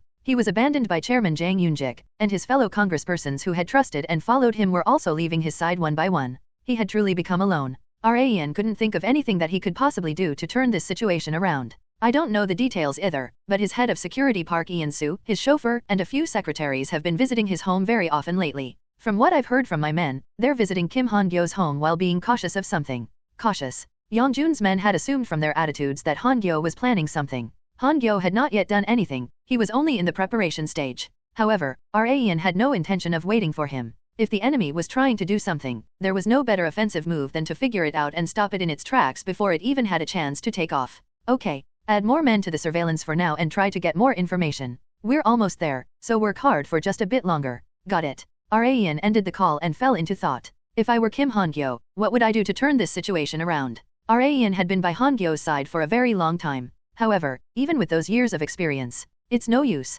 I'm drawing a complete blank. In the end, Arayan and Han-Gyo were two completely different people. She couldn't become him. No matter how hard she racked her brain, she couldn't think of anything. There was only one thing that she could do at this very moment. I'll just have to sit tight and wait until I get more reports of his actions. While she was organizing her thoughts, Jae-woon called out to her. Oh, Arayan, you still haven't gone home. Yes. I just had something on my mind. You did? About what? The shoot went without a hitch, didn't it? Like usual, Arayan had finished the shoot without any NG cuts, but her expression was far too dark for that. Now that Jae-woon had seen that kind of face on her, he couldn't just ignore it. Did something bad happen? No, but it possibly might. However, Arayan couldn't tell Jae-woon that in detail. She smiled awkwardly and acted like everything was fine. It's nothing, Sunbee. You don't have to worry about it. Really. He thought for a moment and then took out something from his pocket. Are you free this weekend? Why don't we go see a musical for a change of pace? A musical? Tae-chan has been practicing acting a ton lately because he wants to become an actor like me. He was given a part in a musical, so he gave me tickets to come watch with either the other Bex members or someone else. Jae-woon had asked his group members first, but they unfortunately had other plans. While thinking that he had to find someone else, he happened to see Raeun in a complicated mood, and then the tickets to Taechan's musical came to mind. However, Raeun could not waste her precious time watching a musical. A musical was the last thing on her mind when it was already full with thoughts about Han-Gyo.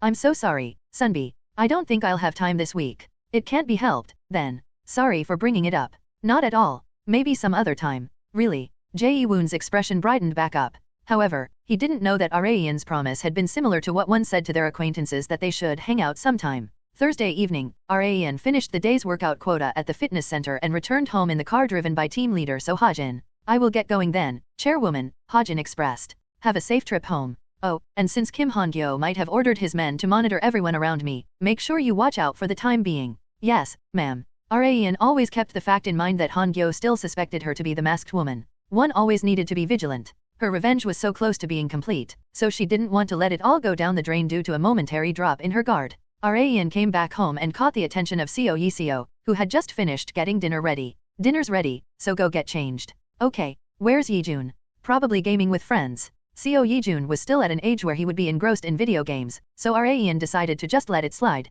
She changed into something comfortable and came back out into the living room. She was impressed by the feast that Yi-seo had set on the dining table. I think your cooking skills are getting better by the day. Oh, really? Raeun and Yi-jun were away from home so often that Yi-seo mainly took care of the housework. Hence, Raeun could feel that her skills had grown massively. What in the world is that guy doing? Not snatching away a woman as great as you. That guy, oh, you mean Hyuk Appa. Kang Hyuk's affection for Yi-seo had not yet subsided. He saw her as a great woman, but there was something that needed to be taken care of before they got together, and that was the relationship between Raeun and Yi-jun. Knowing this very well, Raeun sighed. I've told him countless times that there's nothing between me and Yi-jun. Is that damn Appa of mine still ignoring me? He's not ignoring you. He just wants to wait a little longer. What's there to wait? There was no compromise for Hyuk for anything that involved his little sister, although Raeun herself found that tendency of his to be nothing but a nuisance. Speaking of the devil, Yi-jun came down into the living room. Huh? Raeun Nuna. When did you get back? About 10 minutes ago. What game have you been playing so much with your friends lately? Oh, a game called Legend of Legends. It's a MOBA game that has been super popular lately, but you don't know much about games, do you? Why wouldn't I know? I may not look like it, but I've reached platinum once. Huh? Really? If that's true, then you're better than any of my friends. However, that only applied to her past life. She had no time at all to play games in this life, so she had not been able to get that high. Yi-jun looked at Raeun with respect. Seeing that, Raeun smirked. So, did your game go well? Not at all. We lost our last game because the jungler kept trolling. What did they do? He was out of his mind. He was telling us to watch the news right now about Kim Han-gyo announcing the conspiracy surrounding himself, and that the game developers conspired with the government to make this game popular, and stuff like that. What? Raeun had never expected Han-gyo to come up in this kind of conversation. Meanwhile, Yi-seo took out her smartphone and searched Han-gyo's name on the internet. Oh, he's right. Kim Han-gyo has spread some weird news. Show me? Yi-seo handed her phone to Raeun, who then locked her gaze onto the screen. Her expression distorted the moment that she saw the article titles. Could the masked woman that had been a false rumor actually exist? Congressman Kim Han-gyo presents proof that uncovers the existence of the masked woman. The masked woman conspiracy. Could Congressman Kim Han-gyo truly be nothing but a victim? What is the truth? Nov. L. B /JNN. Damn sly fox. Like Raeun had thought, Han-gyo was by no means easy to deal with. Han-gyo had decided to focus his final efforts on the masked woman. He began by claiming that the masked woman, whom he had talked about for a long time, actually existed, and that she had made up all sorts of lies to slander him. But of course, for the public to actually believe his claims, he would first need to prove that the masked woman actually existed. Hence, Han-gyo had pretended to be recuperating his health in the countryside while focusing on finding any piece of evidence that could prove that the masked woman existed. As a result, he had succeeded in securing a 3-second CCTV footage and pictures that had captured someone who was suspected to be the masked woman. Raeun reclined in her chair while checking the pictures and footage attached to the article. She had an idea of where they had been taken. For the pictures, it was when Raeun had first met Kim Han-gyo as the masked woman, and as for the CCTV footage, it was when she had gone to rescue the kidnapped reporter Ahn Sujin.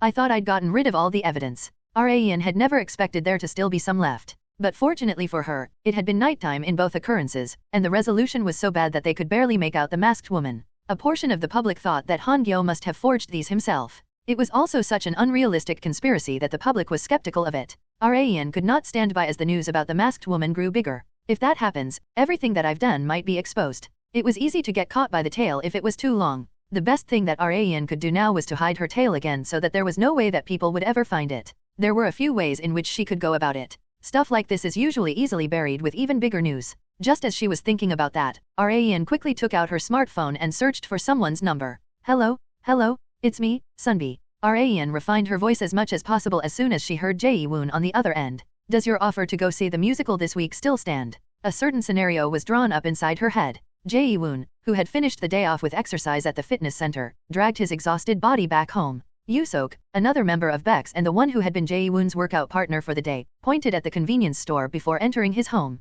Why don't we buy some beer before we head inside? We haven't had a drink together in a while. I don't really like drinking alcohol right after a workout. Come on, just one day is fine. It's not like your figure's gonna be ruined from just a few sips. Yusok wasn't wrong. Also, Jae-woon was also craving alcohol, he just didn't say it outright. Hence, he agreed. Welcome. The convenience store manager was not shocked in the slightest despite two world stars having visited his store. Rather, he greeted them casually. Are you coming back from your workout? The store manager asked. Yes. He had seen Jae-woon so often that there was no more room for surprise. After all, he owned a convenience store right beside Jae-woon's house. Yusok said while pointing back and forth between himself and Jae-woon, we're gonna be having beer together tonight. Jae-woon? Drinking alcohol? Something good must have happened. You rarely drink alcohol since it'll apparently kill your gains. Haha. Something good? No, it was the opposite. Jae-woon had invited Kang Rayan to see a musical together, and had been completely turned down. He had said that it was fine at the time, but he had actually been anxious about whether she had refused because she found him to be burdensome.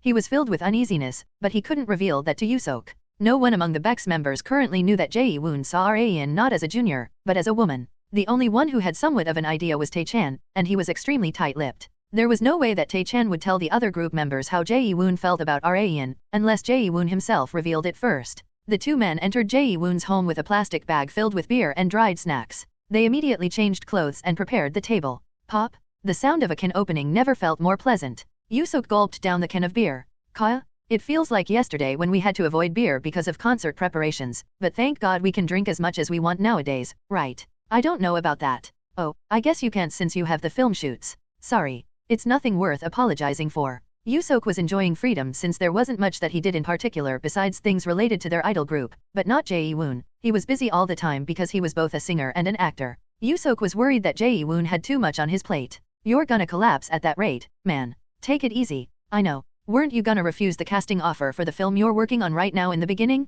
What made you suddenly change your mind? It just happened. It was no exaggeration to say that he had only accepted the casting offer because Rayan was the female lead. Like Yusok had mentioned, Jae-woon's schedule was completely full lately. There were times when he desperately wanted to take a break, but taking on film shoots with Rayan was worth giving up on his break. Yusok bitterly smiled as he looked at Jae-woon. Yeah, I guess being busy is better. We used to be troubled because we had no work at all during the days when barely anyone knew us. Do you remember? Of course I do. They had been so broke back then that buying beer and snacks like this had been a luxury. They were having the same beer and snacks as back then, but they were in completely different circumstances now. No alcohol tasted sweeter than the one they drank after success through hardships. However, there was no end to a person's greed. Now that Jae-woon had captured the hearts of countless fans, he wanted to make the heart of a single woman his. As if his desire had reached the heavens, Jae-woon suddenly received a call. Yusok tilted his head in wonder after checking the time. Who's calling at this hour? It was 11:30 p.m., a time far too late to be calling someone. Jae-woon hurriedly got up from his seat as soon as he belatedly checked who it was.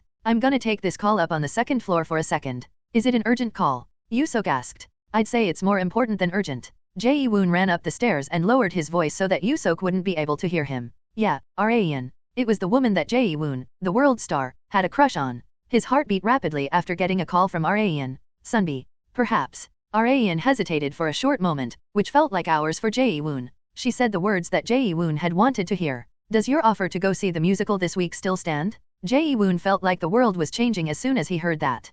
Han-Gyo was trying to create as large of a conspiracy as possible through the masked woman, but Rayan was by no means a man, no, a woman that would take something like that lying down. A topic could be buried with an even hotter topic. Hence, Rayan had come up with an idea. I'd like you to publish a dating scandal about me. I beg your pardon. Reporter Ahn Sujin could not understand what Rayan was talking about in the slightest. There had been many stars that had been unintentionally swept into a dating scandal, but none had ever approached Sujin herself to ask her to release a dating scandal about themselves. Did you ask to see me, for that? Sujin asked. Yes. Nov.L.B//JNN. Sujin did not know how to react to Rayan's prideful affirmation. The public would be turned upside down if a dating scandal regarding a top star like Rayan was released. But even so, are you sure? Sujin needed to make sure that this was truly what Raen wanted. It showed how unprecedented her actions were. Raen nodded and replied, yes. But why? Actually, forget that. With who? With Jae-woon Sunbi. Jae-woon, huh? The internet would be covered with nothing but you and him for a while if the scandal article is released.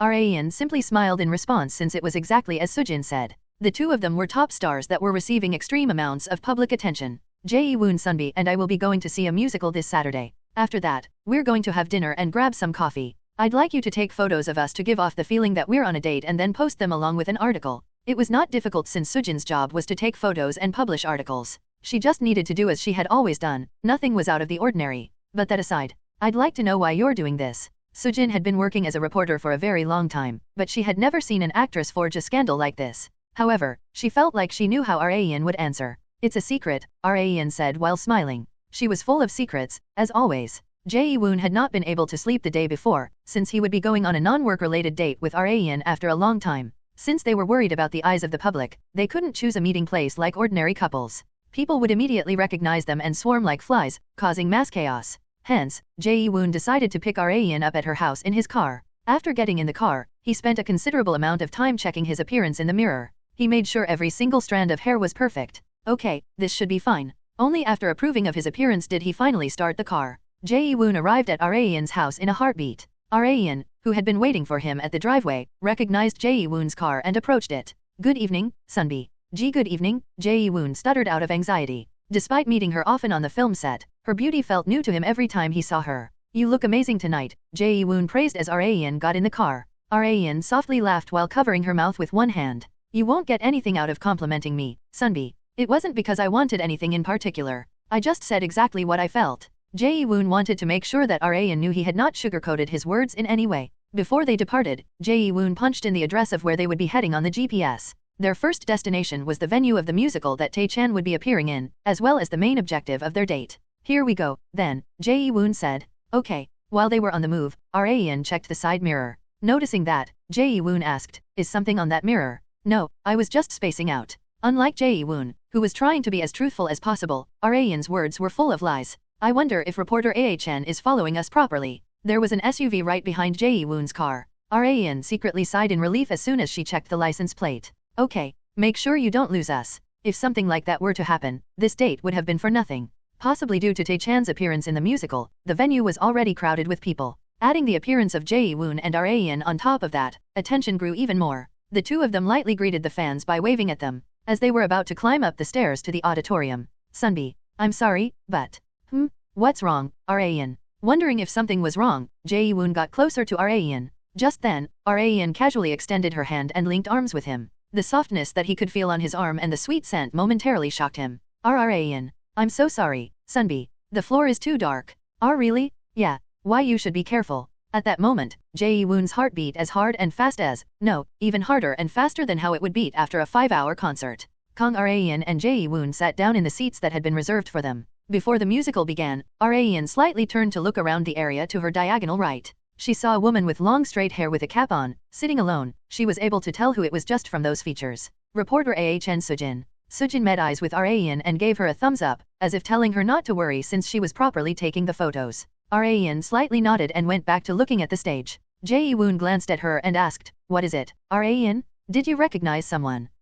And no, it's nothing, Sunbi. It would be a problem if Jae-woon found out that Sujin was here. Right now, they only had one job, which was to watch the musical like a couple. Reporter Ah-chan would take care of the rest. Raen honestly had no interest in musicals, but that was back when she used to be a man. Everything changed when she turned into a woman. It might have been because she walked the path of an actress, but her interest in musicals had increased considerably compared to before. Not just that, the one that she had come to see with Jae-woon was very entertaining. The actors were fantastic, and Tae-chan's performance did not fall behind in any way. As for his singing ability, there was no need to even mention it. His main occupation is a singer, so there's no question about his skills. Due to that, Tae-chan shined relatively more when he sang compared to when he acted. Thank you very much. After the musical was over, the actors lined up horizontally while holding hands and bowed toward the audience, who then showered them with applause. What did you think about Tae-chan? He was great, wasn't he? Jae-woon whispered. Raen softly nodded. She wondered if he had gone to acting school, but that had not been the case. I don't mean to brag, but I watched over his performance whenever I could and coached him.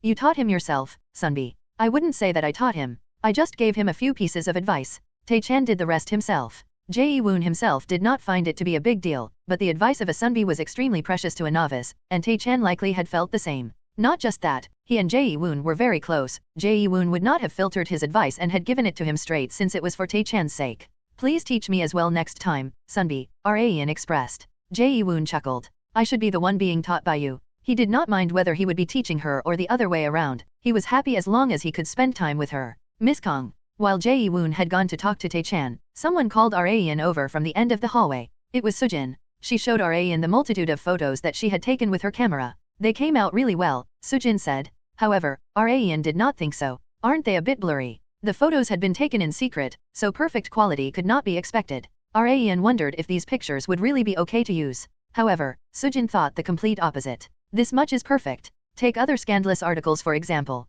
They rarely have high-resolution photos, right? Well, yes. Also, if the photos are too clear, it might garner suspicion that the photos were staged. That's why I think they're perfect as they are. The public needed to think that the photos had been taken in secret, hence why Sujin had taken the photos in a slightly lower resolution. After Rayan thought about it, she saw her point. Would you like me to take more? Sujin asked. I think 1 or 2 more would be great. Even better if they're taken at other locations. I see. Understood. Right as they had finished their conversation, Jae-woon came back after talking to Tae-chan. Sujin hurriedly left the scene so as to not get caught. Sorry for making you wait, Rayan n/o/vel/b/in.c//om. Not at all, sunbi. More importantly, do you have time to spare? Me? Yeah, I'm fine. Then why don't we spend a little more time together? They had originally planned to watch the musical and go about their separate ways after getting some coffee, but after talking to Sujin, I can't just let him go. She was planning on spending the rest of the day on a date with Jae-woon. While they were having a meal, Rayan picked up a small cut of meat with her fork and held it out toward Jae-woon. Sunbi, say ahh. Are you trying to feed me? Yes. Jae-woon felt more bewildered than happy as Rayan did things that she had never done before. My arm hurts, Sunbi. Hurry. Oh okay. Ahh. Jae-woon ate the meat that Rayan had handed him. Her shows of affection did not end there. They returned to Jae-woon's car after getting 2 coffees to go at a cafe. Sunbi, is that good? Rau showed interest in the Earl Grey milk tea that Jae-woon had ordered. It is. This drink suits my tastes the best in that brand establishment. Then could I have a sip? Sure. Oh, should I go get a new straw? It's okay, Rayan said as she put her lips on the straw that Jae-woon had used. Seeing that, Jae-woon's face slightly reddened. The term indirect kiss swirled around his mind. Rayan returned his drink to him and expressed, it's good, just like you said. Lly. Yes. I'll have to order that next time as well. Jae-woon looked down at the Earl Grey milk tea cup that Rayan had handed back to him for a while without even starting the car. Her saliva was on the end of the straw. He had to wonder for a while whether it was okay for him to put his lips on the straw or not. The date had gone on for longer than planned. While they were wondering where to go, Jae-woon gave her a suggestion. I heard from Tae-chan earlier that they were having some sort of interesting event at SE Gang World. An interesting event? Yeah, something called a mask festival. They're playing tag while wearing masks, apparently. I want to give it a try, but how about you? If they were wearing masks, they wouldn't have to worry about the public's gaze. In other words, they could freely enjoy their date. However, Rayan was hesitant to accept the offer. Isn't it meaningless if our faces don't show? Rayan told Jae-woon that she would think about it and quickly texted Sujin for assistance by telling her that this was the kind of event they would be going to, and if it was okay for their faces not to show.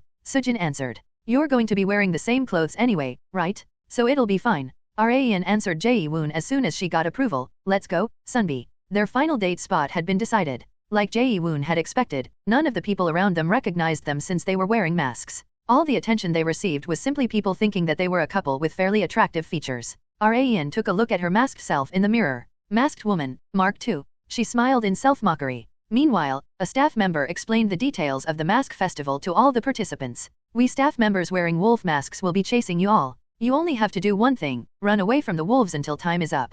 However, even if a wolf touches you, you won't be considered caught as long as the bracelet on your left wrist is fine. We will be giving prizes to the people who survive to the very end, so please do your best. People's cheers filled the event venue. The hide and seek would be held within a portion of the amusement park. It was such a large space that running away seemed easy enough. Or at least, the participants thought. Begin. The staff members wearing wolf masks ran toward the participants at insane speeds as soon as the signal was dropped. Why are they so damn fast? Did they hire track and field athletes or something? Honey, run. The wolves were far faster than the participants. Several people had already been caught not long after the event began. A few wolves targeted Jae-woon and Rayan, but catch me if you can. The two of them easily escaped the wolves with movements that were far more agile than the other participants. The wolves were bewildered. Those two are fast, so watch out. Don't take them alone. Surround them as a group. Okay, Hyung. The wolves commenced a joint operation, but even that was not enough to catch Jae-woon and Raeun. Seeing no hope in their current plan, they changed tactics. Aim for the woman first. Raeun clicked her tongue. They're looking down on me. It couldn't be helped, since men usually had the advantage in such events. After all, there was a huge difference in the physical capabilities between men and women. Even for the other couples participating in the event, the boyfriends were protecting their girlfriends from the wolves. The wolves gave up on targeting Jae-woon and aimed only for Raeun, but they had missed one thing. Oh, no you don't. Raeun possessed far higher athletic ability than Jae-woon. She used a bench as a prop to jump into the bushes. The wolves were lost for words as she flew through the air. She landed on the ground and ran into a dark alleyway. Just then, over here, Raeun. Jae-woon yanked Raeun toward where he was. They hid inside a cleaning tool storage room. Meanwhile, the wolves were looking around for Raeun outside. They looked outside from the small space. They were so close that they could feel each other's rough breaths. Jae-woon looked down at the mask-wearing Raeun. She was as beautiful as always despite wearing a mask. She was so charming that he couldn't possibly take his eyes off of her. Despite having performed on stage with countless beautiful women, Jae-woon's heart had never beaten so much for any other woman. Raeun was the first. He wondered what made her so charming and what about her made him so crazy for her. Sunbi, Raeun whispered. I think the wolves are gone. However, Jae-woon did not move. Just as Raeun was about to say something else, the masked Jae-woon's face got closer to Raeun's masked face. Tap. Their lip areas touched. After the masked kiss was over, Jae-woon explained to the flustered Raeun the reason why he had done that. It's practice for the kiss scene. Raeun was not able to move for a while due to his unexpected action. Seo Yiseo looked strangely at Kang Raeun, who had come back home late at night. Did something happen, Raeun? You look exhausted. Raeun had come back at this late hour after leaving in the morning, so it was understandable that she would be exhausted. However, Raeun was not fatigued because of a long day. After all, she often worked busier days when she had shoots scheduled. Just. Not really. The sudden event at the cramped space at the end of her date with Jae-woon had put her head, no, her entire body in jumbles. Oh, right. I'll give you this. Raeun handed Yiseo a small gift box. What is it? Raeun said as she gave Yiseo the prize that she had won in the mask festival, a trophy. A trophy? What in the world were you doing outside? A bunch of things. Nov. L. B. /JNN. Raeun did not want to go into the details out of embarrassment. Kim Han-Gyo had been using every single connection that he had to spread information about the masked woman as far as possible. The factions that had been hostile to him had been defaming him by saying that he had created the masked woman persona, so he had reporters publish as many articles as possible so that people knew this fact. Han-Gyo had thought that he had successfully made it into a hot topic, but that had only been for a few days. His final card to play had been buried by nothing but a dating scandal. Team leader Park Eun-soo sighed softly as he read the story plastered on the front page of today's newspaper. Top actress Kang Raeun, in a relationship with popular Bex group member Jae-woon. Eun-soo held in his deep sigh for Han-Gyo's sake. The reporters who had been frantically trying to find out the identity of the masked woman just a few days ago were now completely on the Raeun and Jae-woon dating scandal train. There was a certain conspiracy regarding dating scandals being leaked on purpose so that the public would be too distracted to notice whenever the government tried to push ahead with something in secret. Han-Gyo had fallen victim to that very conspiracy. Raeun and Jae-woon were both top stars that represented Korea. Not only were they starring in the same production, photos of them enjoying a date in private had also been taken. There's no way it wouldn't garner attention, Eun-soo remarked. The chief secretary stared at him and put his index finger on his lips, telling him to be quiet. Han-Gyo also knew this fact very well. The entire country was going mad with the dating scandal between the two celebrities. The article that was planned to be released today was not even on the front page of popular articles. It could not even be seen on the top rankings of search results. Why now? Han-Gyo trembled in rage with both hands clenched. The chief secretary frantically tried to calm him down as he was on the verge of exploding. See, Congressman, you don't have to worry too much. Why, you know how scandals are. They burn hot for a little and then fizzle out soon after. Han-Gyo also obviously knew that, but he could not understand why a dating scandal between the two celebrities had been released now of all times. As if it was done on purpose. His enemies who had created the persona of the masked woman may have leaked the dating scandal of Raeun and Jae-woon on purpose, and their goal had obviously been to bury Han-Gyo's claims. It was difficult to explain this situation any other way. Of course, it could just be a coincidence, but coincidences of excessively perfect timing can only be called inevitability. That was how Han-Gyo saw this incident. He once again took a look at the scandalous article between Raeun and Jae-woon, who were secretly enjoying their date. The thing that bothered Han-Gyo most was the fact that the news agency that first reported the scandal was where reporter Ahn Sujin worked. Could this also be a coincidence? No, there's no way. Others thought that Han-Gyo was thinking too deeply into it, but he did not think so at all. There was no way that his intuition was wrong. There were 3 photos included in the article. One was of the two of them watching a musical that Tae-chan starred in, another was of them coming out of a restaurant after having a meal together, and the last one was of them intimately enjoying the mask festival that had been held in an amusement park. Among these three photos, Han-Gyo's attention was mainly focused on the third photo, where Arayan's face was completely covered due to the mask. Her appearance in a mask felt awfully familiar. Team Leader Park, Han-Gyo called out to Ian-soo. Yes, Congressman. Do you consider yourself to have good eyes? I do not believe they are bad. Is that so? Then take a look at this photo. Han-Gyo showed Ian-soo the photo of Arayan in a mask. What do you think? Ian-soo had an idea of what Han-Gyo was about to ask him. Doesn't she look similar to the masked woman who had come to rescue reporter Ah-chan? The type of mask was completely different from what the masked woman had worn at the time, but her appearance as a whole felt somewhat familiar. Just then, the chief secretary sighed deeply and dissuaded Han-Gyo. Congressman, you really should stop suspecting Miss Kang Arayan. It was too far of a stretch to match Arayan with the masked woman with just a rough guess. But more importantly, Han-Gyo was mentally unstable at the moment. The chief secretary believed that Han-Gyo would be unable to make sound decisions at this time. All right, you should get going too, Team Leader Park. You must have a lot to do. The weather is great today, so please make sure to get some fresh air, Congressman. I will help you. Ian-soo was made to leave Han-Gyo's study without being able to give Han-Gyo his answer. Ian-soo got into his car and searched up the photo that Han-Gyo had shown him.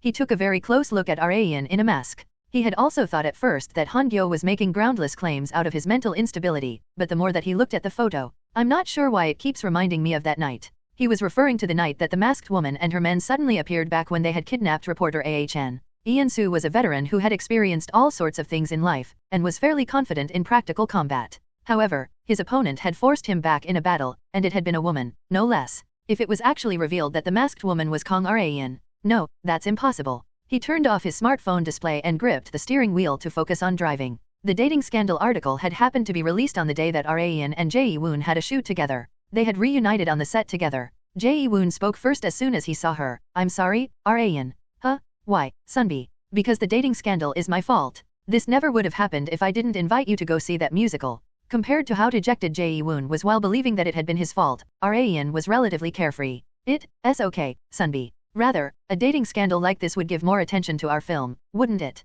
Just like a melodrama protagonist was the perfect opportunity for the public to enjoy watching the two people who had been involved in the dating scandal actually acting like a couple, albeit just as a performance. The public had not reacted to Arayan and Jae-woon's dating scandal only in a bad way. Rather, there were even fans who were hoping for them to actually end up together. Neither of them had been involved in negative gossip and had very clean images both inside and outside the entertainment industry. Hence, they had many fans cheering for them. The dating scandal aside, there was something more important to do. I think our agencies have been discussing with each other. Like Jae-woon had mentioned, his agency and Arayan's GNF were taking quick measures to resolve this situation. I heard that we'll be releasing each of our statements soon. There would be no issues in resolving the situation since they weren't dating in the first place. The statements that each agency would release contained nothing but the truth. Jae-woon lifelessly shook his head and said, I can't believe a reporter was on our tail. How did they even know that we would be attending the musical? The musical, restaurant, cafe, and even the amusement park. The reporter had tailed them as if they knew their exact date course. It's not like anyone leaked it.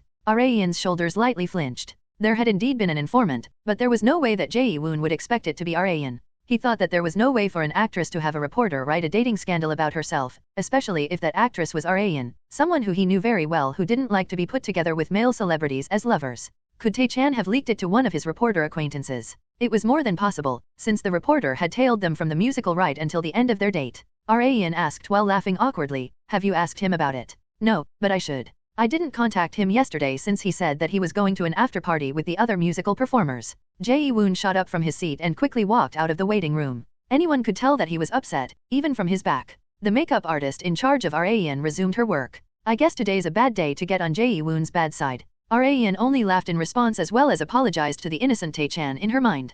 Kim Han-gyo's masked woman conspiracy had almost set fire to the entirety of Korea, but Kang Arayan had countered with a scandalous article of herself. Thanks to that, Han-gyo's conspiracy had completely vanished from the public's minds. Even when she searched for them on the internet, the latest articles about it were buried as soon as they were released. Arayan smirked. Topics could be buried with even hotter topics. Although she had to make a small sacrifice, her plan had gone perfectly. Even despite Arayan and Jae-woon's agencies both putting out their statements that they were not lovers, the public was still entirely focused on their relationship. After all, there were many couples that had denied their relationship at first, but was then revealed to be true later down the line. Hence, many fans were suspecting that to be the case this time as well. Due to this, Raeun was questioned about how she felt about Jae-woon wherever she went, even by the high school friends whom she had met after a long time. Raeun, are you sure you're not dating Jae-woon oppa? Choi Aromi kept trying to unveil the truth of the dating scandal. Raeun had lost count of how many times that she had asked just today. I already said no. Raeun answered bluntly and lightly placed her lips on the straw of her iced latte. Jae-rin, who was sitting next to Aromi, scolded her to stop. She's saying no, so why do you keep asking her? You're bothering Raeun. But I can't help being curious. It was no wonder that Aromi was curious, considering how much of a Beck's fan she had been ever since her high school days. One of her favorite members was also Jae-woon. She couldn't let slide the fact that her celebrity crush might be in a relationship with her high school classmate. Raeun quenched her thirst with her drink and hammered the nail in the coffin. We're not dating, so you can be at ease. I wasn't really asking because I was uneasy. Then why? Just, out of curiosity. Someone else's relationship stories are always more fun to hear about, aren't they? It was especially so if it was about famous celebrities. Unlike Aromi, whose eyes were sparkling, Raeun sighed deeply. She had stopped Han-Gyo's conspiracy with a scandal article of her own, but sorting out the mess is a bit annoying. Raeun had no choice but to do it. Seo Yiseo brought up another topic, likely to change the subject. Isn't it your birthday this coming Thursday, Jae-rin? Oh, right. Aromi exclaimed. Attention was immediately focused on their high school friend's birthday.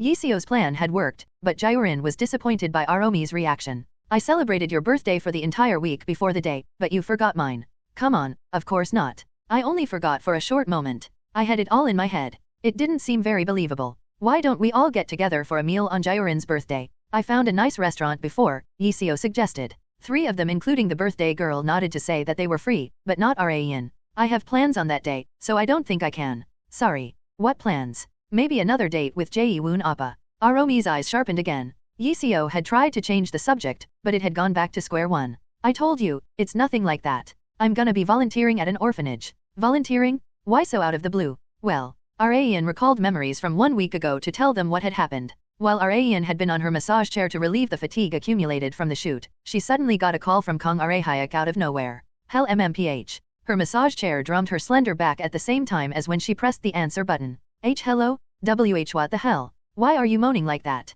I'm getting a massage right now. Whether it be with human hands or a machine, the fact that she moaned when she received a massage did not change. Arehyak felt weird after hearing his sister's weird moans, so he got straight to the main topic at hand. Lil sis, you have to help me talk dad down. What do you mean? Raeun asked in confusion. He told me not to tell you, but dad injured his wrist while he was working. His job involved lifting heavy objects, so he was always taxing his body. Raeun had told him several times to quit his job and live a comfortable life, but there was no getting through to him. It was times like this when Raeun felt that he was similar to her former father Park Chan-gil. How bad was he hurt? Not to the point that he needs surgery. He just sprained it a bit. However, he needed to be careful for the time being. Even the lightest injuries would lead to even bigger ones if one was careless. So, you want me to take this chance to help you persuade him to quit his job? /P. That would be almost impossible. It's about something else. What? He says that he's going to be volunteering at an orphanage next Thursday. I told him so many times that he can't go when his wrist is injured and that he shouldn't go this time, but he wouldn't listen to me.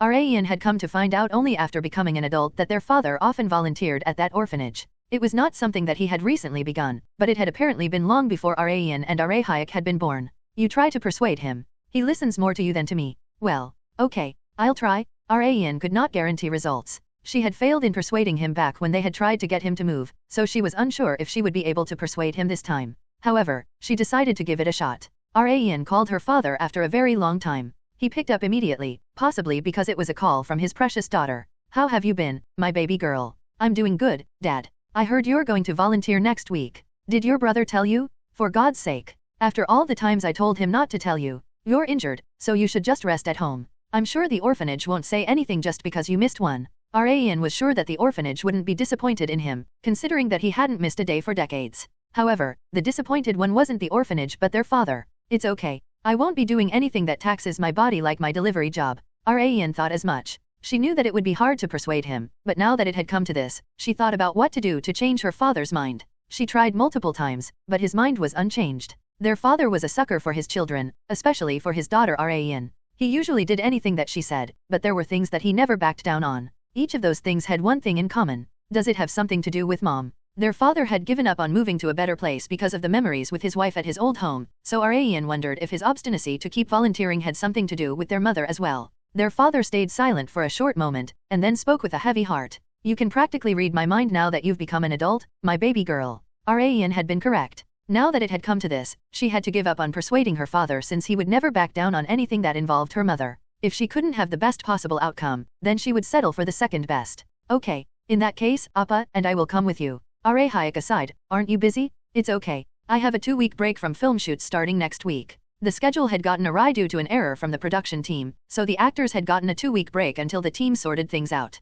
Ian had nothing to do at home anyway, and since Han-Gyo had not made any moves since the scandal, she did not need to make any preparations either. Okay, let's go together, then. Ian once again let herself be taken by the massage chair as soon as the call ended. She decided to find out for herself what other circumstances their family had. The family headed to the orphanage in Ian's car. Could you stop there for a second? Before they arrived, their father pointed at a supermarket parking lot. It was a bit rude to come empty-handed. I want to buy some snacks for the children, he remarked. That sounds good. The three of them headed to the supermarket. Ian covered her face with glasses and a mask to prevent people from recognizing her, but she had underestimated the eyes of middle-aged women. My, that young lady's the one that appeared in that drama. Wow, you're so much prettier in person. Let's take a picture together. Ian was extremely popular among middle-aged women who watched dramas and films all the time. Her father smiled as her daughter interacted with them. Nov, L.B//JNN. She's my daughter. My, is that so? The dad is tall and attractive too. What about the mom? She must be a knockout, right? The father smiled awkwardly and said, she passed away when my kids were little. Oh, the women were lost for words by the unexpected answer. It was no wonder why they didn't know, considering Ian rarely mentioned it on television. She had only mentioned it a few times during interviews for films, so the majority of the public did not know of her family circumstances. Ian was not one to go around telling such things to people in the first place, and she also barely knew of them since she was not the original owner of Ian's body. I'm sorry. We got excited all on our own. The father told them that it was okay. Ian thought that every family had its own circumstances. Ian and her family got back in the car after putting everything they had bought in the trunk. Although she had never been to the orphanage they were going to right now, she had often visited orphanages in her past life. However, it had not been for volunteering purposes, but for reporters to film Han-Gyo taking care of children at orphanages during general elections. Ian recalled Han-Gyo affectionately hugging the children while smiling. I think I'm gonna hurl. Ian had known that such actions had been nothing but a show for Han-Gyo to look good as a politician, but now that she knew that he had her killed, her disgust amplified exponentially. However, Ian's father was completely different from Han-Gyo. He had come here purely for volunteering purposes. What sort of relationship do you have with that orphanage, Dad? Ian asked. She was curious about why he volunteered only at that one orphanage and nowhere else. It didn't seem like it was purely out of his overflowing desire to volunteer, but some other hidden reason. Their father, who was sitting in the back seat, softly chuckled. Come to think of it, I've never told you two about it. Well, I guess I never had the chance to. As the father was about to continue, Hayek, who had been focused on driving, asked while pointing forward. Is it that building with the blue roof? Yeah, that's it. You can park next to that wall there. Yes, sir. Hayek answered energetically and turned the steering wheel. He masterfully parked the car next to the wall. Having heard the sound of the car, children rushed out of the front door of the orphanage despite them not having called the orphanage that they had arrived. Mr. The children surrounded the Kong siblings' father with innocent smiles. Ian was slightly surprised by the number of children that had far surpassed her expectations. There were over 20 of them, and that wasn't the end of them. I heard there were also middle schoolers and high schoolers. Including those children, there would be over 30 of them. Despite the numbers worthy of surprise, their father calmly patted the heads of every single child as if he was used to it. I came with tons of snacks for you all. It's cold outside, so let's hurry on inside and have them together. Okay. Hayek shrugged as he watched how well the children listened to their father. I had no idea Dad had that kind of side to him. I knew, though. Ian said. Ian had known for a long time that their father was extremely kind and gentle to children, and especially to herself. However, Hayek didn't. He sighed softly. You treat your son and daughter too differently, Dad. Ian and Hayek followed their father into the orphanage with the snacks that they had bought at the supermarket. The building felt far larger than what they had seen from the outside. This many children live here, so I guess there's no wonder it's this big. However, the number of caretakers seemed to be considerably lacking compared to the number of kids. The living conditions did not seem to be all that good either, possibly because they were lacking financial support. Meanwhile, the warm-looking director of the orphanage greeted the three of them, especially Ian. You're far prettier in person. How can someone be so cute and beautiful? Ian practically received praises like this daily, so she had gotten used to it. Not just the director, but the middle and high schoolers that lived in the orphanage showed great interest in Ian. Nuna, could I get your autograph? An autograph? Of course. Me too. Please take a picture with me. I want to show off to my classmates. They were at the age where they were highly interested in celebrities. Rayan maintained her smile and fulfilled the requests of all the children. Rayan had also left her house at a young age and had to make a living on her own, so she could somewhat sympathize with these children. However, there was one glaring difference between their circumstances. Rayan had left her home of her own accord because she could not stand it there, but these children had been forced to live this life. The result might be the same, but the cause and process were completely different. Hence, Rayan felt sorry for these children. Among the children, one caught her attention. It was the oldest of the children, a girl in her second year of high school. She's right at the age when I first became a girl n/o/vel/b/in.c//om. Due to that, Rayan's eyes kept darting to her even when they were all gathered to have a meal together. The girl, also having interest in Rayan, stole a glance at her, but their eyes ended up meeting. The girl jumped in surprise and quickly looked somewhere else. The director, who had been looking over their interaction, went up to Rayan, who was helping with the dishes after their meal. Yeji isn't usually the shy type, but she seems to be a bit silent since you're here. Ho ho. Her name is Yeji? Rayan asked. Yes. Han Yeji. I named her. You did, director. Yeji hadn't even been registered for birth when she first came to our orphanage, so I registered her with the help of some acquaintances. Yeji had no idea who her parents were, but she had grown brighter and more energetic than anyone else.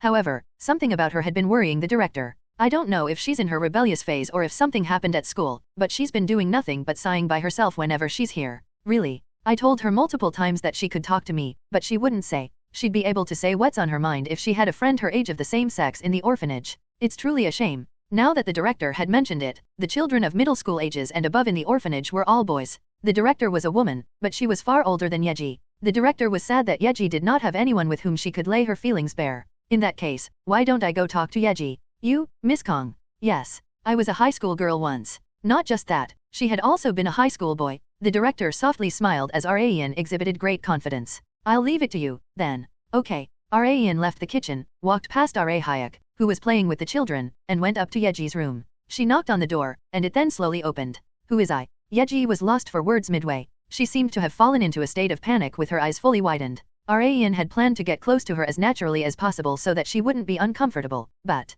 I've already failed. Rayan giggled bitterly and asked, can I come in? I in here. I'd like to talk to you. Rayan entered Yeji's room while she was still flustered. Yeji's room was far cleaner than her own in her high school days. While Rayan was looking around the room, Yeji brought over a chair for Rayan to sit on. Thanks, Rayan remarked. Why you're welcome, Yeji muttered. Rayan found it hard to believe that Yeji was not a shy girl. How's school? It's good. My friends treat me well. Her classmates treated her very well despite knowing the fact that she lived in an orphanage. There did not seem to be any trouble in her school life. In that case, what was on her mind? Rayan was able to find a hint to the question in her room. There were many photos of her with her friends on her desk, and one of them caught her attention. It was one with a boy who seemed to be her age, and her face was completely red. Rayan was able to tell exactly what was on her mind as soon as she saw the photo. You've found someone you like, huh? Yeji flinched. She tried to deny it at first, but then nodded to affirm. Yes, but I'm not sure what he thinks. You're not sure what he thinks of you, right? Yeji nodded. It was a common relationship worry of a teenage girl. Although Rayan had no experience having such feelings, she could easily give advice on such things. After all, she had once been a he. She knew the mind of a high school boy at their age. Don't be too embarrassed and try to express your feelings to him. Once you do, he'll show you responses that are very easy to read. Will he really? Yup. I'm sure of it, so you can trust me. Teenage boys were highly interested in the opposite sex. Rayan knew this since she had experienced it herself. If a girl as pretty and kind as Yeji were to like him, the boy would most definitely like it. Rayan was fully aware of the psychology of men. If it doesn't work out, then you can call me. I'll take care of things for you. Okay, Uni. Her expression brightened after having gained confidence. Rayan came out of Yeji's room and met her father, who was staring at her with a smile. How did the talk with Yeji go? How did you know about that? The director told me. I can see from Yeji's face that it went well. Her father thought that he had done well to bring Rayan with him. Why don't we have a short talk? He suggested. They walked to where they could see the yard well. The father brought up what he couldn't say back in the car.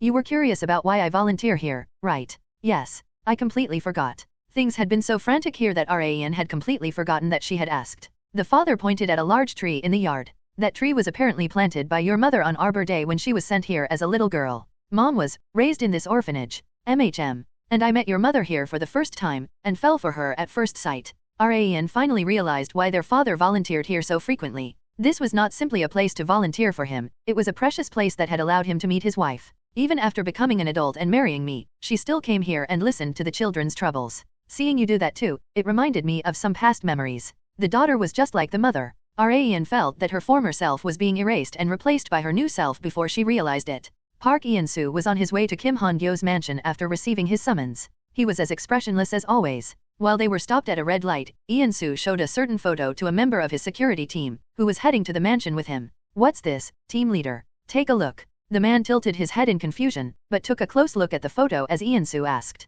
"This is..." It was one of the photos that had been taken for Kang Raeun and Jae-woon's dating scandal. It had been cropped so that only Raeun was on it. The congressman was saying that Kang Raeun might be the masked woman that showed up when we kidnapped reporter Ahn Sujin, Eun-soo expressed. The congressman still suspects Miss Kang Raeun. This had not been the first time, so Han-Gyo's closest associates pretty much considered it as something like an annual event. Like the chief secretary had said, Han-Gyo might be stuck on blaming Raeun because he was stricken with a victim mentality. Eun-soo had thought so as well, but he decided to think in a different way after seeing this photo. The congressman might be right. Even you, team leader. Just compare the masked woman that we had seen before with that photo. Do they not look awfully similar? The masks were different, but the appearance and aura that Raeun gave off were extremely similar to that of the masked woman. Eun-soo was also getting more convinced that Han-Gyo was right since he had once confronted the masked woman directly. However, his subordinate replied, I can't really tell. Maybe you just feel that way because the congressman talks about Miss Kang all the time." That was not it. Eun-soo knew himself very well, and he was sure that his hunch and intuition were not wrong.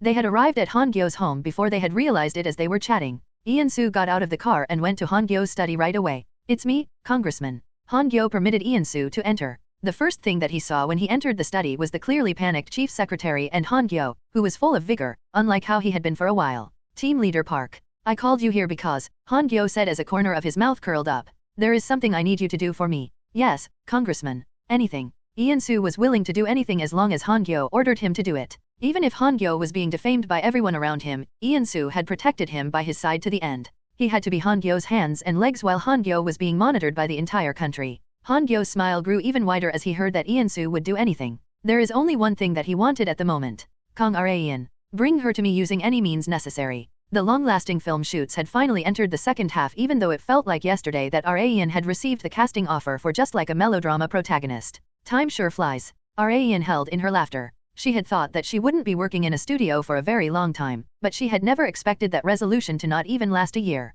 However, she had been able to cut off every single method that Han-Gyo could possibly use to resuscitate his career thanks to that. She had severed the ties between him and Chairman Jang Yoon-jik, the final person that he could rely on. It's really over now. Even while he had tried to create a conspiracy using the masked woman, it had been completely buried due to the dating scandal between Raeun and Jae-woon. The cards that Han-Gyo could use had been depleted. Now, I just have to wait until he self-destructs. Raeun would only be satisfied after seeing him struggling in pain for the rest of his life after losing everything, falling into despair and even going insane. Raeun sent Ma Yongjun a text while on the move to the film set to ask if Han-Gyo had made any suspicious movements. Yongjun's reply was very short. "Not yet." Raeun smiled bitterly as she saw his reply. "You won't be popular with the ladies with short replies like that, mister. I don't care." Raeun once again held in her laughter from how consistent his texts were. However, another thought popped up in her mind at the same time. "It kind of feels like the memories and emotions of my days as a man are fading." The time that Raeun had spent as a woman was relatively short. It had not even been 10 years.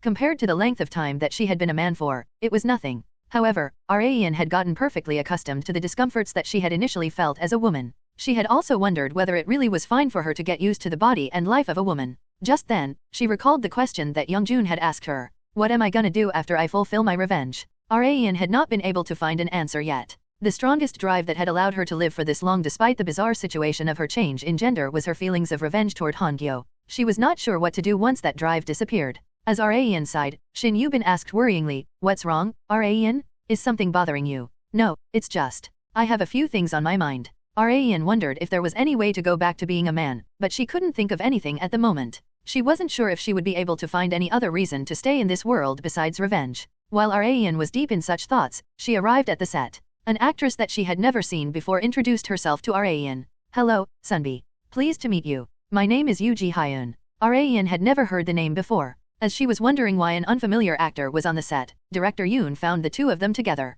"Oh, you're here, Raeun. Have you introduced yourself, Ji-hyun?" "Yes, director." "Perfect. Oh, right. Min-sok was looking for you. He seems to have something to tell you regarding next week's shoot. Why don't you go find him?" "Okay, I will see you next week. Good luck on today's shoot, Sunbi." Raeun nodded dumbfoundedly as her junior energetically cheered her on. As Ji-hyun sped away, Raeun asked director Yoon about Ji-hyun. Will that girl be shooting scenes with me as well? From what Raen remembered, there hadn't been anyone on the list of cast members named Yoo Ji-hyun. Director Yoon shook his head and explained why Ji-hyun was here. She's your double that will be kissing Han-sok in your place. The scene is scheduled for next week. She wanted to take a look around since she was in the area and wanted to get used to the environment, so I told her that she could come.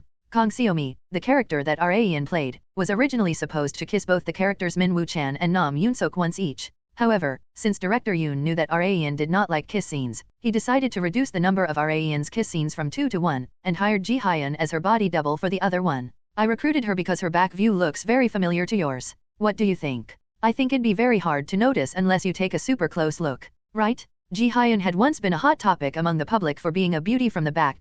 Not just that, their hairstyles and body shapes were considerably familiar. Raen was famous for never using a double for any of her scenes, but she couldn't help it for kiss scenes. I could at least do it myself if it were something like stunts. Ji Han-sok and Yoo Ji-hyun would be kissing. Raen was relieved that she wouldn't need to be the one kissing at first, but she felt something other than relief now. Her feelings about it were a bit complicated. After today's shoot had finished, Raen came across Han-sok in the hallway after changing her clothes in her waiting room. Great job today, Sunbi. You too, Raen. Raen felt a bit awkward interacting with Han-sok, possibly because she had heard that he would be kissing Ji-hyun. Noticing that, Han-sok asked, "Is there something you want to say to me?" "Huh? No, not really." Raen said it was nothing, but it did not seem that way to Han-sok. She decided to leave the scene before things got any more awkward. "I have to go to the bathroom really badly." "Got it. I'll see you on the next shoot." "Okay. Have a safe trip home, Sunbi." Raen sighed as soon as she entered the women's bathroom right in front of her. "What the hell am I doing?" She lightly hit her head with her left fist.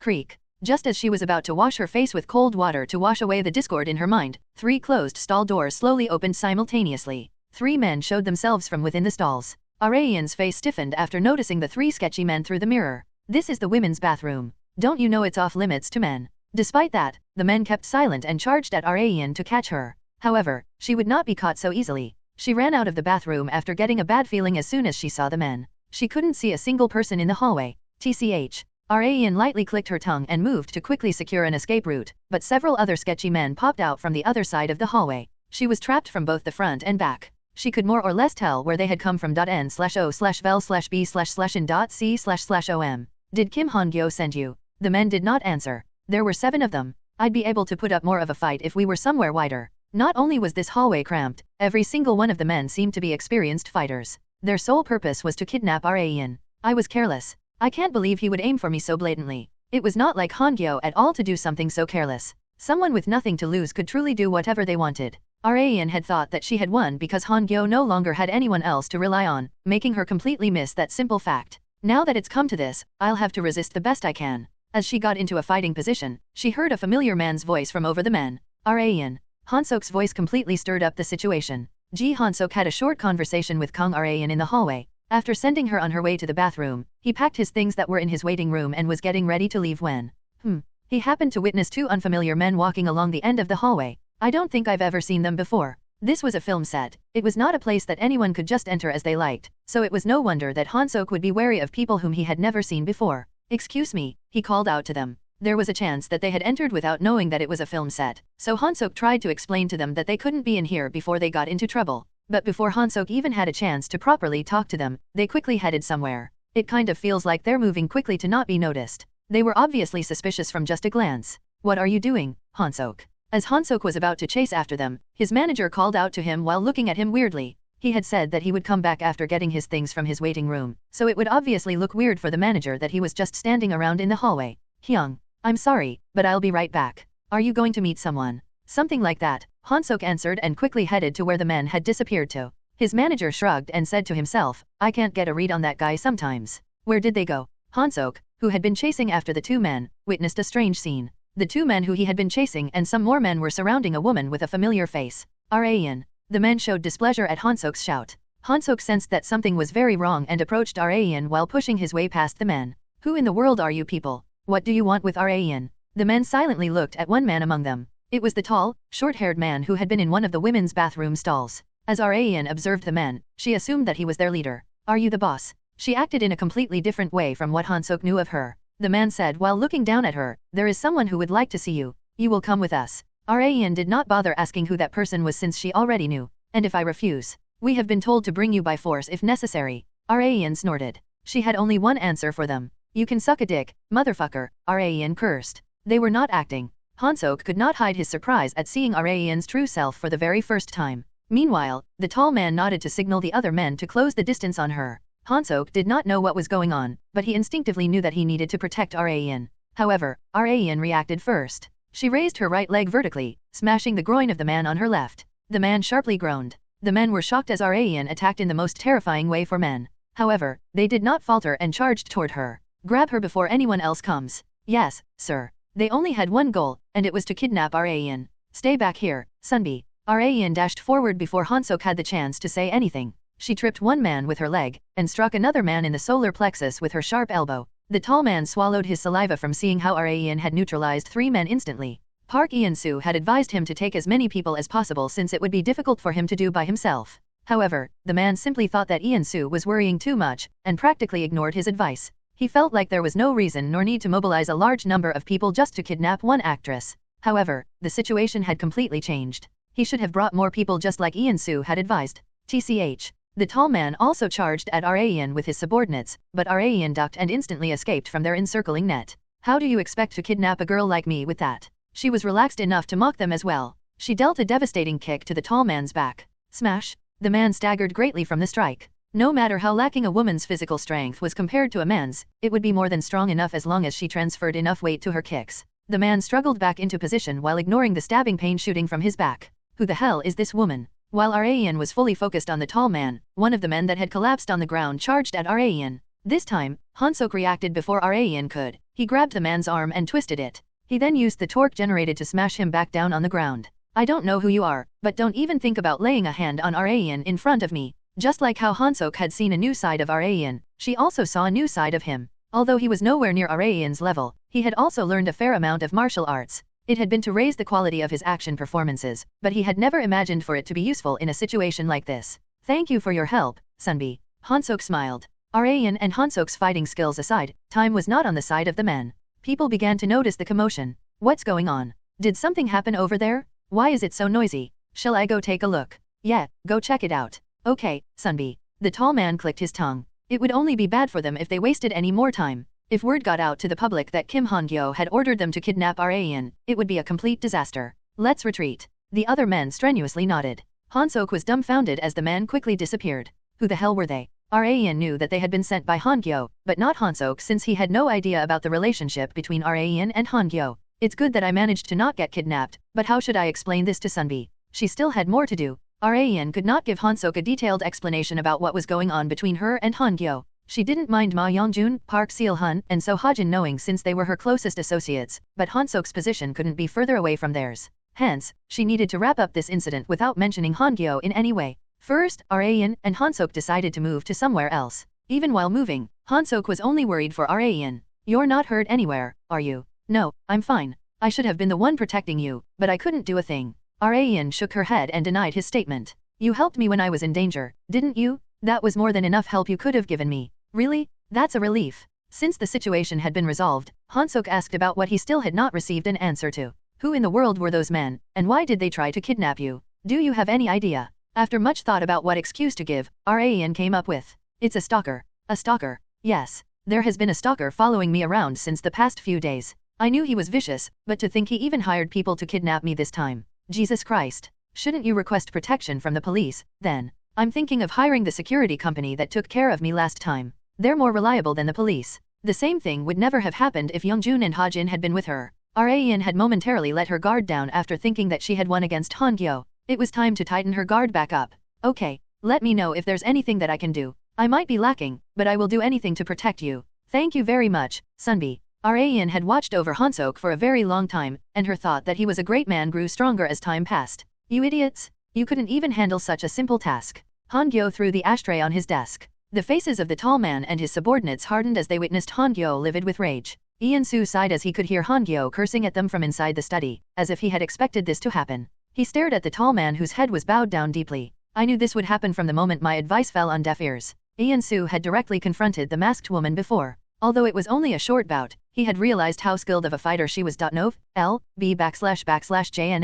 Maybe I should have gone myself, Eun-soo thought. However, he shook his head soon after. His face was very well known as the leader of Han-Gyo's security detail. If it were to be revealed that he had somehow been involved in this incident, Han-Gyo's reputation would for sure be unable to recover. Ian-soo was only worried about the possibility that Ian had somehow realized that the kidnapping incident had been Han-Gyo's doing. Ian saw Han-Sok again on the film set. She fixed her gaze on him, who was having a script reading session with Yoo Ji-hyun, her body double. Ian was bothered for some reason as she watched the two of them discussing their positions during the kiss scene. Like this, Sunbi? Ji-hyun asked as she assertively got closer to Han-Sok. Han-Sok, who was slightly bewildered, distanced himself from her a little. Why yeah, I think that's perfect, but we're not filming right now, so we should practice like it's the real thing, shouldn't we? Han-Sok showed reluctance to her daring remark. Just then, Ian turned away from Han-Sok and went to find Director Yoon Tae-yoon. Director Yoon, who had been talking to some staff members, replied, yes, Ian, I have a request. A request? Ian laid out a shocking statement with a face full of determination. Please let me do the kiss scene in Ji-hyun's place. While Han-Sok and Yoo Ji-hyun were focused on their script reading, Ji-hyun's smartphone suddenly rang. I'm sorry, Sunbi. Could I take this call? Yeah, sure. We have plenty of time. Thank you very much. Han-Sok read through the script while Ji-hyun went to take her call. The scene itself wasn't that long. It consisted of Nam Yoon-sok confessing and kissing Kang Seo-mi, who was in tears due to her internal conflict. The part with Ji-hyun didn't consist of any dialogue. Kang Ian would be doing the part involving dialogue, and the kiss scene would be shot with Ji-hyun. The thought of Ian kept swirling around Han-Sok's mind. He had several kiss scenes with other actresses throughout the many dramas and films that he had been in. A kiss scene actually wasn't that awkward for him in comparison to other kinds of performances. However, the kiss scene today was completely different from the others that he had done. It's a bit pressuring to do when Ian is watching. Although he knew that there was no way Ian would get jealous, he was still bothered by it. Come to think of it, I haven't seen Ian for a while now. Neither could he see Director Yoon Tae-yoon anywhere. Director Yoon was always overlooking the studio before the start of scenes, but he was nowhere to be found now. Director, Han-Sok called out to the camera director who just happened to be passing by. Do you happen to know where Director Yoon is? Director Yoon? He seemed to be having an important conversation with Ian earlier. An important conversation? What was it about? I'm not sure about the details either. Oh, there he is. Han-Sok turned his head to the direction that the camera director pointed. Like he had said, Director Yoon had returned to the studio. I'm going to ask him about it, Han-Sok said as he got up from his seat. Since Ji-hyun had left to take a call, he decided to leave for a bit to go ask. Director Yoon saw Han-Sok approaching him and reacted as if Han-Sok had been just the person that he had wanted to see. Oh, Han-Sok. I had something to tell you. Perfect timing. To me. Yes. It seems, we'll have to modify the script a little. Script modifications on the spot were actually more common than one would think, since seeing the scene through text and through the performances of actors would obviously be different. It's not a major modification. It's just. Director Yoon was hesitant. Not knowing what he was about to say, Han-Sok was a bit uneasy. Is the entire scene itself going to be changed? A total modification would involve redoing everything, including the lines. Director Yoon shook his head. No, we're just going to modify scene #24-3 a little. I think we're going to have to delete Miss Yoo Ji-hyun's part altogether. Pardon? What does that mean? Scene #24-3 was the scene where Han-Sok and Ji-hyun kissed. Director Yoon's next words shocked Han-Sok. Ian said that she would do the kiss scene herself without a body double. Ian had told Director Yoon that she would do the kiss scene with Han-Sok herself. What the hell am I doing? Goddamn idiot. As soon as Director Yoon left to tell the other staff members and Han-Sok, Ian criticized herself where no one could hear her. She had never thought that she would break her rule of no kiss scenes of her own accord, and by impulse, no less. Ian did not know why. Her pride was hurt when she saw Han-Sok and Ji-hyun practicing their kiss scene together, so she had told Director Yoon that she would do it herself. No, it might not be just about pride. Jealousy. Ian feigned a laugh as soon as that word popped up in her head. That's impossible. Ian had never used a body double for anything because it felt like she was running away from the scene out of fear if she ever used one. Hence, she even did dangerous stunts herself. She felt the same way for kiss scenes. She hated it more than anything, but she didn't want to hand it to someone else and run away. She had made her choice not out of jealousy, but her competitive spirit, or that was what she decided to think. Well, it's not like my partner is a complete stranger. And he also helped me last time. Ian admitted in her head that she thought that a kiss scene with Han-Sok was just barely okay. She softly sighed and entered the studio, but covered her face with the paper fan that she was holding before she had realized it. Every single staff member had likely found out that Ian would be doing the kiss scene, not Ji-hyun. The embarrassment from that fact belatedly swept over her. While she was cooling down her reddened face with the fan, Han-Sok, the person she wanted to avoid the most at the moment, approached her. Ian, I heard the story from Director Yoon. I'm still dumbfounded from hearing something completely unexpected. Is what Director Yoon said true? Han-Sok wanted to confirm it directly from Ian. She held in her sigh and forcibly opened her mouth. Yes, it's true. The tone of her voice was a bit lower than usual out of embarrassment and shame. Han-Sok laughed as naturally as he could to not embarrass Raen any more than she already was, but he couldn't completely eliminate the embarrassment from his laugh.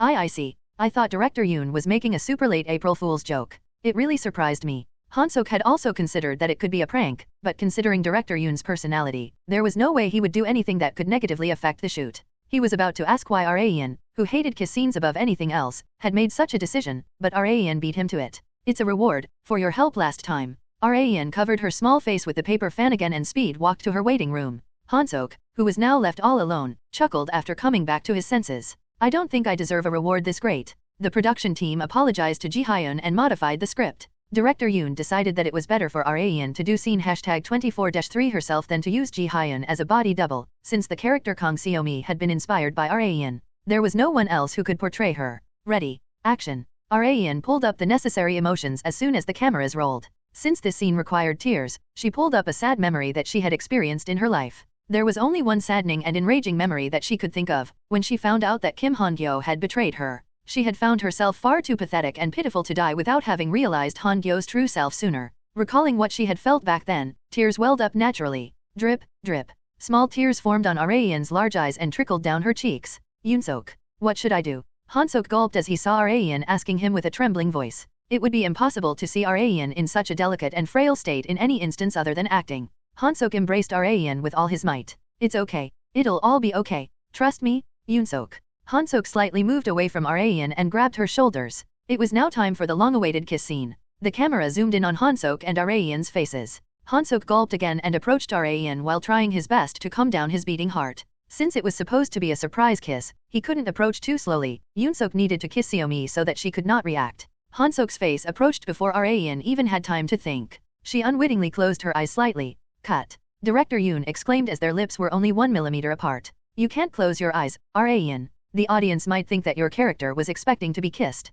I'm sorry. Raen had caused an NG cut unlike her. The scene resumed with take 2. Han-Sok resolved himself while looking at Raen, whose charm he could never escape from. He apologized to her in his mind, and their lips touched. Han-Sok felt as if the sensation of her soft and warm lips was spreading throughout his body. He had never felt like this in kiss scenes with any other actress. He could only feel this way because his partner had been Raen.N/O/Vel/B/in.C//om. Meanwhile, Seomi, played by Raen, widened her eyes as she was suddenly kissed by Yoon-Sok, played by Han-Sok. Director Yoon exclaimed, okay, that was great. The two actors pulled their lips away. Han-Sok apologized repeatedly to Raen as soon as the cameras were off. I'm so sorry, Raen. It's okay, Sunbi. Don't apologize. Raen thought that it would be extremely unpleasant to kiss a man, but it wasn't as bad as she had thought. She honestly felt at ease because she just considered it to be acting. And with that, the shoot for today had ended. Unlike Raen, who had gone back to her waiting room after saying farewell to the staff members, Han-Sok sat down in a chair. He was frantically cooling down his hot head due to him still being able to feel the sensation of the kiss.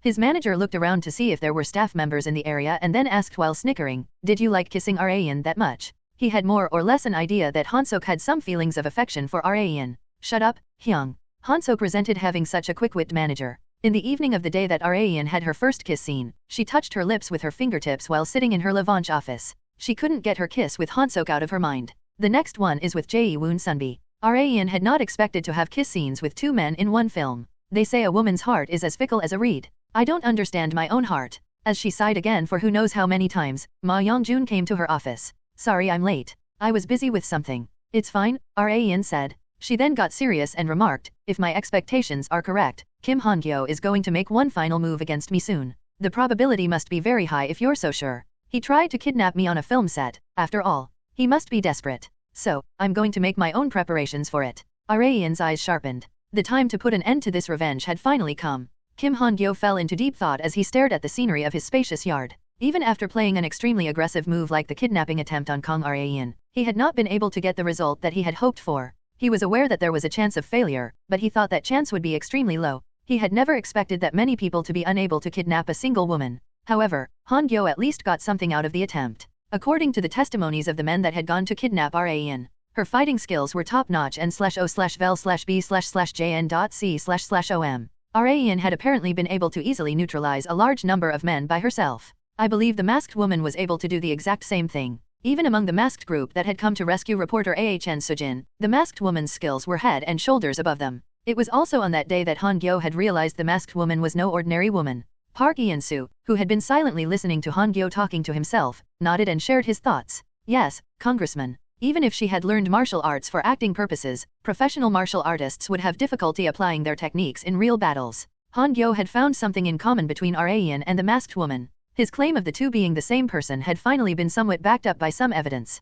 He smiled in very deep satisfaction after a long time. However, the situation was still far in his disadvantage. He was extremely bothered by the fact that the kidnapping had failed. Have you erased all the evidence? Han-Gyo asked Ian-soo. Yes. There is no need to worry about that. The men had aimed for Ian in the women's bathroom because it was a CCTV blind spot. Hence, there existed no footage of the men attempting to kidnap Ian. However, there had been one eyewitness. What should we do about Ji Han-sok? Ian-soo was a little worried that he had been there. However, Han-Gyo unexpectedly did not show much concern. You don't have to worry about him. People tend to not believe something that they haven't seen with their own eyes. As long as there is no evidence, people will not believe Ji Han-sok. Han-Gyo knew that fact very well since he had been a victim of it. He had been treated like a senile old man back when he had tried to claim that the masked woman was real with zero evidence to prove it. One needed undeniable proof to back up any claim as the truth. It would be great if we could get more of those scandalous photos that reporter Ahn Sujin took. Back when Ian and Jae-woon's dating scandal had turned the entirety of Korea upside down, a photo of Ian in a mask had been included. There was no way that Sujin would have taken just one of such a photo. Han-Gyo was sure that her camera contained several of such photos. He would be able to expose Ian as the masked woman if he gathered those photos and compared them. Do you think you can steal that data from reporter Ahn? Han-Gyo was thinking of leaving this crucial task to Ian-soo, his closest confidant. Although Ian-soo was a bodyguard, he had also taken care of other tasks based on the need. Taking some image data from a reporter was a simple task, but it's possible, but I believe it will be dangerous, Ian-soo answered. Dangerous? Yes. We attempted to kidnap Kang Ian. Although we did not leave any evidence behind, I believe you are rushing things too much. I advise you to plan out your strategies more cautiously and spread them out over a longer period of time. The more crucial something was, the more cautiously one needed to move. If they left too many crumbs, they would eventually get caught. This was the exact reason why Ian had spanned her revenge plan over several years. If one was too hasty, there was a high chance that their plan would be ruined. Slam! Han-Gyo swung down his right fist on the armrest of his chair. If it was the usual Han-Gyo, he would have known this fact even without Ian-soo telling him, but he completely shut Ian-soo down. Team Leader Park. Yes, Congressman. Since when have you been in the position to question me? Is it not your job to do what I say? Han-Gyo was telling Ian-soo that objections would not be tolerated, and that he should just do as he was told to do. Ian-soo reluctantly nodded. I understand, sir. Even if things could go wrong, Ian-soo had no choice but to follow Han-Gyo's orders. Congressman, you have a guest, a housekeeper stated. As Ian-soo was about to take on the task given to him, Han-Gyo and Ian-soo's attention focused on a certain unfamiliar man. Ian-soo's eyes narrowed. Who are you? Oh, my name is Young Song-hyun, and I am a reporter from meeting today. Han-Gyo and Ian-soo's faces stiffened as soon as the man said that he was a reporter. Han-Gyo glared at the housekeeper. I believe I said not to invite any outsiders. He said that he had something that would be of help to you, Congressman, so, I am sorry. Something that would be of help to him. It was a rather interesting statement, but that was not enough for Han-Gyo to relax. Team Leader Park. Ian-soo moved as if he knew exactly what Han-Gyo was telling him to do. Reporter Young Song-hyun, was it? The congressman needs his rest, so we would appreciate it if you could leave. If the reporter were to refuse, Ian-soo was planning to use force if necessary. Song-hyun urgently exclaimed before being chased out. Aren't you going after the masked woman, sir? I have something that might serve as proof. Han-Gyo's heart momentarily wavered. He had been searching through every nook and cranny for evidence that might be able to expose the masked woman, so the reporter's information was more than enough to grab Han-Gyo's attention. He told Ian-soo to stop and sat the reporter down on the chair across from him. Let's see what it is first. Of course, if the materials that the reporter possessed were not what he was hoping for, he would chase him out without a second thought. Song-hyun rummaged through his bag and took out his laptop. He opened it and placed it so that both Han-Gyo and Ian-soo would be able to see the screen. He opened a folder with his Bluetooth mouse, and inside it were a large number of photos with very familiar backgrounds. These are. Han-Gyo's eyes narrowed. Song-hyun told him the identity of the photos as if stirring Han-Gyo's change in emotion. They are the photos that reporter Ahn Sujin had taken of Miss Kang Ian in a mask in different angles. Han-Gyo had hit the jackpot. Ian, who had come to the Just Like a Melodrama protagonist studio for a shoot, warmed her freezing hands with a warm coffee that Shin Yubin had brought her. It's gotten so cold suddenly, Yubin remarked. Ian nodded repeatedly and replied, seriously. It's been warm until just a few days ago. I never thought rain could make a day so cold. I would have brought a coat or something if I knew this would happen. You can borrow a coat from the clothing room. Huh? I can. Yes. The place is brimming with clothes. And of course, there were many winter clothes as well. Ian also borrowed coats from the clothing room whenever she was cold. Yubin went to the clothing room as per Ian's advice. While her manager was away, Jae-woon, whom Rayan had scenes with today, sat next to her. "You're pretty early again," he expressed. "Yes. I didn't really have anything to do, so I just came early." It was a great help to come to the set early and read a few lines of the script whenever she had nothing to do. Rayan had absolutely no interest in building her entertainment career in the beginning, but had come to find its charms after doing it for a while. Hence, she often practiced her acting voluntarily lately without anyone telling her to do so. "What about your makeup? I'll be getting it in about 10 minutes. "Really? Then how about we have a script reading session until then?" "Sure, that sounds good." It was sometimes more helpful to practice with someone than by oneself. As Jae-woon brought his script and was flipping through it, he brought up a different topic. "I heard that you did the kiss scene with Han-Sok yourself instead of using a body double." Jae-woon had not been present on the day that Han-Sok and Rayan filmed their kiss scene. It could be called a relief in a sense for him, but not really. Rayan affirmed while smiling awkwardly. "What made you change your mind so out of the blue?" Jae-woon asked, and then apologized. "Sorry. I'm not trying to interrogate you or anything. I'm just curious." Rayan absolutely despised skinship and kiss scenes, so Jae-woon was quite shocked to hear that she had voluntarily decided to do a kiss scene. He was even worried that Rayan might have come to harbor romantic feelings for Han-Sok. His misunderstanding was understandable, so Rayan decided to tell Jae-woon how she truly felt so that he of all people wouldn't get the wrong idea. "Leaving a part that I should be doing to someone else left me feeling a bit unpleasant. That's why I asked the director to just let me do it." The meaning that it had not been because she liked Han-Sok as a man had been hidden between the lines. Fortunately, Jae-woon noticed what she was trying to say immediately. "So, it was out of your desire as an actress." "Yes, I see. I completely thought that you..." "No, never mind. Forget I said anything." Rayan was honestly not that curious about what he was about to say. Jae-woon found it nice to see that Rayan had gained newfound motivation and desire for acting. "You know you have a kiss scene with me next month, right?" "Yes, of course. I'll be in your care on that day." "Me too, Sunbi." It was an extremely rare opportunity to be able to kiss Rayan as an actor, and Han-Sok had beaten Jae-woon to the punch in getting that blessing. After that day, Han-Sok had been so happy that one would think he had gained everything he could possibly gain in life. Jae-woon also wanted to feel that same happiness. Rayan and Jae-woon started their script reading session. "Siomi, you remember we promised to eat together today, right?" Jae-woon read his lines extremely energetically despite it only being practice. Rayan tilted her head in confusion. "What's up with him today?" Rayan had no idea that it was because of her. Rayan frequented the fitness center to stay in shape even while she was busy with shoots. She was doing resistance training like always. Phew. She exhaled lengthily through her small mouth. She was sweating despite it still being cold outside, and wiped off the sweat with the towel that she had brought with her.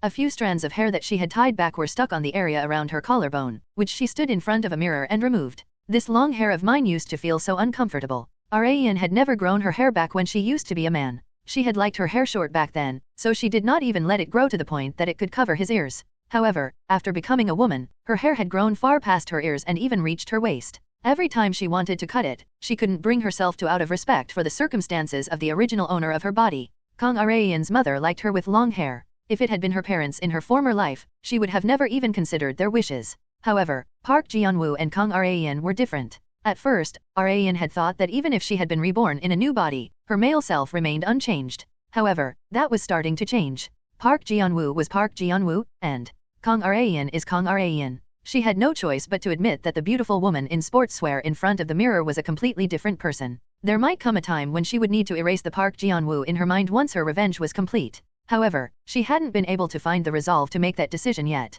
"It feels like I'm back in puberty." Rayan suppressed her bitter laugh from her internal conflicts that an adolescent in puberty would have. "Ugh, my shoulders feel like they're gonna fall off." As Rayan was about to raise her barbell again, she was distracted by the groaning man next to her. It was her older brother Hyuk, who was struggling with 12 kilograms dumbbells. He had come with Rayan to the fitness center after believing that he needed to work out as well. "You don't even exercise. Stop being stubborn and start lighter," Rayan suggested. "How lighter? 5 kg ones should be good." "Come on, that's too low. A man should at least lift double digits." "No." Rayan was also very aware of a man's pride. There were times in the fitness center when men felt like they needed to lift more than the person next to them. However, like Rayan had mentioned, that was nothing more than pointless obstinacy. "Exercises are meant to be done at your own pace, you idiot." Just then, someone else joined in to help Rayan persuade Hyuk. "Rayan is right, Hyungnim. I will take a look at your form, so how about we start a bit lighter?" Jae-woon, who was pretty much Rayan's established training partner at this point, stepped in to help her out. The opportunity to be coached by a top star did not come often. Hyuk was sold on Jae-woon's suggestion and did as he said. Although Jae-woon was only a year younger than Hyuk, the fact that Jae-woon was treating Hyuk with such respect bothered him. "You can speak comfortably, Jae-woon." "Not at all. This is comfortable for me, so please don't mind it. Would you perhaps like a sports drink, Hyungnim? I will buy you one. n/o/vel/b/in.c//om. You don't have to. Jae-woon sped toward the vending machine at the entrance of the fitness center. Ae-hyuk's eyes shone as Jae-woon got further away. Lil sis. Does Jae-woon perhaps? Ae-hyuk's face filled with uneasiness. Ae-yeon couldn't tell why her older brother was acting like this. I thought that Jae-woon liked you, but does he perhaps like me instead? Ae-yeon coughed repeatedly as if something got caught in her throat due to the absurd guess. Seeing his little sister's response, his uneasiness grew even more. For real? What the hell do you think? Ae-yeon was dumbfounded as Ae-hyuk doubted Jae-woon's sexual identity. Just think a little. Why would Jae-woon's sonby treat you so well? There's only one answer, isn't there? What is it? Obviously because he likes no, never mind. Forget it. Although Ae-hyuk already knew, Ae-yeon did not want to say the fact that she was being loved by a man out of her own mouth. In any case, Jae-woon's sonby doesn't swing that way, so don't you dare get the wrong idea. Well, if it's what I thought originally, then that's a relief. Ae-yeon sighed as she witnessed her older brother's goofy side. Despite Ae-hyuk being her older brother, I can't seem to leave him alone. She felt the same way about the sibling's father. Appa. Ae-hyuk's ears perked up the moment Ae-yeon called her. Huh? What? Could you repeat that? Are you deaf? I know you heard me. You just called me Appa. I want to hear it again. Ae-yeon wanted to kick him on the butt, but couldn't since there were many eyes on them. She had also called Ae-hyuk Appa for that same reason. If, hypothetically. Ae-yeon was about to say something, but restrained herself from doing so. No, forget it.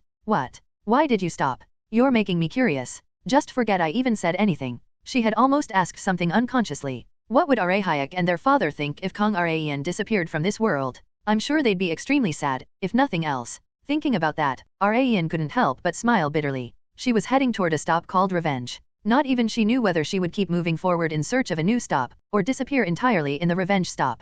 Kim Han-Gyo searched through the data that reporter Young Song-hyun had brought for days on end. As a result, there's no doubt about it.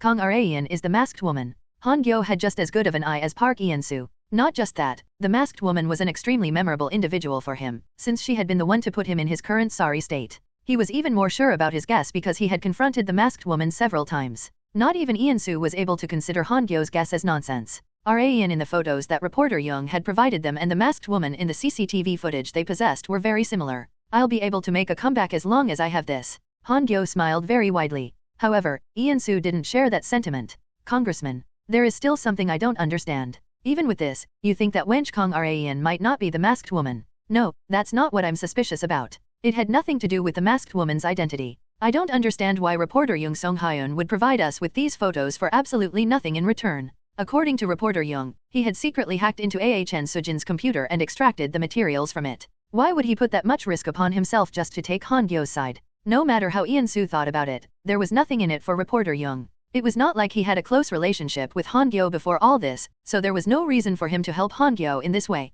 There is no such thing as kindness with no objective, Congressman. Something is fishy about this, so I implore you to take more caution. Eun-soo felt the need to investigate reporter Young and the source of the materials that he had brought. However, Han-Gyo had no intention of accepting his suggestion. The more time we waste, the more that the public's interest in the masked woman that I instilled in their heads will disappear. We need to expose this while it's still fresh in their heads. Are you really that senseless when you've worked with me for this long? I am aware of that, but... Eun-soo had a bad feeling about this, but Han-Gyo stood firm. You want me to stop simply because it's suspicious, when we have all of this objective proof. Nonsense? That's like stopping the entire construction of a building in the middle of the day just because one screw is loose. Don't mind the small stuff. You need to expand your horizons? How do you expect to succeed in life if you let such tiny problems distract you? You're too soft. Tisk, tisk, tisk. Han-Gyo stared at Eun-soo in dissatisfaction while clicking his tongue. He was not completely wrong, but Eun-soo was still bothered by reporter Young's cooperation for nothing in return. Not just that, the reporter's field of expertise was not politics. He wanted to try even harder to persuade Han-Gyo, but there's no way he would listen to me. Han-Gyo would never have been put in this situation in the first place if he was one to listen to his associate's advice. However, it was also possible that Han-Gyo was doing the right thing. I understand. I will do as you say, Congressman. Good. That's all you need to do. Han-Gyo went back to staring at the photo of Ae-yeon in a mask. If the world finds out that Kang Ae-yeon controlled Hong Oh-yeon and Dudam Group in the shadows, they'll all be done for. Eun-soo was forced to suppress his bad feeling while watching Han-Gyo laughing sinisterly. Kang Ae-yeon was spending her days busily with film shoots. Although her career in the entertainment industry was important, she also spent much time on her business. Ae-yeon, who had come to Lavanche headquarters after a long time, went up the elevator to the floor where her office was with So Ha-jin. While Rayan was fixing her hair while looking in the mirror, she thought, is there even a need to expand the business anymore? The only reason that she had begun this business was to take revenge against Kim Han-Gyo. It was all to develop relationships with influential figures in the financial world, and she had even scouted Park Seo-hun to build her wealth. However, now that she was only one step away from her objective, there was no more need for her to be so hellbent on the business. But the same goes for my entertainment career. Rayan couldn't understand why she was trying so hard when her revenge was almost over. I feel like I'm having these kinds of thoughts a lot lately. They were concerns that she could not tell anyone. Rayan chuckled while sighing. Seeing that, Hajin asked, what's wrong, chairwoman? It's nothing. Don't worry about it. The elevator doors opened at the perfect timing, and Rayan came across a familiar face. Huh? Perfect timing, Chairwoman Kong. I was just wondering when you'd be here. Seo-hun greeted her and walked with her to her office. As they were about to take their seats, Ma Young-jun also joined them. Although he was mainly a bodyguard, he also helped out at the company on the side. Hence, he joined Seo-hun like this whenever necessary. This must be about distribution, considering Mr. Ma is here, Rayan mentioned. Seo-hun nodded and explained why he was looking for Rayan. I'm thinking of expanding our distribution line. The supply needed to match the demand, but Lavanche's supply was so popular that it had reached a point where they could no longer meet the demands. Hence, Seo-hun was thinking of taking this opportunity to invest more into distribution. However, that was not something that he could decide by himself since he needed Rayan's permission as the chairwoman. Rayan did not have to think for very long. Okay, do as you like, mister. You're just gonna decide like that without even taking a look at the report. Yeah, I'm sure it'll be in your good hands, right? Well, yeah, but something was off with Rayan today. She always looked meticulously through the details of projects no matter how busy she was. However, she had begun to tell Seo-hun to take care of things by himself more often lately. Is something up with you lately, Chairwoman Kong? He asked. Me? Why? No, well, it kinda feels like you've changed. The immaculate and thorough Kong Rayan seemed like she had become a little slack lately. It was far from the Rayan that Seo-hun knew. Rayan answered as if it was no big deal, I'm just swamped because of the film shoots. It was more than understandable if she was busy, or that was what Rayan forced Seo-hun to believe. Seo-hun had no choice but to nod reluctantly. Oh, and Mr. Ma, did you manage to do what I told you to do last time? I've talked it over with reporter AHN again a few days ago, so you don't have to worry. What about Kim Han-Gyo? Will he move the way we want him to? Considering how team leader Park Eun-soo is constantly visiting the mansion, I believe so. Good. I guess I'll have to get ready as well, then. Rayan clapped her hands lightly and smiled meaningfully at the two middle-aged men. In that case, meeting adjourned. Do you have anything else you want to ask me? No, Seo-hun said blankly. I might as well go work out since I'm outside. I'm off. Rayan grabbed the sports bag that she had brought and stood up. Misters. Before she went out the door, she said something that made the two men doubt their ears. Sorry for putting you through the ringer all this time. She quickly closed the door and left like she was in a hurry. Seo-hun, who was lost for words, suddenly pinched his flaying card. Arg. What in the world are you doing? Young-jun stared at Seo-hun weirdly. Seo-hun said while grabbing his side in pain, I wanted to check if this was a dream or reality, but I guess it's real. He couldn't believe that Rayan had apologized to them. It was unbelievable to him, who had been forced to do all sorts of things under her. Was that really Chairwoman Kong? There was no way Rayan would apologize to the two of them. Young-jun also thought the same, but he had noticed signs of her irregularity for a while now. He had still not heard her answer to his question of what she was going to do after she had fulfilled her revenge. Young-jun got up from his chair and tapped on Seo-hun's shoulder. Let's wait for now. Wait? For what? Young-jun stopped in his tracks and answered, for what our boss ends up deciding to do. Seo Ye-jun, who had been focused on his design work in the workplace, happened to see Seo-hun waving at him from across the room. Me. Ye-jun pointed at himself and asked. Seo-hun confirmed it. Wondering if it had to do with the upcoming product, he took the files that he had been working on with him and headed to the hallway with Seo-hun. Seo-hun pointed at the files in Ye-jun's hand and asked, why'd you bring those? Didn't you call me over to confirm these? They headed to the company roof, not the meeting room nor Seo-hun's office. It was a break space that employees could use to take a breather or for a smoke break. Seo-hun brought up the reason why he had called Ye-jun while looking down at the vast city view. You still live with Chairwoman Kong, right? Yes. Did something bad happen to her lately? To Nuna? I don't think so. Even if something did happen, Rayan was not the kind of person to share something like that with him. She never revealed her weaknesses to anyone, no matter how close she was to them. Really? Seo-hun put a cigarette in his mouth. He was about to hand one to Ye-jun, but stopped. Oh, you don't smoke, right? Yes, nor will I ever. Because of health reasons. That too, but my sister and Rayan Nuna hate the smell. What a good little brother. Seo-hun smirked and lit his cigarette. Phew. The long stream of smoke dissipated into the city sky. Something doesn't seem right with Chairwoman Kong lately. Really? Yeah. How should I say it? It's as if she's gonna vanish from our lives soon or something. Well, that's just my guess. Ye-jun's mind was scrambled. He wondered what would happen if Rayan, the love of his life, were to vanish. It was objectively not a welcome thought at all. Did something happen in her office earlier? Sure did. She apologized to me and Director Ma about putting us through the ringer all this time. I can't believe the day came when Chairwoman Kong apologized to us. I wonder if the sun is gonna rise from the west tomorrow. Although not as much as Seal-hun, Yi-jun thought it was strange as well. Seal-hun put out his cigarette and said while putting his hands in his pockets, in any case, since you live with Chairwoman Kong, let me and Director Ma know if you notice that she's in some sort of trouble. Even if she did put me through the ringer, she's the reason I'm where I am today. She's helped me a lot. That was why Seal-hun had been able to work with Raen all this time. The process aside, the woman knew how to make results. And although she wasn't gentle, she took very good care of her people. Seal-hun had taken a liking to her before he had realized it. Yi-jun agreed to Seal-hun's request and said, I'll let you know if I find anything.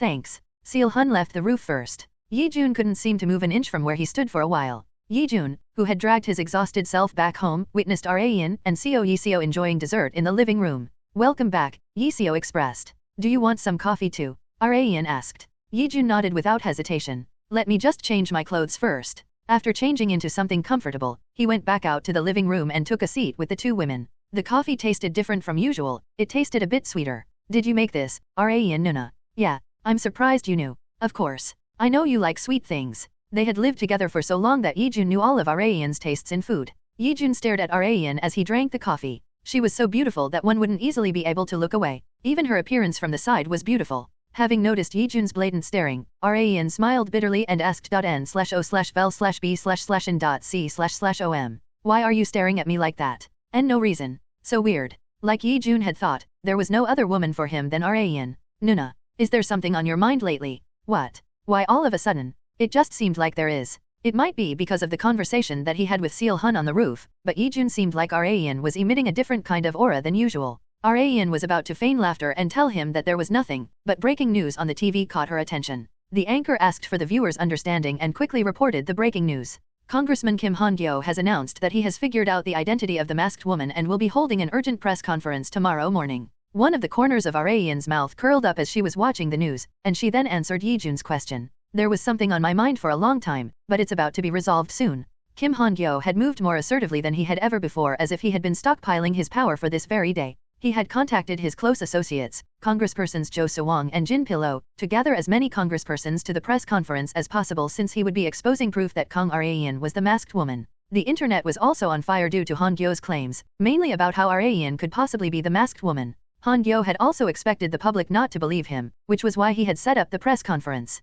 Are all the materials ready? Han-Gyo asked. His chief secretary bowed deeply and answered, Yes, Congressman. I have checked everything from the materials to the venue. I sure am blessed to have you with me, Secretary Kim and Team Leader Park. You're nothing like that ungrateful Jang Yoon-jik. Ha ha ha. Not at all. I am simply doing my best as your chief secretary. Han-Gyo looked at both Secretary Kim and Park Ian-soo with eyes filled with trust. Ian-soo still wanted to oppose Han-Gyo's plan, but it had become far too big of an issue to stop now. Hence, Ian-soo decided to do as Han-Gyo said. The result, whether it be good or bad, would be decided tomorrow. I think I'll be able to sleep soundly tonight n/o/vel/b/n.c/om. Ian-soo couldn't erase his bad feeling as he looked at Han-Gyo, who was acting like he had already won. If Kong Raen really is the masked woman, would she let her identity be revealed so easily? The masked woman that Ian-soo knew was more meticulous and cautious than anyone. If she knew that reporter Ahn Sujin had photos of her taken in secret, there was no way that she would let them be. There was one other thing that Ian-soo couldn't understand.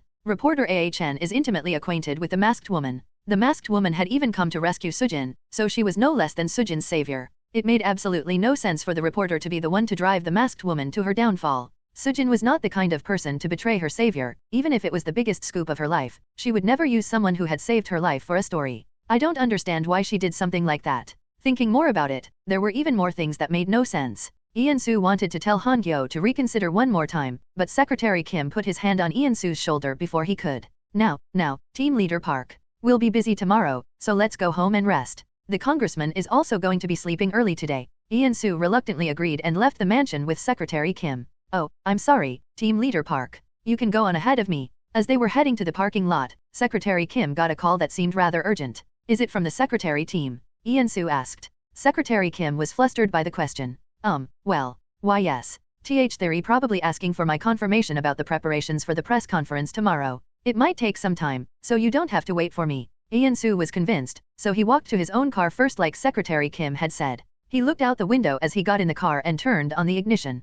He could see Secretary Kim's face having become stiff. He could not hear the contents of the call, but his uneasiness rose even higher from seeing Secretary Kim's face. I wonder if there's a problem. Even if there was, he could not meddle with the secretary team's affairs. Ian-Su's job was solely to protect Han-Gyo. It was best for him not to get involved in anything more than his job description. I'm sure Secretary Kim will take care of it. He was a very capable man. Ian-Su decided not to worry about it. On the day of Han-Gyo's press conference, Kang Arehyuk came to his little sister's house early in the morning. He rang the bell, and Seo Yi-jun opened the door. Huh? What are you doing here, Hyung? Is Ra-in home? As the older brother, he couldn't help but worry for his little sister. Not being able to stand around, he had come all the way to her house early in the morning. Yi-jun replied awkwardly, Ra-in Nuna left about 30 minutes ago. Why? For what? I'm not sure either. She left after saying that she would settle this once and for all. What? Is this about that thing with Congressman Kim Han-Gyo? I can't think of it being about anything else. Yi-jun had not heard anything in detail either. She had left early in the morning after leaving them with just that sentence.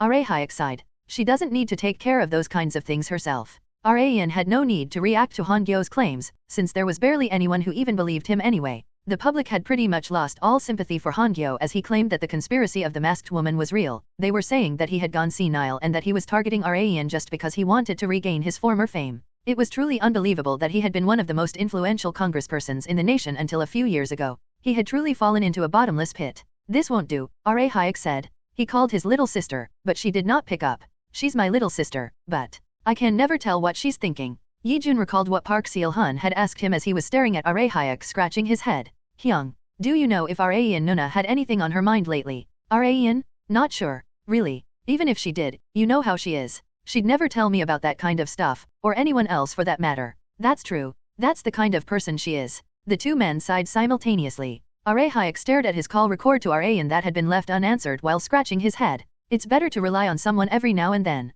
It was good to be an upright person, but the harder something was, the easier it was to break. Arehyuk's head was filled with thoughts about Ra-in. He felt like he wouldn't be able to take his hands off of his phone for the entire day. Ra-in sat in her office in Levanche. She asked So Ha-jin while staring at the TV installed on the wall. What time is the press conference? It is scheduled at 4 p.m., chairwoman. Really? She checked the watch on her slender wrist. It was currently 2 p.m. Ma Yongjun spoke first. We should get going. We should. We can't let the performance end when the protagonist hasn't even arrived. Ra-in slowly got up from her chair. Her gaze was laser-focused on the news channel reporting Han-Gyo's press conference to the very end. To Han-Gyo, this press conference was the very last card that he could play. The story was that everything he had suffered until now was defamation, and that the perpetrator of that defamation was none other than Kang Ra-in in a mask. Ra-in had yet to put out a statement regarding these claims. It had also been a while since she had talked to Chief Young and Shin Yu-bin over the phone. She had simply told them that they would come to know the truth once they watched the press conference. Seol-hun, who arrived at the office late, said to Ra-in, Yongjun and Ha-jin, the car is ready.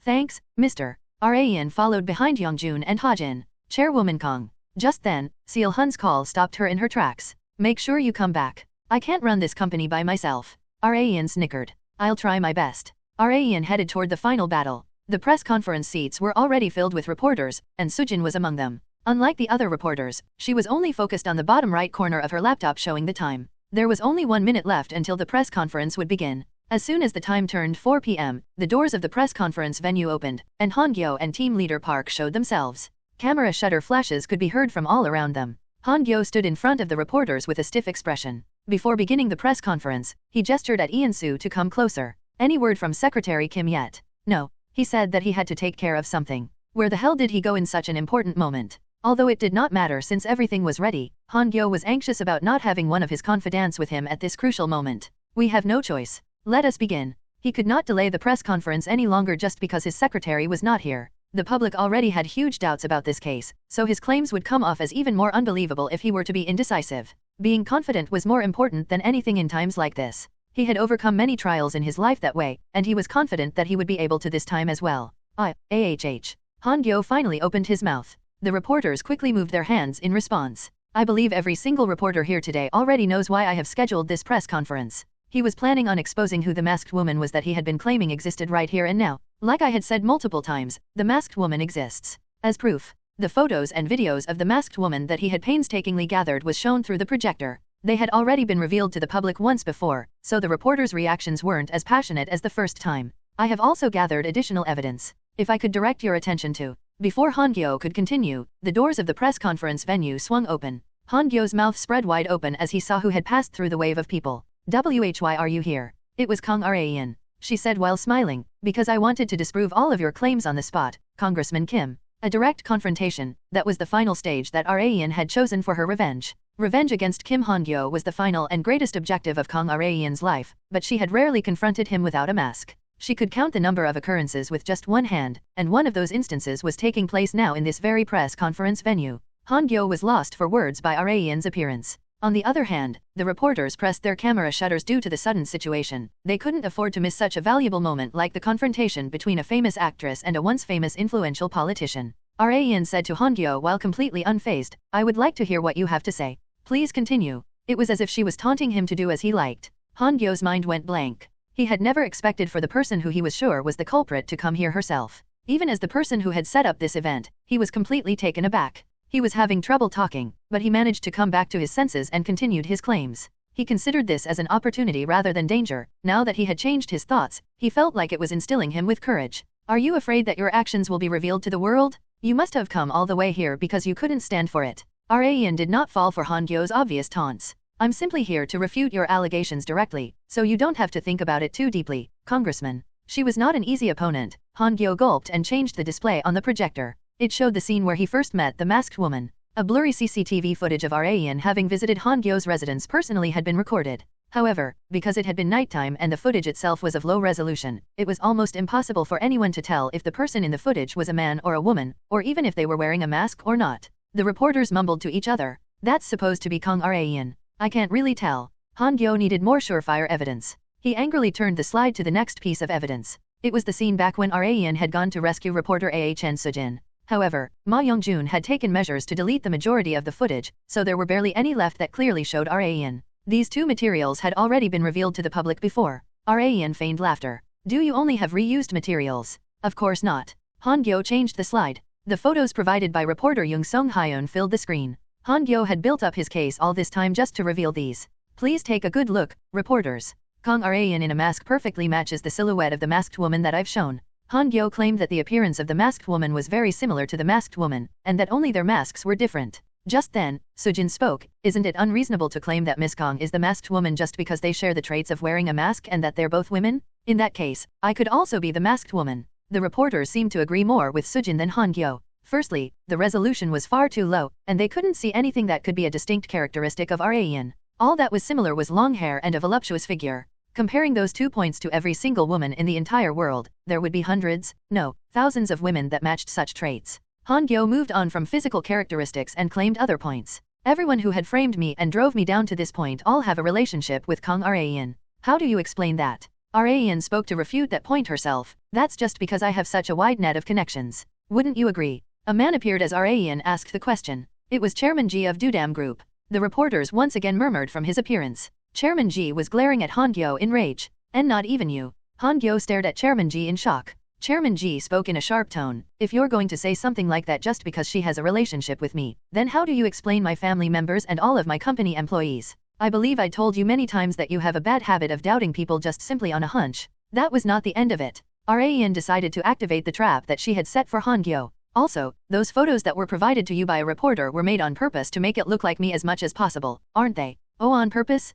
Me? Yes. I even have a witness." Yet another person appeared in the press conference venue after she finished her sentence. It was reporter Young Sung-hyun. Park Ian-soo suppressed his sigh as if he had known this would happen. Rayan asked reporter Young while looking at him, "Reporter Young, you said that the congressman had made you take those fake pictures to frame me. Is that correct?" "Yes. I even have proof." Reporter Young revealed a video footage. In it was reporter Young taking photos of a man and woman that had similar builds as Jae-woon and Rayan. Reporter Young said while dropping the camera, "How about you two scoot a little bit to the side? The photo isn't really coming out well." Congressman Kim Han-Gyo said that it needed to look as much as the masked woman as possible, so let's put more focus on the angle. "Understood. Like this, Reporter Young? Oh, that's perfect." The process of making the fake photos with the man and woman wearing the exact clothes and mask that Rayan and Jae-woon had worn during their date had been filmed on video. Han-Gyo's voice began to tremble greatly. "I've never ordered anything like that." "Then how about we bring one more witness?" Yet another witness showed himself in the press conference venue. Han-Gyo's face turned purple as soon as he saw who it was. Secretary Kim? Why are you?" Secretary Kim did not answer Han-Gyo. Rayan asked him about the footage while staring at him. "Secretary Kim, Did Congressman Kim Han-Gyo order people to create fake evidence to frame me and deceive everyone here? Yes, that is correct. That is why I contacted reporter Young Sung-hyun and had him take those photos as if reporter Ahn Sujin had taken them. And why are you revealing this truth now? I couldn't stand to see Congressman Kim continuing to doubt and frame you any longer when you've done nothing wrong. Doing something like this is only bound to ruin him. I decided to confess to the reporters so that the congressman wouldn't ruin himself any more than he had already. Ahn suppressed her smile as she watched Secretary Kim talking smoothly. He actually was not doing this for Han-Gyo's sake, it was because he had already been bought off by Ahn. Having no idea of that, Han-Gyo slammed down his fists on the desk multiple times. Secretary Kim?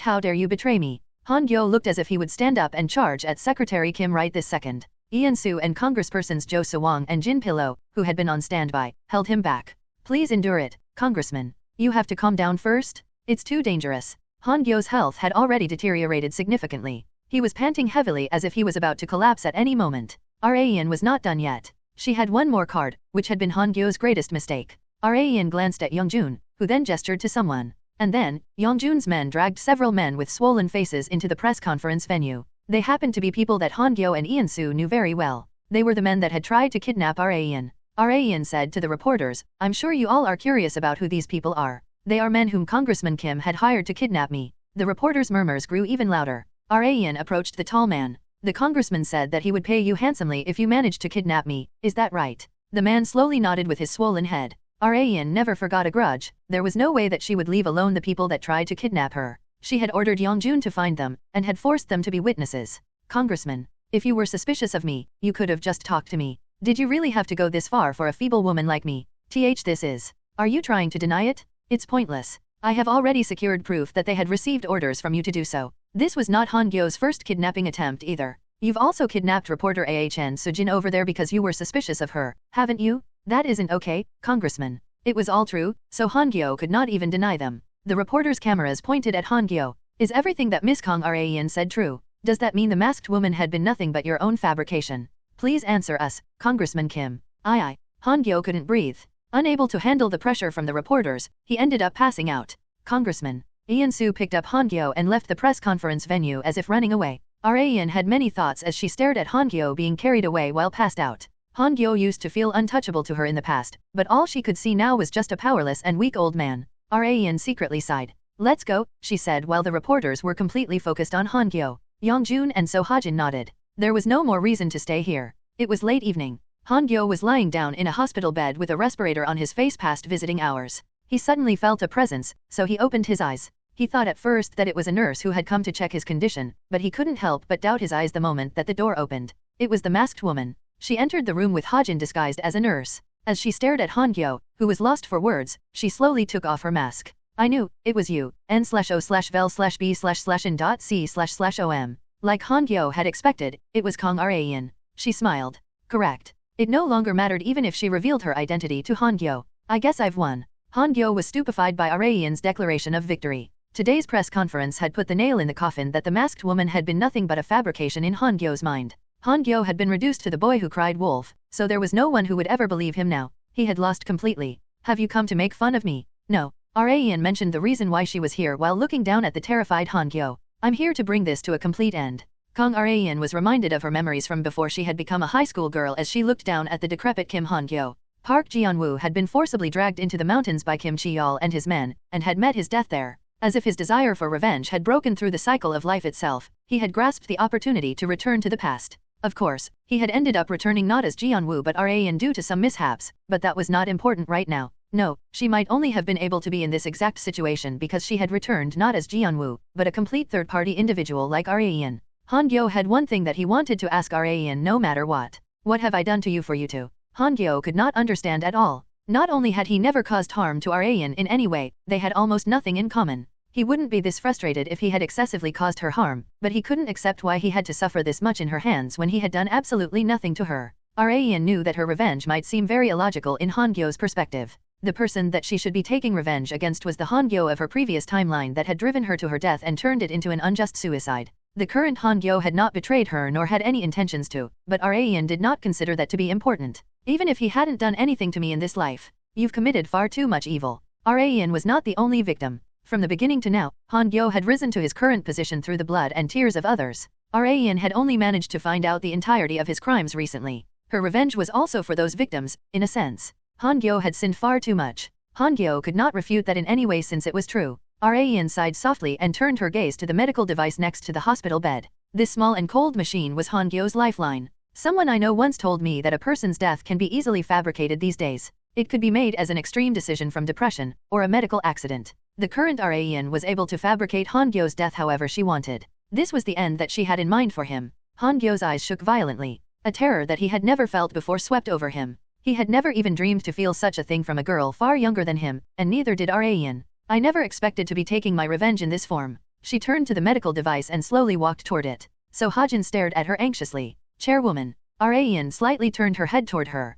What? It's nothing. Hajin was unable to bring the words that she was thinking of out of her mouth. She did not want to see Rayan taking someone's life. If Rayan did, Hajin felt like the Rayan that she knew would disappear forever. Rayan also had an idea of what Hajin wanted to say. She stretched her arm out toward the machine without a word. Han-Gyo could only stare as Rayan moved toward the machine without hesitation. He no longer had the strength to resist. The only thing that he could do was to watch as Rayan forcibly ended his life. VRRRR. Rayan's phone suddenly vibrated. She was swept with all kinds of thoughts as she stared at the name that was on the display. Kang Hyuk. Her older brother had called her at this late hour. Rayan thought that she didn't have to answer it since she was in the middle of an important moment. No, she thought that she needed to decline the call. However, her body moved in the complete opposite way from what she had intended. She could hear Hyuk's voice as soon as she accepted the call. Hello? I heard you still haven't come home. Where are you? What do you care what someone else does? Rayan had always dealt with Hyuk very bluntly, but she sounded a little different from usual. Her voice was filled with coldness. However, Hyuk wanted to make one thing perfectly clear. Someone else? Don't say that. You're my family. Rayan's small lips clenched shut the moment that Hyuk mentioned family. I heard from Yijun that there's been something on your mind lately. I don't know what it is, but make sure you tell me if you need my help. Whatever anyone else says, you're my precious family and little sister. Although such words usually made Rayan hurl, it touched her heart today for some reason. After ending the call, she checked the huge number of text messages that she had received. Seo Yiseo, Na Jiorin, Choi Romi, Seo Yijun, Choi Sang-woon, Park Se-woon, her manager Shin Yubin, Chief Young, Ji Hansok, Jae-woon, and many more. They had all sent her messages because they were worried about her. Something like this would have been unimaginable back when she was a man. After Geon-Woo had severed ties with his family, he had always been alone. However, not anymore, as he lived the life of Kang Rayan. She had received so much love and interest to the point that she couldn't handle it. Everyone around her always cared for her. Seeing those texts, Rayan's hands trembled. She forcibly put her smartphone back in her pocket and turned back toward the medical device.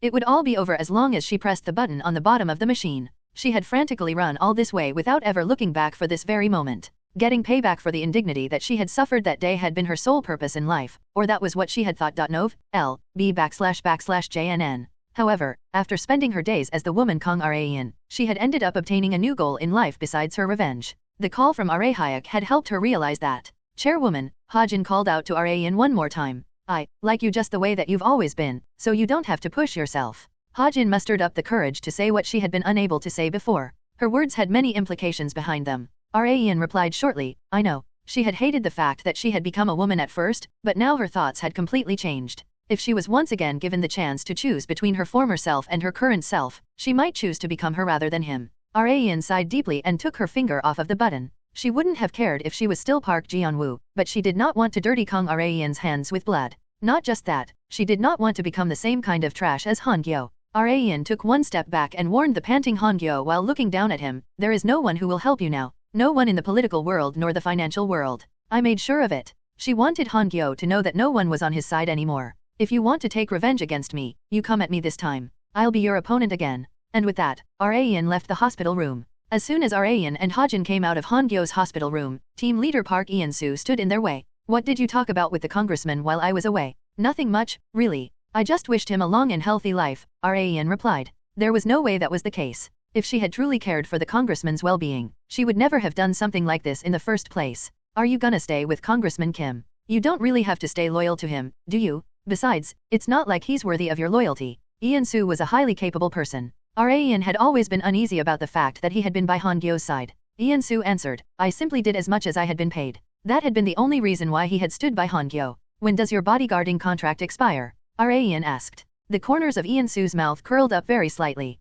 Today, Eun-soo had not told Han-Gyo this directly, but he also saw Han-Gyo's actions very unfavorably. The man had built up his career by being a saint in the light and trampling on the weak in the shadows. Ian-soo had watched over that side of Han-Gyo for a very long time. Having liked his answer, Ian offered Ian-soo a new job. I happen to have a great position you might be interested in. Would you like to give it a try? Ian-soo could more or less tell what the job was without getting the details, but shook his head. No, I'll be getting out of this business. What are you gonna do, then? I'll have to think about it as I take a break. With that, he would have no reason to meet with Ian anymore. As Ian-soo was about to leave, Ian asked, your hobby is drawing, right? Why don't you give that a shot? You investigated me along with the congressmen. There was barely anyone who knew that Ian-soo drew as a hobby, so he was curious how Ian knew about it. She made the same excuse she always made about her knowledge of the future. Just a hunch. A hunch, huh? I see. Ian-soo smiled softly. As Ian watched him walk away until he could no longer be seen, she gestured to Ha-jane. Let's go too. Yes, chairwoman. This had not been the end that Ian had in mind, but it was not a bad one.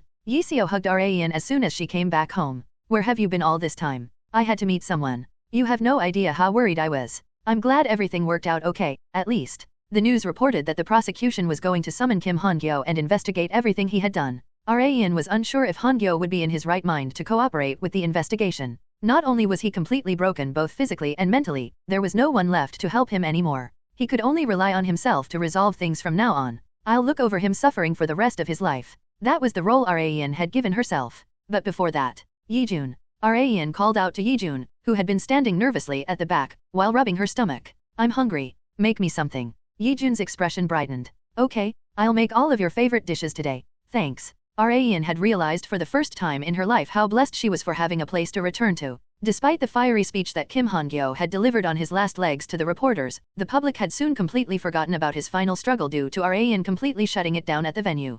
People decided to no longer care about the masked woman because it had become the truth that she had been nothing but the fabrication of Han-Gyo's mind. However, there were still a few people who knew the truth. But they wouldn't go out of their way to reveal that. Ian threw away the mask that she had worn for several years in the trash. She would no longer need it. Han-Gyo, the target of her revenge, wouldn't be able to go out into the public ever again. No, leaving his reputation aside, his health was the greater issue. He would likely be bedridden for the rest of his life. However, Ian did not feel a shred of sympathy for him. He's done way worse to me. Not pressing the power button of the running machine that had been maintaining Han-Gyo's life was mercy enough. She went back to her seat in her Levanche office when Park Seol-hun and Ma Young-jun arrived just in time. Are you busy, Chairwoman Kong? No, why? The merger. I came to tell you that we settled on the conditions this morning. Good work, mister. It's my job, after all. Seol-hun shrugged and then asked in all seriousness, what about you? Are you feeling better now? Me? Well, I've always been fine. Why? Seol-hun knew that was a lie. From how Ian had been acting the last few days, she had not been fine at all.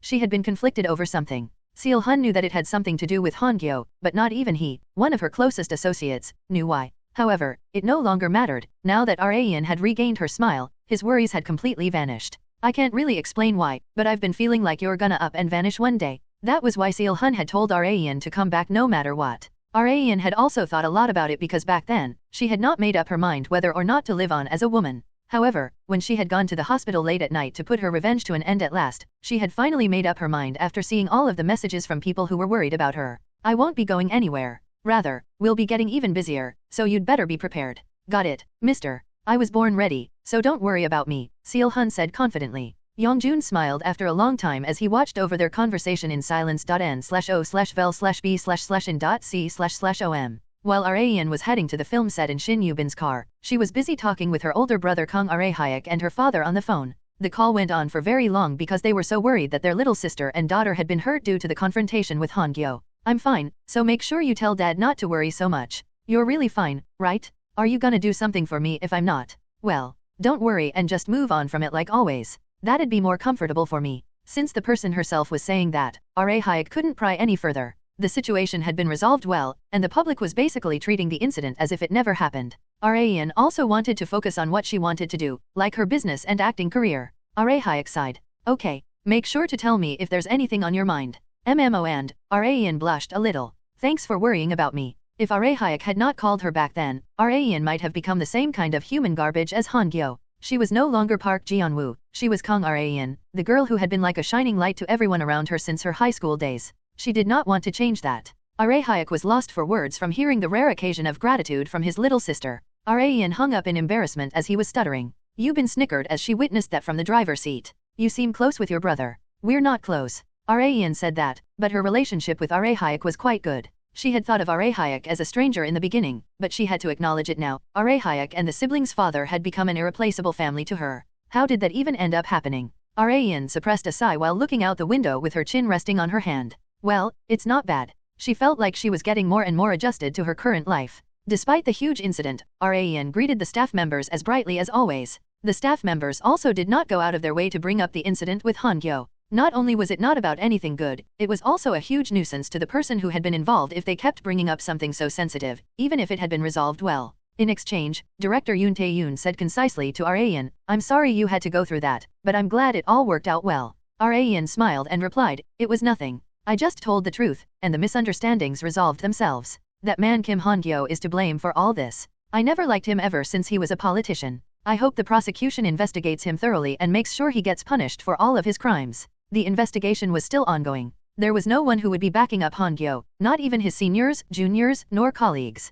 Because the public was monitoring the entire situation with eagle eyes, it would not be glossed over half-assedly. Even if there were signs that it was about to be, Arayan would take measures so that it would not. She would make sure that Han-Gyo would end up either in a hospital or a prison cell. "You know you have an important scene today, right?" Director Yoon asked. Arayan nodded. Today was when they would be shooting the scene where Kang Seo-mi, played by Arayan, kissed Min Woo-chan, played by Jae-woon, after confirming their feelings for each other. Arayan in the past would have been immensely bothered by the kiss scene, but now that the massive wave that was Kim Han-Gyo had passed and she had already experienced a kiss scene with Ji Han-sok in front of a bunch of people, she wasn't feeling much pressured by today's kiss scene. Rather, Jae-woon seemed far more nervous than her. "Where's Jae-woon Sunbi?" "He went to brush his teeth. I think it's the third time today since he arrived on set." Jae-woon loved to stay clean, but he was going further than usual to the point of being a germaphobe today. Jae-woon wouldn't stand for even a hint of bad breath. Jae-woon, who had completed his third brushing, came back to the set and met Arayan. "Hey, Arayan, why are you brushing your teeth so much, Sunbi?"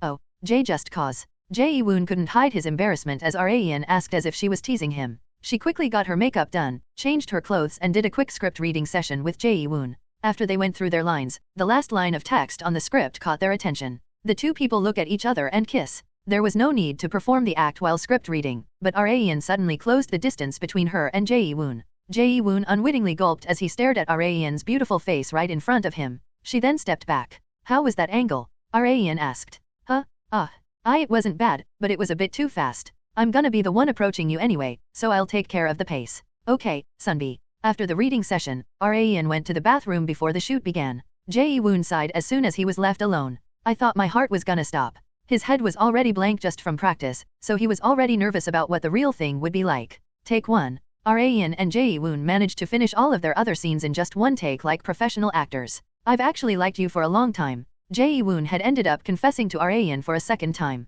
Of course, this confession was as Min Woo-chan to Kang Seo-mi, but he poured his heart into the confession as if he was actually confessing to Arayan. Because of this, the staff members who were watching over his acting thought that his confession performance was extremely high quality. However, people who knew about the relationship between Jae-woon and Arayan would know that this was not a performance. Seo-mi, played by Arayan, expressed slight surprise. She said to her high school classmate who had managed to muster up the courage, "Why are you saying that now after all this time, idiot?" Tears formed on Arayan's eyes. She curled up the corners of her mouth to express that they were tears of happiness. "I like you too." They had confirmed their feelings for each other. Jae-woon slowly approached Arayan first, put his arms around her waist and carefully placed his lips onto hers. Their kiss went on for a long time. The camera focused on Arayan, who had her eyes slightly closed. "Come to think of it, this is my third kiss with a man." Arayan almost chuckled. Seo Ye-jun, Han-sok, and now Jae-woon. Not even she knew how it ended up this way. As soon as Director Yoon okayed the take, Jae-woon said to himself, "Maybe I should have brushed my teeth one more time." "Not at all. It was good, so you don't have to worry about it, Sunbi." "It was good? The kiss with me was good." Arayan lightly punched Jae-woon's arm. "You know that's not what I meant. Sorry. It was just a joke." Jae-woon thought as he saw Arayan lightly giggling that it had been worth it to brush his teeth multiple times. Today was the last film shoot of Just Like a Melodrama protagonist. With the finish line right around the corner, the staff members seemed extremely excited. Not just the staff members, but the actors were also excitedly preparing for the shoot. The final scene was the wedding ceremony between Kang Seo-mi and Min Woo-chan Nam Yoon-sok, who had let go of Seo-mi, the woman whom he once loved, had appointed himself as the master of ceremonies to wish the two of them happiness. Ji Han-sok, who played Yoon-sok, stood in front of the mic. "We will now begin the wedding ceremony between Mr. Min Woo-chan and Ms. Kang Seo-mi." The camera zoomed in on Han-sok's face. Yoon-sok would be lying if he had absolutely no regrets as he saw his two friends' wedding. Since he had yet to fully move on from Seomi, Han-sok did his best to express the emotions of a man who was forcing himself to erase his once passionate feelings of love. May the groom enter. Jae-woon entered the venue first. The extras acting as guests clapped passionately. Jae-woon made short eye contact with Han-sok while walking down the aisle. It had not been in the script, but director Yoon Tae-yoon immediately told the camera director to focus on their eye contact. The two men lightly smiled at each other. And now, it was finally time for today's protagonist to enter. May the bride enter. Kang Ra-eun slowly walked down the aisle in a wedding dress while holding hands with the actor playing Seomi's father. Both Jae-woon and Han-sok had seen Ra-eun in a wedding dress a few times since both of them had played her love interest in their respective productions. Despite that, the two men were unable to take their eyes off of her, who seemed to be more beautiful than anyone else in the world. Their action had also been written in the script. Min Woo-chan and Nam Yoon-sok stare blankly at Kang Seomi. However, both of their reactions were not an act. Ra-eun stood side by side with Jae-woon. The shoot continued with their vows and the kiss to seal the marriage and to end the shoot. That's a wrap. Thank you all for your hard work. The production team cheered as soon as director Yoon announced the end of the shoot. It was finally over. Ra-eun wanted to be as happy as the other staff members, but she couldn't because of the wedding dress. She put down the bouquet and sighed deeply. Han-sok and Jae-woon approached her. Great job, Ra-eun. You must have been exhausted wearing that dress for so long. There was no need to even mention it. The first time she had acted while wearing a wedding dress, she thought she was about to die from suffocation, but the feeling had lessened considerably after having done it a few times. She took off her heels and changed into comfortable sneakers. I feel much better now. Ra-eun had only changed shoes, but she felt like she could fly. She realized how nice she once had it as a man. The freedom swept through her as soon as she changed out of the wedding dress and into jeans and a long-sleeved shirt in the changing room. The set had been cleaned up quite a lot in the time that she had changed. Director Yoon asked, Ra-eun, you know we have an after-party this evening, right? Yes, of course. After her revenge against Kim Han-Gyo was finally over, she felt extremely at ease. I've worked my ass off all this time, so I'm gonna eat as much as I want. Now that her revenge was over, it was time to become true to her desires. There was one thing that Ra-eun had wanted to do once her revenge had been fulfilled, which was more alcohol, please see, to drink to her heart's content. Ra-eun wanted to experience being drunk, which she had experienced all the time back when she had been a man. The twisting of her tongue made her sound very cute. Han-sok, Jae-woon, and director Yoon, who had been sitting with her, simultaneously laughed awkwardly. I guess Ra-eun is extremely weak to alcohol. Director Yoon had never drunk with Ra-eun before. He knew that Ra-eun was a lightweight, but he did not know that she acted this way when drunk. Neither did Han-sok and Jae-woon, but they weren't as surprised as the director. The sight of the flushed Ra-eun having a staring contest with an empty glass was extremely cute. Jae-woon got up from his seat first. I'll go get Yoo-bin, so you watch over Ra-eun, Han-sok. Got it. That was enough alcohol, it was time to go home now. Are you okay, Ra-eun? Han-sok asked. The night has only just begun, Sunbi. Okay. I get that you want to play a bit more. The gap between Ra-eun's usual charismatic self and her tongue-twisted speech was massive. Han-sok wanted to keep Ra-eun's extremely rare cute side on video, but he couldn't, so he decided to just treasure it in his memories. Ra-eun had fallen asleep while lying down on the table. Seeing her, Han-sok recalled the final scene of the film shoot where Ra-eun and Jae-woon made their vows of love to each other. Although it had only been an act, something had surged within him. I won't ever give up on you. Han-sok had fallen for Ra-eun at first sight. Although he had lost to Jae-woon in the film, he was determined to be the victor in real life. Shin Yoo-bin, who had managed to drag Ra-eun into the car, sighed deeply. Sigh, geez. What's gotten into you? You never drink. As soon as Yoo-bin tried to put a seatbelt on Ra-eun suddenly hugged her. Miss Manager. Ya smell so nicey. That's not my scent, it's your perfume. Just stay still. The upper portion of her chest came into view through her disheveled clothes. As Yoo-bin hurriedly fixed Ra-eun's clothes, Han-sok and Jae-woon instantly turned their heads away out of courtesy. Only after she fixed Ra-eun's hands in place so that she wouldn't try to take off her clothes was Yoo-bin finally able to speak to the two men. I'm so sorry. Ra-eun isn't usually like this. Yoo-bin had exhausted her energy from supporting Ra-eun. Either Jae-woon or Han-sok could have easily been able to lift Ra-eun and carry her to the car, but they had no choice but to leave it to Yoo-bin, a fellow woman, since Ra-eun might attack them with skinship. The two men shook their heads. We know just as well. Something nice must have happened to Ra-eun lately if she was willing to drink alcohol that she rarely drank. Yes, I think so too. She wouldn't tell me what it was, but as her manager, it's better than seeing her in a bad mood. Yoo-bin had been extremely worried about Ra-eun during the Kim Han-Gyo incident, but Ra-eun had become far brighter than before after it had been resolved. Yoo-bin didn't know why, since Ra-eun usually wasn't the kind of person to share personal matters. But even so, Yoo-bin decided not to care too much about it. I'm sure Ra-eun will resolve any problem that she's in and move on like she's always done.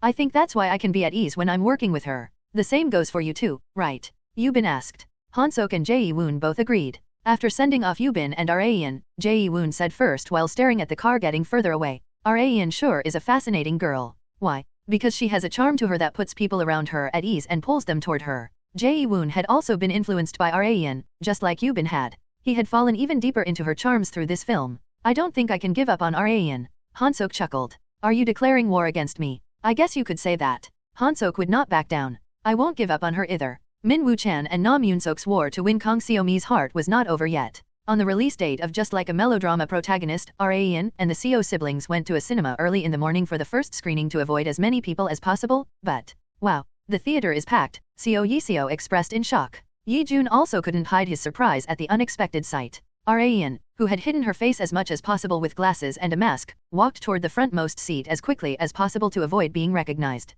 She could finally take off her mask after taking a seat. Should I buy something to drink? Yi-jun asked the two ladies. They had headed straight to the theater without even getting anything to eat or drink in fear of Raeun getting recognized. They had come all the way to a cinema, so it would be a shame to not get anything. Raeun whispered, a Coke and popcorn, caramel flavored. I'll give you my card. It's fine. You bought the tickets, so I'll buy the snacks. Raeun was impressed by Yi-jun as he quickly left. He's gotten more sensible. Yi-seo lightly laughed. Yi-jun had come back with the things that Raeun had wanted in a flash. Advertisements played as soon as all three of them had taken their seats. Raeun fixed her gaze on the huge screen showing her, Jae-woon and Han-sok going to school in school uniforms. She was reminded of her past as she watched herself walking to school with her two male friends. The revenge of the high school girl Kang Raeun had started at that very moment. The Kang Raeun on the screen did not look like a girl who harbored feelings of revenge against Han-Gyo. She was nothing but a normal high school girl. Thoughts swirled within her mind. That's also how I'll have to live on from now on. Raeun wasn't sure, but for some reason, she felt like such a life wouldn't be all that bad. N/O/vel/B/in.C//om. Just like a melodrama protagonist, the film that Raeun had starred in as the protagonist, had set an amazing record from the first day like a ship sailing in the fair wind. It had set an unprecedented start for a romance film, grabbing the attention of the majority of news media. The film had released around a similar time as Hollywood films and other national films that had taken a lot of money to make, but it had still managed to record profits head and shoulders above them. While cinemas were being packed, Kang Raeun got ready to go to the press conference interview that she had with the other lead roles of the film. My hair's gotten longer than last year. The longer one's hair was, the more care it needed. She casually sat in front of her dressing table after drying her hair with a towel. I've gotten used to sitting in front of a dressing table now. It felt like yesterday when she had been highly unaccustomed to the concept of a dressing table, but it had become a place where she had spent the majority of her time, aside from her bed, computer desk, and couch. Raeun was going to be getting her hair done at the beauty salon anyway, so she didn't need to dry her hair fully. As she was about to grab the hairdryer, Seo asked, would you like me to dry it for you? That'd be great. Getting Yiseo's help was definitely better than drying it herself. Raeun hated nothing more than the inner portion of her hair still being wet after thinking that she had done her absolute best to dry it. Whir. The warm air enveloped Raeun's hair and scalp along with the noisy racket of the dryer. As Yiseo was carefully taking care of Raeun's long hair in silence, she suddenly said something meaningful. I'm glad. Huh? About what? Well, I've been worried about you since you haven't been in a very good mood for a few days. And then you had that incident with Kim Han-Gyo, so I got even more worried. But, it looks like you're back to your normal bright self, so that's why I'm glad. Raeun had been hearing words like this a lot lately from people, saying they were glad that she was back to her normal bright self. Ji Han-sok and Jae-woon had said something similar on the day of their final shoot. It was natural that the people who had no idea about what was on her mind were worried, but they no longer had any reason to. Her revenge had finally come to an end, and she had even more or less found an answer about how she should live from now on. In short, she still didn't know whether to live as a woman, or to keep her identity as a man like she was doing now. After much thought, Raeun had come to an answer. Neither one was the right answer. She had come to a resolution that life was about trusting that one's choice was the right one, and making it into a reality. Raeun stretched her right arm in front of her. It was far more slender than her arm back in her days as a man. She clenched her hand into a fist and asked her best friend, Yiseo, what kind of person do you think I should be from now on? Yiseo spoke while stroking Raeun's fine hair. I think you. Raeun sat side by side with Han-sok and Jae-woon across from the reporters. The reporters had wanted to interview director Yoon Tae-yoon as well, but since he didn't like being on camera very much, the interview had ended up being commenced with just the three actors. Raeun was in the middle, while Han-sok and Jae-woon were on her left and right respectively. The reporters, having seemed to have watched the film, were reminded of the three lead characters of the film as they looked at them. We will start off with Miss Kang Raeun. The film has become a huge hit. Do you have any intention of making a pledge like last time if it surpasses 10 million in total attendance? Raeun giggled and answered, I'm thinking of skipping it this time. I've learned a hard lesson after making a pledge for this film last time. A kiss with a man was still not a very welcome feeling for her. It was less repulsive since it had been with Han-Sok and Jae-woon, but she might have suffered greatly if it had been with any other male actor. And it's not as fun if I keep making huge pledges, right? Rayan remarked. A few reporters agreed with her. Even if she hadn't made a pledge, just like a melodrama protagonist would have become a huge hit. The film had long since broken even, so director Yoon and the investors didn't have anything to lose anymore. There was no reason to pull in audiences like for spokesperson, so Rayan was thinking about taking it easy this time. Han-Sok and Jae-woon felt the same way. There was one thing that they couldn't leave aside when discussing the movie, which was Rayan's kiss scenes in the film. I'd heard that your kiss scene with Mr. Ji Han-Sok hadn't been arranged in the beginning. What made you want to do the kiss scene yourself? N/O/vel/b/in.c//om. Rayan had known that this question would be asked. She had also received a similar question in the premiere after the film had played. She decided to give the same answer that she had back then. I've never liked using stand-ins for my performances, so I decided to do it myself. And there were no other reasons in particular, the reporter asked. Like what? Like having feelings for Mr. Ji Han-Sok, or something like that. It was a very blatant question. Reporters were like hyenas hunting for a scoop. They wouldn't let go of such a delicious treat right in front of them. Han-Sok had also gotten anxious by the question. Rayan smiled meaningfully and remarked, I don't add my own self into my characters. Once I do, it becomes difficult to portray them. It made sense. Another reporter asked, do you feel the same way, Mr. Jae-woon? Yes, of course. Both Jae-woon and Han-Sok smiled bitterly as if they knew that Rayan would answer that way. Rayan was not interested in men, the two of them knew that fact very well. But just then, Rayan said something unprecedented. But you never know how things go in life. There are celebrities who ended up dating people that played their love interest and even got married to them. I've never thought about that kind of thing before, but I've recently been thinking, that might also happen to me. The eyes of the two male actors widened. Rayan, who had always given no interest in men, dating and love whenever asked, had said that she might for the first time ever. Han-Sok and Jae-woon stared at Rayan dumbfoundedly. Rayan looked back and forth at the two men while smiling. There's no such thing as never in the world, after all, right? The two men unconsciously nodded. Rayan was spending time in the waiting room talking to Seo Ye-jun over the phone after the press conference. What do I want for dinner? Why don't we grill some meat in the yard? We haven't had a barbecue party in a while. Then I'll get some groceries on my way home. What time will you be coming home? Me? I'll be coming straight home after a radio show recording. I'll be back home for dinner, so get everything ready. Okay, Nuna. I'll see you later at home. Okay. After finding out that Rayan had returned to being her bright self, Ye-jun had been stepping up as the cook to make whatever that she wanted. He's so cute. This side of him might be why Rayan was still letting Ye-jun live with her. She would be having a dinner party with her roommates, but the yard was too massive to have a dinner party with just 3 people. As she was about to call Hyuk to ask if he and their father would like to join them, someone knocked on the door. Is Miss Kong Rayan inside? Rayan opened the waiting room door to see 2 unfamiliar women. One of them smiled. Hello, Miss Kong. I'd forgotten to ask you something. Rayan wondered if they were reporters. She felt weird by how unfamiliar they looked. I've never seen them before. Rayan had a very good memory. She more or less remembered the faces of every single reporter that had participated in the press conference, but she had not seen these 2 women in the venue. Despite that, she felt like she had seen one of the 2 women somewhere before. No way, are you? Before Rayan could continue, the woman spoke first. I would like to give you another chance. The woman handed her a sheet of paper. It was the return application form. Miss Kong Rayan. No, Mr. Park Geon-Woo. After a re-evaluation, a few of your good deeds in your past life had been omitted. You should have been given 45 seconds to fill out the form, but you were only given 30. That's why we've come to give you 15 more seconds to fill out the form. It was the woman in the handbok who had given Rayan the return application form before she had returned to the past. She gulped as she took a look at the form. It's the exact same. Everything that she had written down had been perfectly preserved, even the traces that had been made due to her having been in a hurry at the time. If you would like, we can change your gender back, the woman said. By change back, do you mean I'll return back to the past? That's fine too, or you can stay within the timeline that you had fulfilled your revenge in. If that's the case, I guess you would end up in the current Park Geon-Woo's body. Rayan had been given the chance to live on as Park Geon-Woo in the world where his family relationship was intact and his mortal enemy had completely disappeared. Rayan was handed a pen by the woman. Her gaze was fixed on the form. And moments later, thud. Rayan put the pen down. I'm good. Even if this is the last chance you'll get. Yeah, even so, I won't do it. My current life is fun in its own right. And Rayan looked at the 2 women. My best friend told me that I'm fine just the way I am. This was the final decision that Rayan had made. The woman smiled and got up from her seat. I understand. In that case, I hope your new life is full of blessings. Thanks. After sending the 2 women off, Rayan leaned on her chair and stared at her reflection in the mirror. She slowly opened her mouth and said to herself, I'll be in your care from now on as well. Not even Rayan herself knew what her life after revenge would entail, but one thing she knew for sure was that unlike before, she had chosen this life herself. That was one thing that no one could take from her. Lee Sun-hai, a woman who had succeeded as a singer but was struggling as an actress, was more nervous than usual since she was headed to the shoot of her second production. "We're here, Sun-hai," her manager remarked. Sun-hai slowly got out of the car, the chilly winter wind enveloping her. She shivered, but wasn't sure whether it was because of the cold or the anxiety.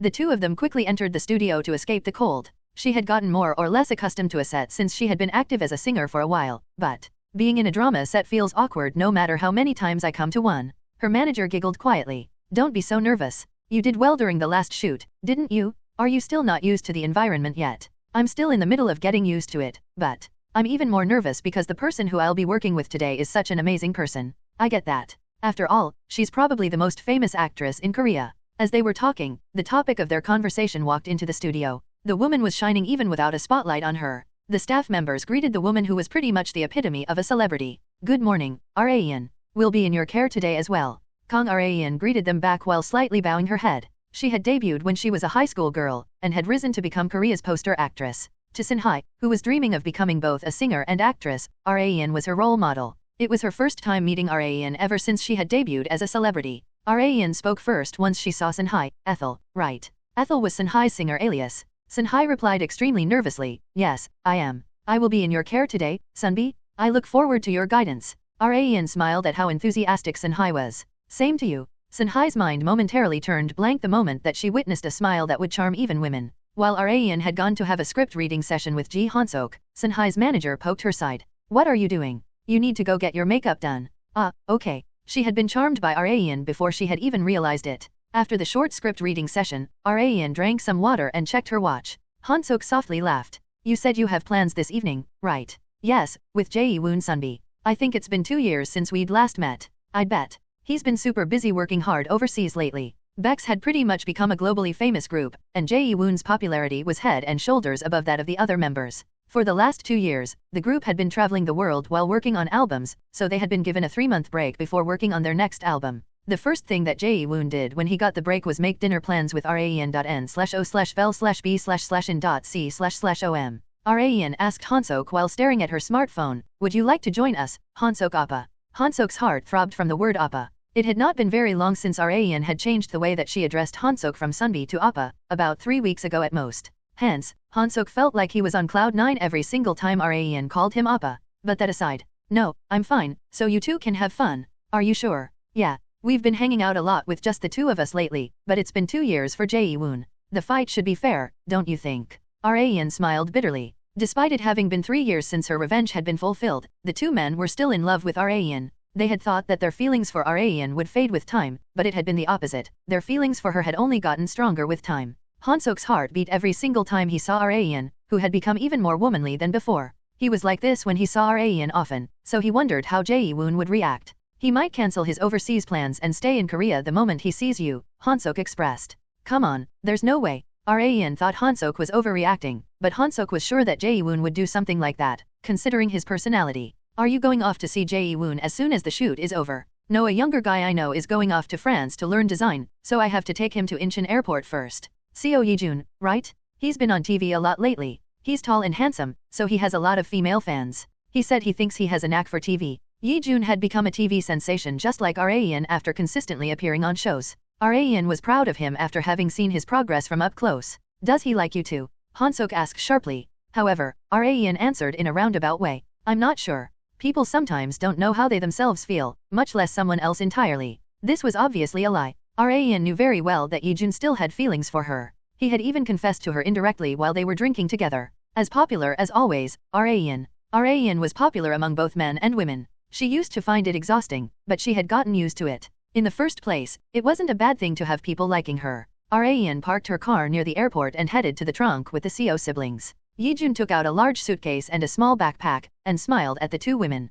"I'm off. Have a safe trip," Seo Ye-seo said. "Call me if you're having trouble. We have a Lavange branch there, so I'll have them take care of things if necessary." Ye-jun's load on his shoulders had gotten lighter thanks to Raen's reliable words. "Okay, Nuna. Don't get distracted by the pretty French women. Don't forget that you're there to study. You don't have to worry about that, Nuna. I only have eyes for one woman." The three of them all knew who that woman was. Raen smirked and lightly punched Ye-jun's shoulder. "Stop being stupid and get out of here." "Okay, I'll see you both in 2 months." After sending off Ye-jun, they went back into the car. Yiseo sighed as she got in the passenger seat. Rayan turned to Yiseo and said, "Are you worried about Yijun?" "I guess. Yeah. You don't have to worry about him. Yijun can take care of himself just fine." He had been doing so for a while now. He was no longer the little brother that Yiseo had to look out for. Yijun had grown into a reliable and trustworthy man, and Rayan's trust in him was as strong as ever. After taking Yiseo home, Rayan went to have a late dinner with Jae-woon in a purple one-piece dress. Jae-woon expressed, "I've fallen in love with you all over again after 2 years. And you've become a complete Casanova during these 2 years, Sunbi." "Casanova? What do you mean? You never used to use sly pickup lines like that before. I'd appreciate it if you could consider it as a rise in frequency of being honest with my feelings to the woman I like instead." Okay. Jae-woon asked Rayan, who was slicing the meat small enough to have it in one bite. "How's your company doing? Levanche seems to be doing really well lately. We're planning on opening more branches in California and Texas. We're going to be taking a proper hold of America, and then move on to other countries. Levanche is pretty much dominating the Korean market, isn't it?" "Yes, based on market shares. Their sales were no joke either. Not just that, Rayan had succeeded in amassing massive wealth through investing in cryptocurrency lately. Since she was a successful businesswoman, investor, celebrity, had perfect looks and figure, and even a great personality on top of that, she was getting offers from pretty much every single industry. How about you move on to Hollywood? You worked with them a little bit before, didn't you?" Despite Hollywood wanting Rayan, she was adamant on staying in Korea, and had a valid reason for doing so. "I found something that I need to do," she stated. "What is it?" Rayan smiled meaningfully. "You'll find out soon." She was as full of secrets as always. The next day, Rayan arrived at her office in Levanche and summoned Park Seel-hun, Ma Youngjun, So Ha-jin, and her other close associates. "I happened to see some interesting news." Youngjun reacted first. "Are you talking about the news regarding Kim Han-Gyo? That was a week ago." Han-Gyo had been unable to escape hospital life to the very end, and had passed away a week ago due to aggravations in his health. On the day that the formerly influential politician passed away, Rayan celebrated by herself. She had thought that her revenge had ended then and there, but there's still one left. She put up an article on a projector. It was written by reporter Ahn Sujin. The headline went, "Kim Han-Gyo's son Kim Cheol declares his return to politics. I want to restore me and my father's honor." Cheol, who had recently gotten out of prison, had declared his return to politics. Seel-hun feigned laughter as soon as he saw the article. There's no way that'd actually work. The political world had no intention of letting Cheol back in, but he continued to express his will to do so. Rayan said while pointing at the article, "Kim Han-Gyo may be dead, but his son is still alive." She looked toward her associates. "Let's start back up the revenge that had been left on pause." An ending was a new beginning. Rayan's second beginning was about to begin. Ji Han-sok rose to the stage of the premiere while receiving fervent cheers from people. After that, he heard even louder cheers as Kang Rayan rose up to the stage. The venue glowed with enthusiasm. Rayan sat down on her chair while pulling down the hem of her skirt, and then smiled at Han-sok. She seemed a little different from her usual self. Why is she so affectionate today? N/O/vel/B/C/in.C//om. She was being rather gentle-hearted. The Rayan that Han-sok knew wasn't the kind of woman who would smile at him so affectionately. She seems to be in a good mood today. During the 3 years since Just Like a Melodrama protagonist had become a hit film, Rayan had grown much more mature, of course, not in a physical sense, but in a psychological sense. Her words and actions were so relaxed despite being the center of attention in a film premiere. Even though Han-sok also starred in the same film, he couldn't help but be entranced by her. However, he couldn't let himself be too entranced. "Han-sok." He belatedly realized that the host was calling out to him, and hurriedly raised his mic. "Why yes. Could we get you to introduce yourself?" "Oh, why yes, an introduction. I apologize. I was in a daze for a moment." The audience laughed at Han-sok's honest confession. Rayan, who was sitting next to him, also giggled while covering her mouth. Although he had been put in an embarrassing position, he was happy that he had been able to make Rayan laugh, even for a short moment. Han-sok came down from the stage after the premiere and rolled his left shoulder while sighing. I'm exhausted for some reason today." He had even forgotten his lines because he had been entranced by Rayan. He was feeling more fatigue than usual because he had messed up from the very beginning. Rayan, who had come down from the stage with him, tilted her head in confusion. "Han-sok appa, are you feeling unwell today?" "No, I feel fine." "Are you sure? You weren't being yourself earlier." Han-sok couldn't blame Rayan for his mistake since she had done absolutely nothing wrong. It was best to just cover these kinds of situations up with an awkward laugh. "I had a few things on my mind." "Is it about our film schedule? Or about the company?" "Well, both." Chairman Ji would be retiring from his position in Dudam Group soon, and Han-sok's father would be inheriting the seat of chairman from him. The necessary procedures have almost been completed. Han-sok would also become very busy the moment that his father became the chairman. "Isn't it hard on you?" Rayan asked. Not that much." "Aren't you busy?" "I am, but I don't find the work tedious, so I'm planning on continuing to do my part in the company even after my grandfather retires." After all, both my father and grandfather want me to inherit the company in the future. Han-Sok was a talented actor, but he was also very talented in business, so his family members were hoping for him to lead Dudam Group in the future. Even so, don't get too immersed in the company. You have to spend some time with me too. Han-Sok doubted his ears from Arayan's unexpected comment. With you? We haven't been on a date in such a long time ever since we started dating. Have you forgotten already? What? Arayan had blurted out something unbelievable. Dating? You and me? Han-Sok asked. Arayan expressed slight anger at Han-Sok's vague question. You confessed to me and I accepted, Appa. Are you really going to pretend like it never happened? And no, but... Han-Sok had indeed confessed his feelings to Arayan, but it was news to him that she had accepted his confession. He had no memory of it. However, Arayan linked arms with Han-Sok as if letting everyone around them see. The soft feeling on his left arm and her sweet scent that was enough to make him pass out, attacked his sanity. Arayan? People are going to get the wrong idea. It would be a huge problem if another scandal broke out. Not just that, their film had yet to be released, so it would be terrible if they were swept into malicious gossip. However, Arayan was acting like Han-Sok was the weird one. What's wrong with a couple linking arms with each other? Are we really dating? Before Han-Sok could get an answer from Arayan, passing staff members whistled at them. You're both so passionate. It's only been 2 days since you acknowledged the dating scandal. Aren't you advertising that you're dating a bit too much? Oh, what's wrong with that? It's nice to see. Reactions of envy with slight hints of jealousy came from the staff members. Everyone was perceiving Han-Sok and Arayan to be a couple, only Han-Sok was unaware of the fact. You really are acting a bit weird today, Appa, Arayan said as she extended her hand toward his forehead. Her small hand embraced Han-Sok's forehead. You don't have a fever. How weird. Han-Sok was normal, but the current situation was not. No matter how much Han-Sok thought about it, he couldn't acknowledge this situation at all. Arayan had come to Han-Sok's family home as if it was completely normal. I'm here, mother, Arayan remarked. Han-Sok's mother smiled more radiantly than anyone else from Arayan's appearance. My, you're finally here, Arayan. The two women lightly hugged. Han-Sok smiled bitterly as he watched his mother greeting his girlfriend more than himself. The situation truly felt like a dream. Am I actually dreaming? As Han-Sok was about to pinch his cheek, Han-Sok's father, who had come out of his room, stared at his son acting weird. What are you doing? He asked. And nothing. That aside, why did you call us here? Han-Sok and Arayan had been enjoying a short date after the shoot, but his mother had suddenly called to tell them to visit their home. They came without asking questions, but he had not heard the reason why yet. Your grandfather suggested that we all have dinner since it's been so long. He also wanted to see Arayan, Han-Sok's father remarked. And where is he? Out there? Han-Sok could see Chairman Ji grilling meat in the middle of the yard while surrounded by other people. Are you cooking the meat yourself, Grandpa? Han-Sok asked as he came out to the yard. I thought I'd show off my meat grilling skills since my granddaughter-in-law is here. Chairman Ji had owned a restaurant in his youth before building Dudam Group, so he had stepped up as the cook to relight his skills honed through that experience.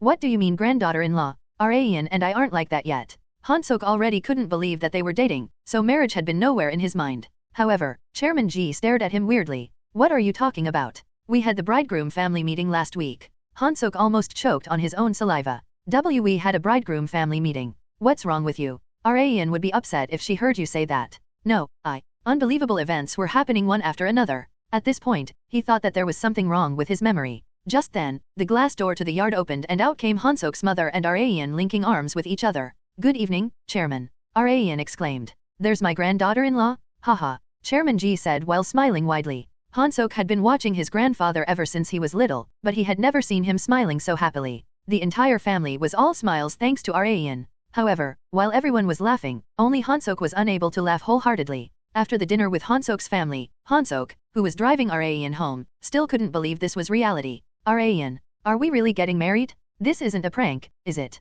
What have you been talking about since earlier, Appa? Are you trying to make me mad? Han-Sok was actually scared to see Arayan mad. I didn't mean it in a bad way. I just can't believe it's real. The almighty Kong Arayan was about to become his wife. If this was reality, then he had likely saved the world at least 3 times in his past lives. He was extremely happy, but it was also very unbelievable for him. Arayan suddenly showed him her left hand. There was a ring on her ring finger. What's this, then? Arayan asked. That's, Han-Sok slurred as he looked at his own left hand. A ring with a similar design was on his left hand before he had realized it. Things were becoming more real now that he saw the engagement ring. Do you still not believe it's real? Arayan asked. As Han-Sok was lost for words, Arayan pointed to the side of the road. Stop the car for a second. Han-Sok worried that she might be upset, but nervously did as she said. As he turned on the hazard lights and stopped the car on the side of the road, Arayan suddenly closed the distance between them. Their faces were right in front of each other. Han-Sok forgot to breathe.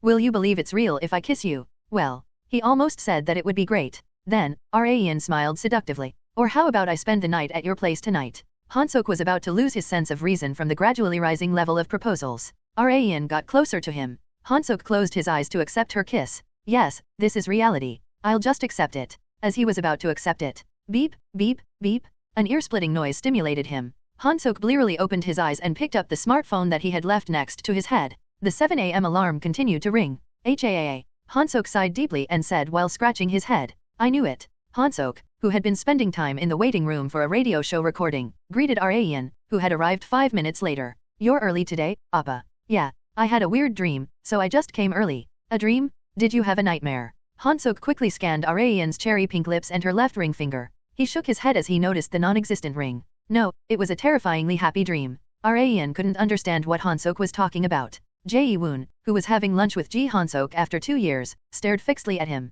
Han-Sok asked in confusion, what? Is there a grain of rice stuck on my face? No, you don't look to be in the best of moods today, so I was wondering if something happened in the shoot. Han-Sok had been in a film shoot from early in the morning until just now, so Jae-woon was wondering if Han-Sok was just tired from overwork. No, it's, Han-Sok slurred. He had a different reason. Because of my dream. Dream? Did you have a nightmare? Han-Sok shook his head as Jae-woon asked the same question as Kang Rayan had. Rayan appeared in my dream. Rayan? Then it's not a nightmare, is it? Rayan appearing in a dream would automatically be a happy one.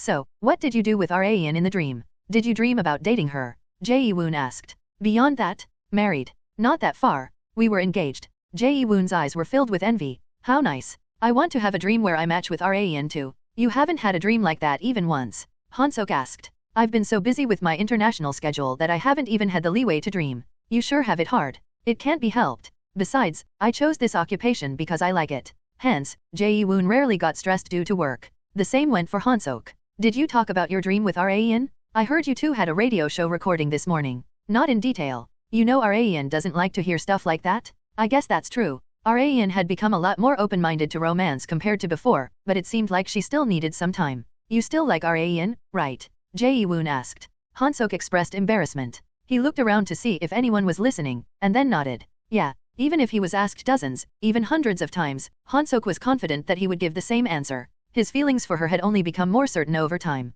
Jae-woon also knew this very well. Although they were friends, they loved the same person. Despite that, they were as great of friends as ever. If Rayan chose one of the two of them, they had already decided that the person who was not chosen would move on from their feelings. Of course, they knew how difficult that would be, but they did not want to lose both the person they loved and their friend. Rayan might choose someone other than us, though. I think I'd be a bit mad if that were to happen. Han-Sok laughed out loud at Jae-woon's honesty. Although Jae-woon had returned to Korea after a long time, he did not just lounge around at home. Korea had been the place that he had debuted as a singer and had given him the momentum to spread out globally. He couldn't afford to neglect his Korean fans just because he had become a global star, so he had decided to participate in some Korean programs with the other Bex members. They had a talk show program scheduled for today. Tae-chan, who would be appearing on the program with him, brought someone to the waiting room. Hyung. Rayan is here. Rayan. Jae-woon, who had been in comfortable clothes, quickly put on a jacket and fixed his hair in front of a mirror. Rayan would also be appearing on the program with them. He had been planning on going to her as soon as he got the news that she had arrived, but he didn't think that she would come to him so quickly.